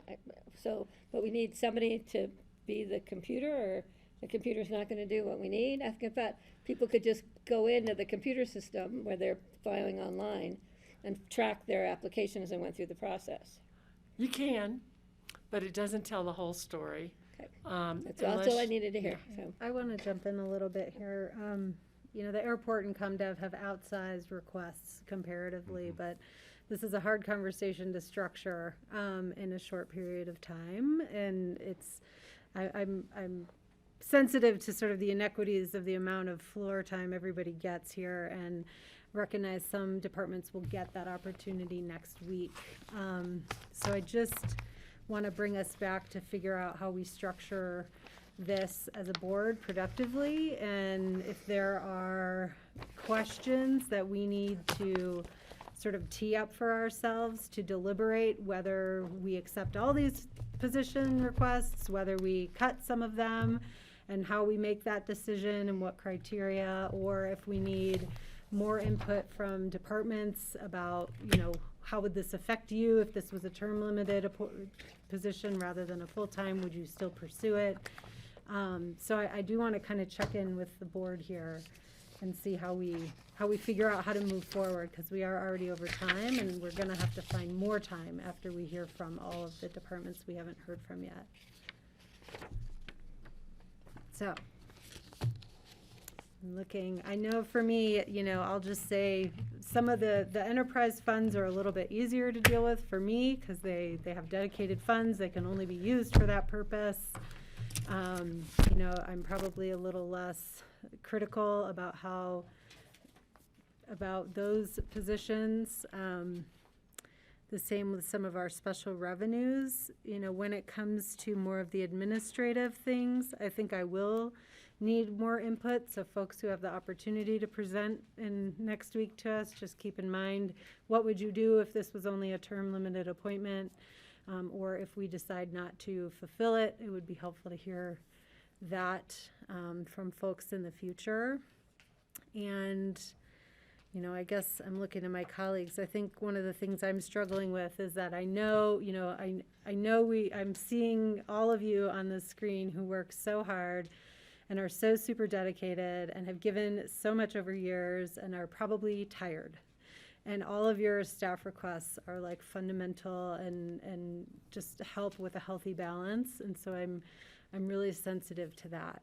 I think where I'm personally struggling, and I'm sharing this with my board members, is that also in times where our community has struggled and where our bank account is very flush, we have not had conversations about any transformational work we should be doing with our budget. You know, I'm seeing colleagues down the street who are dedicating millions of dollars and coming up with a suite of 10 ideas to address housing. And we're not having that conversation, and we're not doing that creative, important work. So, you know, how that relates to the budget conversation for me is, you know, are there other things with this budget that we should be looking at and talking about that we're not even touching? You know, that also implicates how much money is available to sort of fund the staff structure as well. So I do keep that in mind. You know, I do sort of hope to revisit after this budget is set. What is our balance? What do we have money to do transformational work left over? And I put that kind of challenge out to my colleagues on the BOCC. But, you know, it also stays in my mind when I'm thinking about, you know, are these programs the essential work of our business to be doing? And some of them I do sort of wonder. You know, the short-term program, I'm not sure it's going to be teed up in time for a full year staff. Maybe we're only looking at two half-year positions based on how slowly our conversations are going and how slowly hiring happens. So maybe there's some savings there for us to consider. But I do want to check in and figure out how we're going to make decisions on this between now and December 1st. Steve. Well, today, the mission for me today was just to get the big picture of the new staffing requests. And I think I have a much better understanding of it now. And I'm not prepared to make up my mind. I actually now, with a better understanding, need to go back and read all of the requests in detail and do that heavy thinking like you're talking about, Kelly, in terms of the whole budget. But, I mean, I'm happy where we are right now. We all still have more homework to do, though, is the way I see it. Okay. Francie? And then John will see if I'm he can help wondering direct if, us. excuse me? Oh, sorry, Francie. I said, go ahead, and then John will jump in and help direct us. Okay. I'm wondering if, like, for instance, Open Space and Trails, they have a pretty big budget of their own. So would their own budget then pay for their increased staffing, or would it be in addition? Would it be the county general fund or some other part of the county? I mean, it's a pretty flush budget, and I'm just wondering, are we asking for beyond that? Special revenue funds, if there is a position in that fund, it is paid out of the fund. So the Open Space and Trails position is paid out of the Open Space and Trails Fund. And the airport positions are paid out of the airport fund. So each one is paid out of the fund that it is in. But these new positions are in the 2022 budget in their separate funds, correct? That's correct. Some of the. Okay, that helps, thank you. And that's the same with the landfill too, Francie. It's its own separate fund as well. So. Okay, but then ComDev and some other things, they are not separate funds. They're part of the county's budget, but not separate, correct, Connie? Right. The sheriff, community development, HR, finance, treasurer, manager, these are all the departments that are part of the general fund. So And how many of these new positions would be funded out of separate funds that would pay for their own employees? Yeah, so that's, if I could go back, just a second.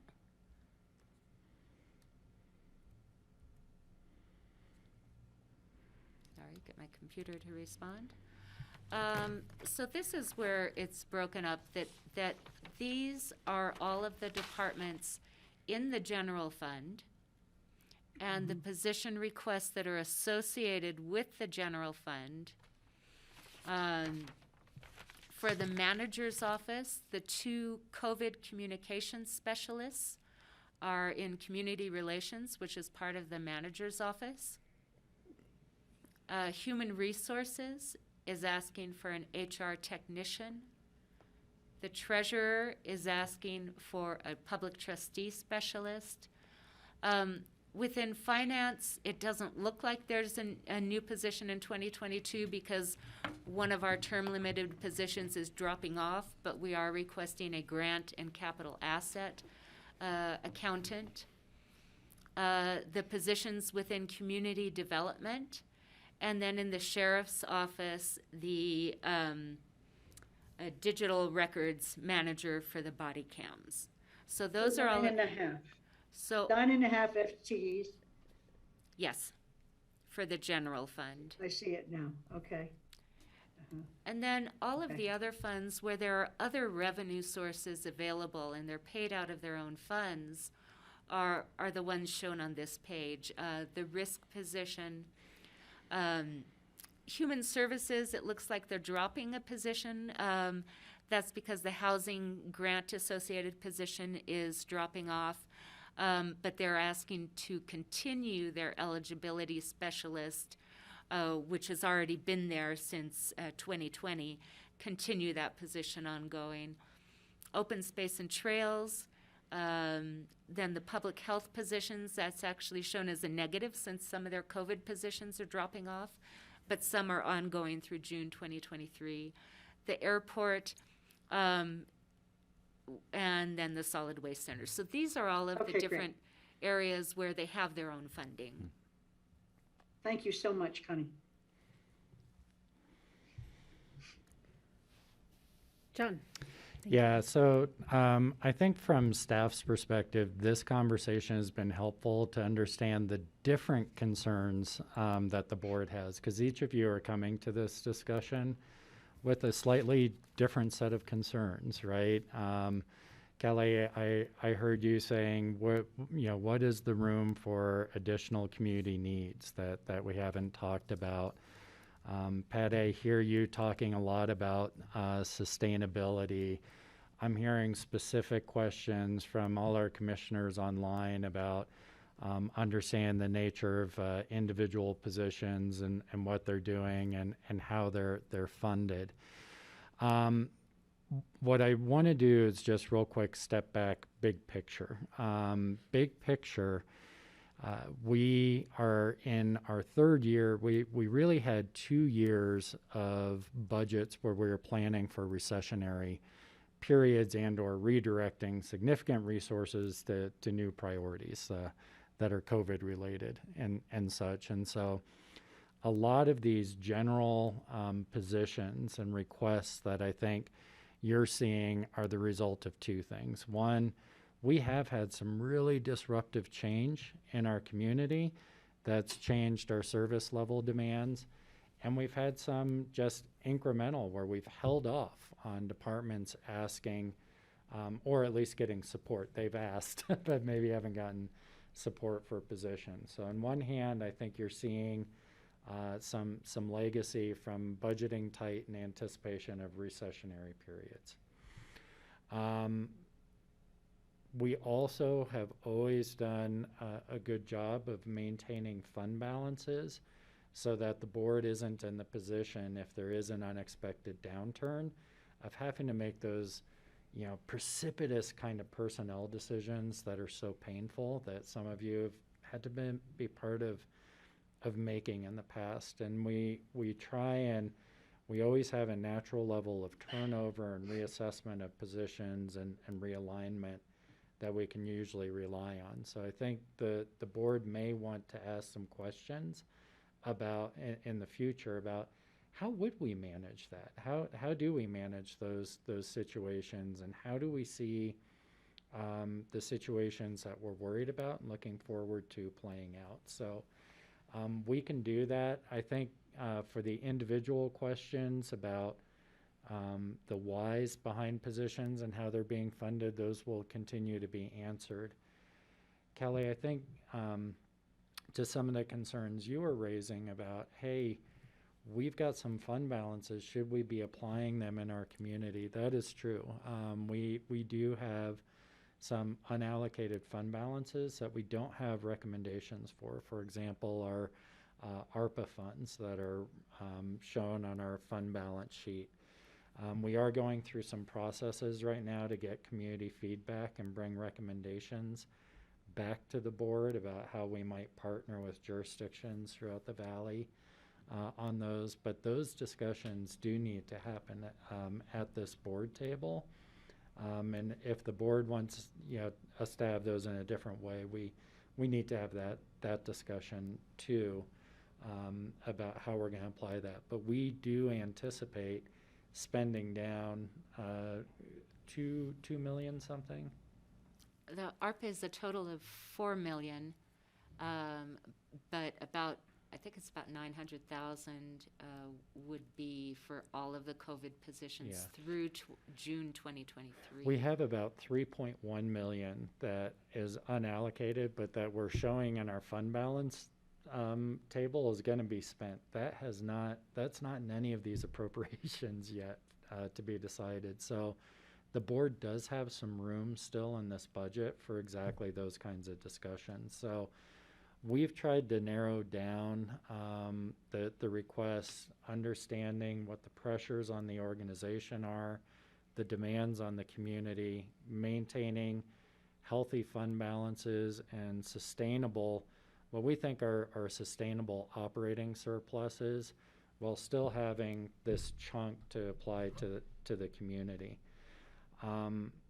As the board thinks through what your issues and questions are, just know we've made recommendations trying to anticipate all of that.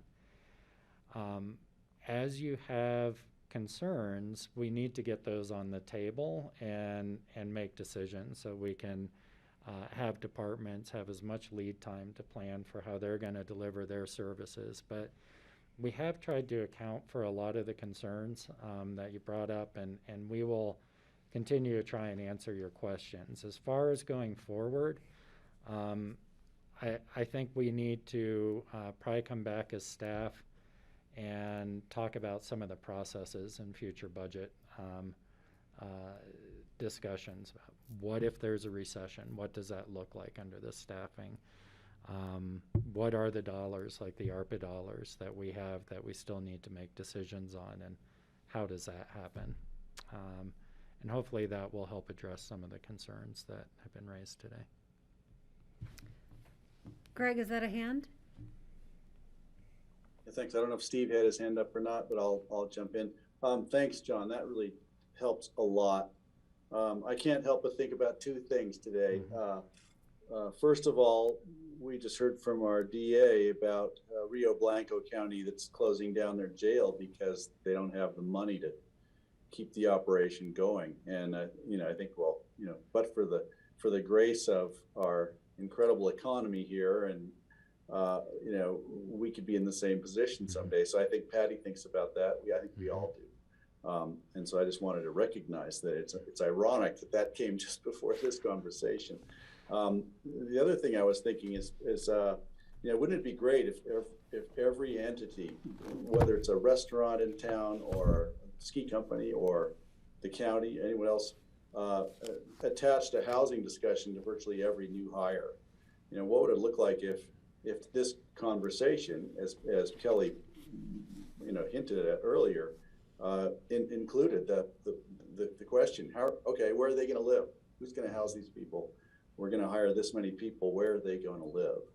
And I have to say, I haven't seen an ask here that doesn't sound reasonable. Everything sounds reasonable, but when we look at the growth of our staff over the last few years and the demands on housing we're looking at, it really makes it sobering to think about, housing 4 new people, maybe that's not so hard. If it grew much bigger than that, it's a daunting thought. Like, that's a new apartment building somewhere. So that's what I'm thinking about. I appreciate what you said, John. It's helping me get some clarity. And I want to appreciate everybody who's here today, because everyone's here with legitimate concern about how we're going to care for the community. So if we can expand the conversation, as Kelly suggests, I think that will be helpful, only in that will, if nothing else, it'll really drive home the necessity to consider virtually every new hire we make in just in the light of housing alone. Thanks. Okay, thanks, Greg. So are there other final thoughts on this? So we obviously have future budget discussions still. We look forward to your presentations for those departments we haven't heard from overall, as well as any staff requesting associated with them. And then our board will come back, and I think after we get more of that detail and in line with adopting the final budget, have more clarity on direction about these positions. Does that sound okay? All right. Is that okay? You okay, Patty? Oh, yeah. Okay. All right. Still a bunch of Thank you questions, all. but Nice to see you all. doesn't matter.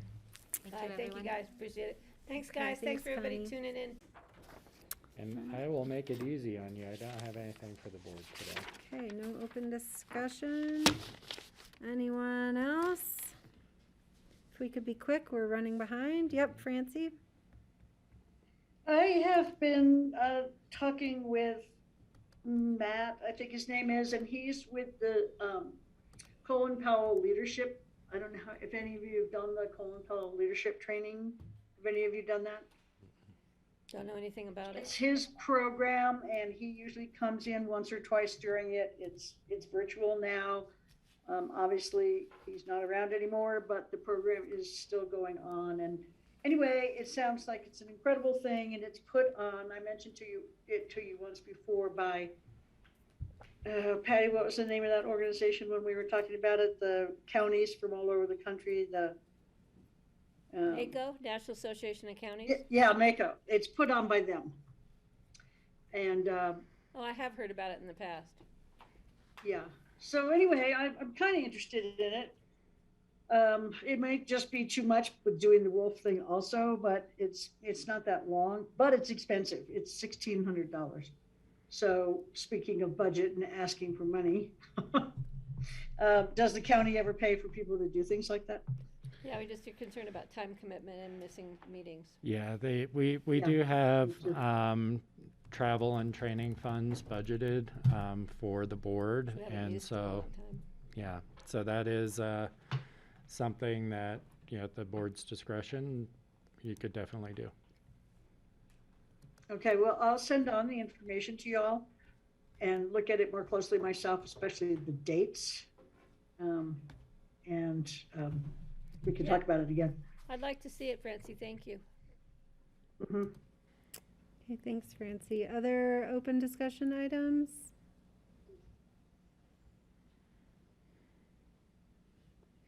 Okay, I'm not seeing any. We have a conversation scheduled to discuss our meeting calendar for 2022. Hi, Charlotte. Hello, Kelly and the rest of the board. Thanks for giving me a little time here to explain the calendar for next year and get your input on conflicting holidays that looks like September and October. We have a couple of conflicting holidays. I've been trying to work with Suzanne and Bonnie so that the P&Z calendar also aligns with the BOCC calendar, so we don't have those holiday conflicts. And for next year, hopefully you all have the calendar in your packet and you're able to view that.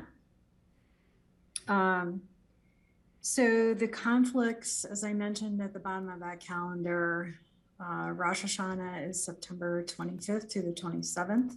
So that would affect the September 27th work session. Yom Kippur is October 3rd through the 5th, and that would affect the October 4th work session. There are a couple of other Jewish holidays that I won't even try to pronounce in that same time period, which also state that no work is allowed. And that would be,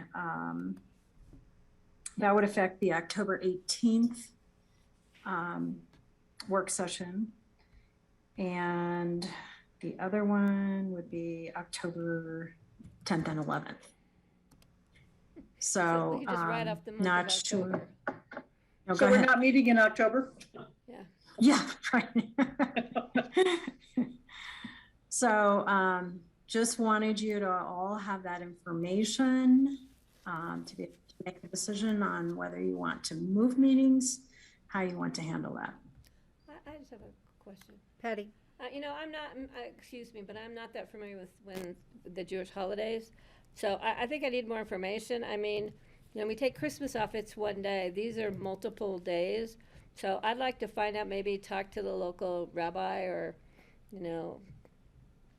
somebody at Sikvardi and find out which days are of the greatest importance and then bring that back to us rather than just, I just, I want to be respectful and, observe what is of greatest importance rather than just canceling, half of a month of October.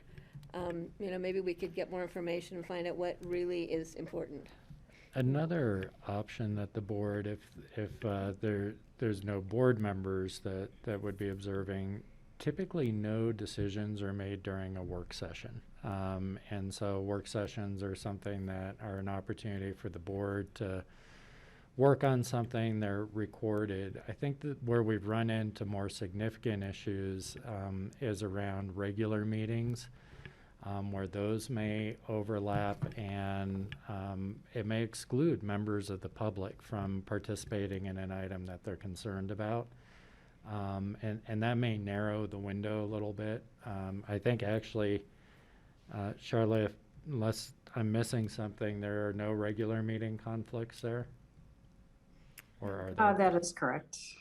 So that might be Uh, another way for the board to think about it also. If we could just sort that out a little more, then I think we can make that decision. Actually, sorry about that. October 5th, Yom Kippur.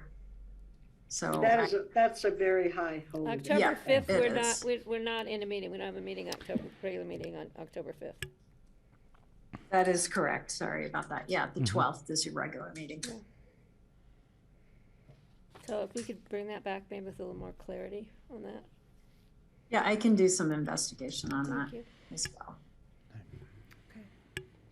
Thank you. I would appreciate knowing that as well. Patty noted that, we don't usually have meetings on election day, right? But they are scheduled for both the primary and the general. And I think we decided, the general election is, we think 6/28, Yep. and the primary is 11/08. Okay, so there would be a work session on the 8th. And, There's also one on the 28th. okay, So June what? 28th and November 8th. of June. So you want me to look at moving those to possibly a Thursday? Yeah, I think we'll or- have some key issues on next year for the election between senatorial candidates, congressional candidates, and possibly ballot issues. And commissioner Well, can't we candidates. just move it back a week or something? I mean, what's the matter with the 1st of November? Why is that not a meeting? Because it's a 5, Election day. election day is the 1st No, election day is or the the, 8th? it's the 8th, Yeah. isn't it, Kelly? I think Charlotte, you've regarded November 1st as the election day, but it's actually the 8th. Because it's the You are first Tuesday correct. Sorry after the about first that. Monday. So, yeah, that's a good point, so we can just move that one around. Okay, so, What about, can we move work sessions just up from the 8th to the 9th, for instance? Could we have it on the 9th, which is an open Wednesday? I think the work session will move from the 8th to the 1st and then No, to no. the 10th, right? From the 3rd to the 1st, move that back of November. Oh, okay. And then we'll move the 8th to the 9th or the 10th, whatever. I was moving the 3 Yeah. down. and- You're I just, would prefer the 9th because I'm gone on Thursday, the 4th. Well, that would be the 4th Thursday. Never mind, that wouldn't be a problem. Never mind. it's a Wednesday. Fourth Thursday in November is Usually- Thanksgiving. No, the 10th is a Thursday. So I have two really quick things, also. I'm gonna suggest, start looking at board retreat dates, maybe the first part of February. I will be gone for my mom's 97th birthday. And I think we should do it sooner than later, rather than wait till March or April. So if we wanna look at that, that's a Wednesday, Thursday, the first week of February. People can just start thinking about that. And then Charlotte, I have all the ACRA dates that have conflicting Tuesdays. I'll give that to you separately, so we know not to book those early morning meetings on those Tuesdays. But I have it written down and I'll show you which ones. okay, thank you. If I could add, Greg, yeah. Charlotte, it seems that my Thursdays usually get filled up. That's a busy day for other boards. RAFTA meets then, CORE OST. meets on Thursdays, and others. And so I'm just thinking if there's an opportunity to move it to a Wednesday, which we would have been working, it seems like Wednesdays might be just a little bit easier, but I don't know how that works for everyone else. My fine with 4th that. Thursday is out all year, so if we skip Thursdays, I'm good with that. What are we I talking agree. about, retreat date? No, talking about the days we have to move from a work session day Oh, to okay, move it yeah. to a Wednesday. The instead of a 4 Thursday. Thursdays of the month are crazy for me too, Greg. I have EDD and Northwest COG and Board of Health and. Yeah. Okay, so I will plan on making that June move to the Wednesday, the 29th. And then, the November move from the 8th to the 9th. Great. Sounds good. All right. And do we, other- the retreat dates, possible retreat dates, do you just want to put the second people and can- the third? If people can think On the about calendar? Wednesday the 2nd and 3rd, Thursday the 3rd. Are you guys ready to Yeah, commit I got- now? I can block it out. what day of the month is RAFTA? Greg, Usually that's later in the month. and core too? Yeah, the first week of the month, we're usually, the Thursdays are pretty good, I think, for most of us. Just so staff can start Second and getting third of February. Dare to Lead in here so we can spend the day. All right, Steve, would February 2nd and 3rd work for you? Yeah, that would be fine. And also looking at that, the 16th or 17th would be an alternate to that. Yeah, I'll be gone that week for my mom's birthday. Oh, that's the one you're going, okay. Yeah. Yeah, the 2nd and 3rd works fine. Okay, I was just kind of picking some dates out to get us thinking. All right. Anything else? Okay, I am going to call an executive session for the purposes of discussion with counsel regarding the Upper Midnight Mine litigation pursuant to Colorado Revised Statutes 24-6-4024B. And Kelly, just one correction, you need to call a special meeting for the purposes of Special executive meeting, not a special session. Okay. Calling a special Never meeting heard for that one executive session. Can I have a motion, please? I'll second it before I motion it. All right. Patty moved, Greg seconded. Thanks for clarifying us, John Peacock. All in favor, please say aye. Aye, and we have a link Aye. that Johnny Aye. Lee sent us, so we should Yep. be good to go. All right, thank you everyone for watching. Are we going to a new link? Yeah. There's a new John link sent it. in an email I'll from look for it, Johnny thanks. Lee. We will reconvene tomorrow for interviews for our airport advisory board at 9 a.m. 9 Feel a.m. free to watch us. And thank you, Grassroots. Yeah, Laura texted me during this and thought that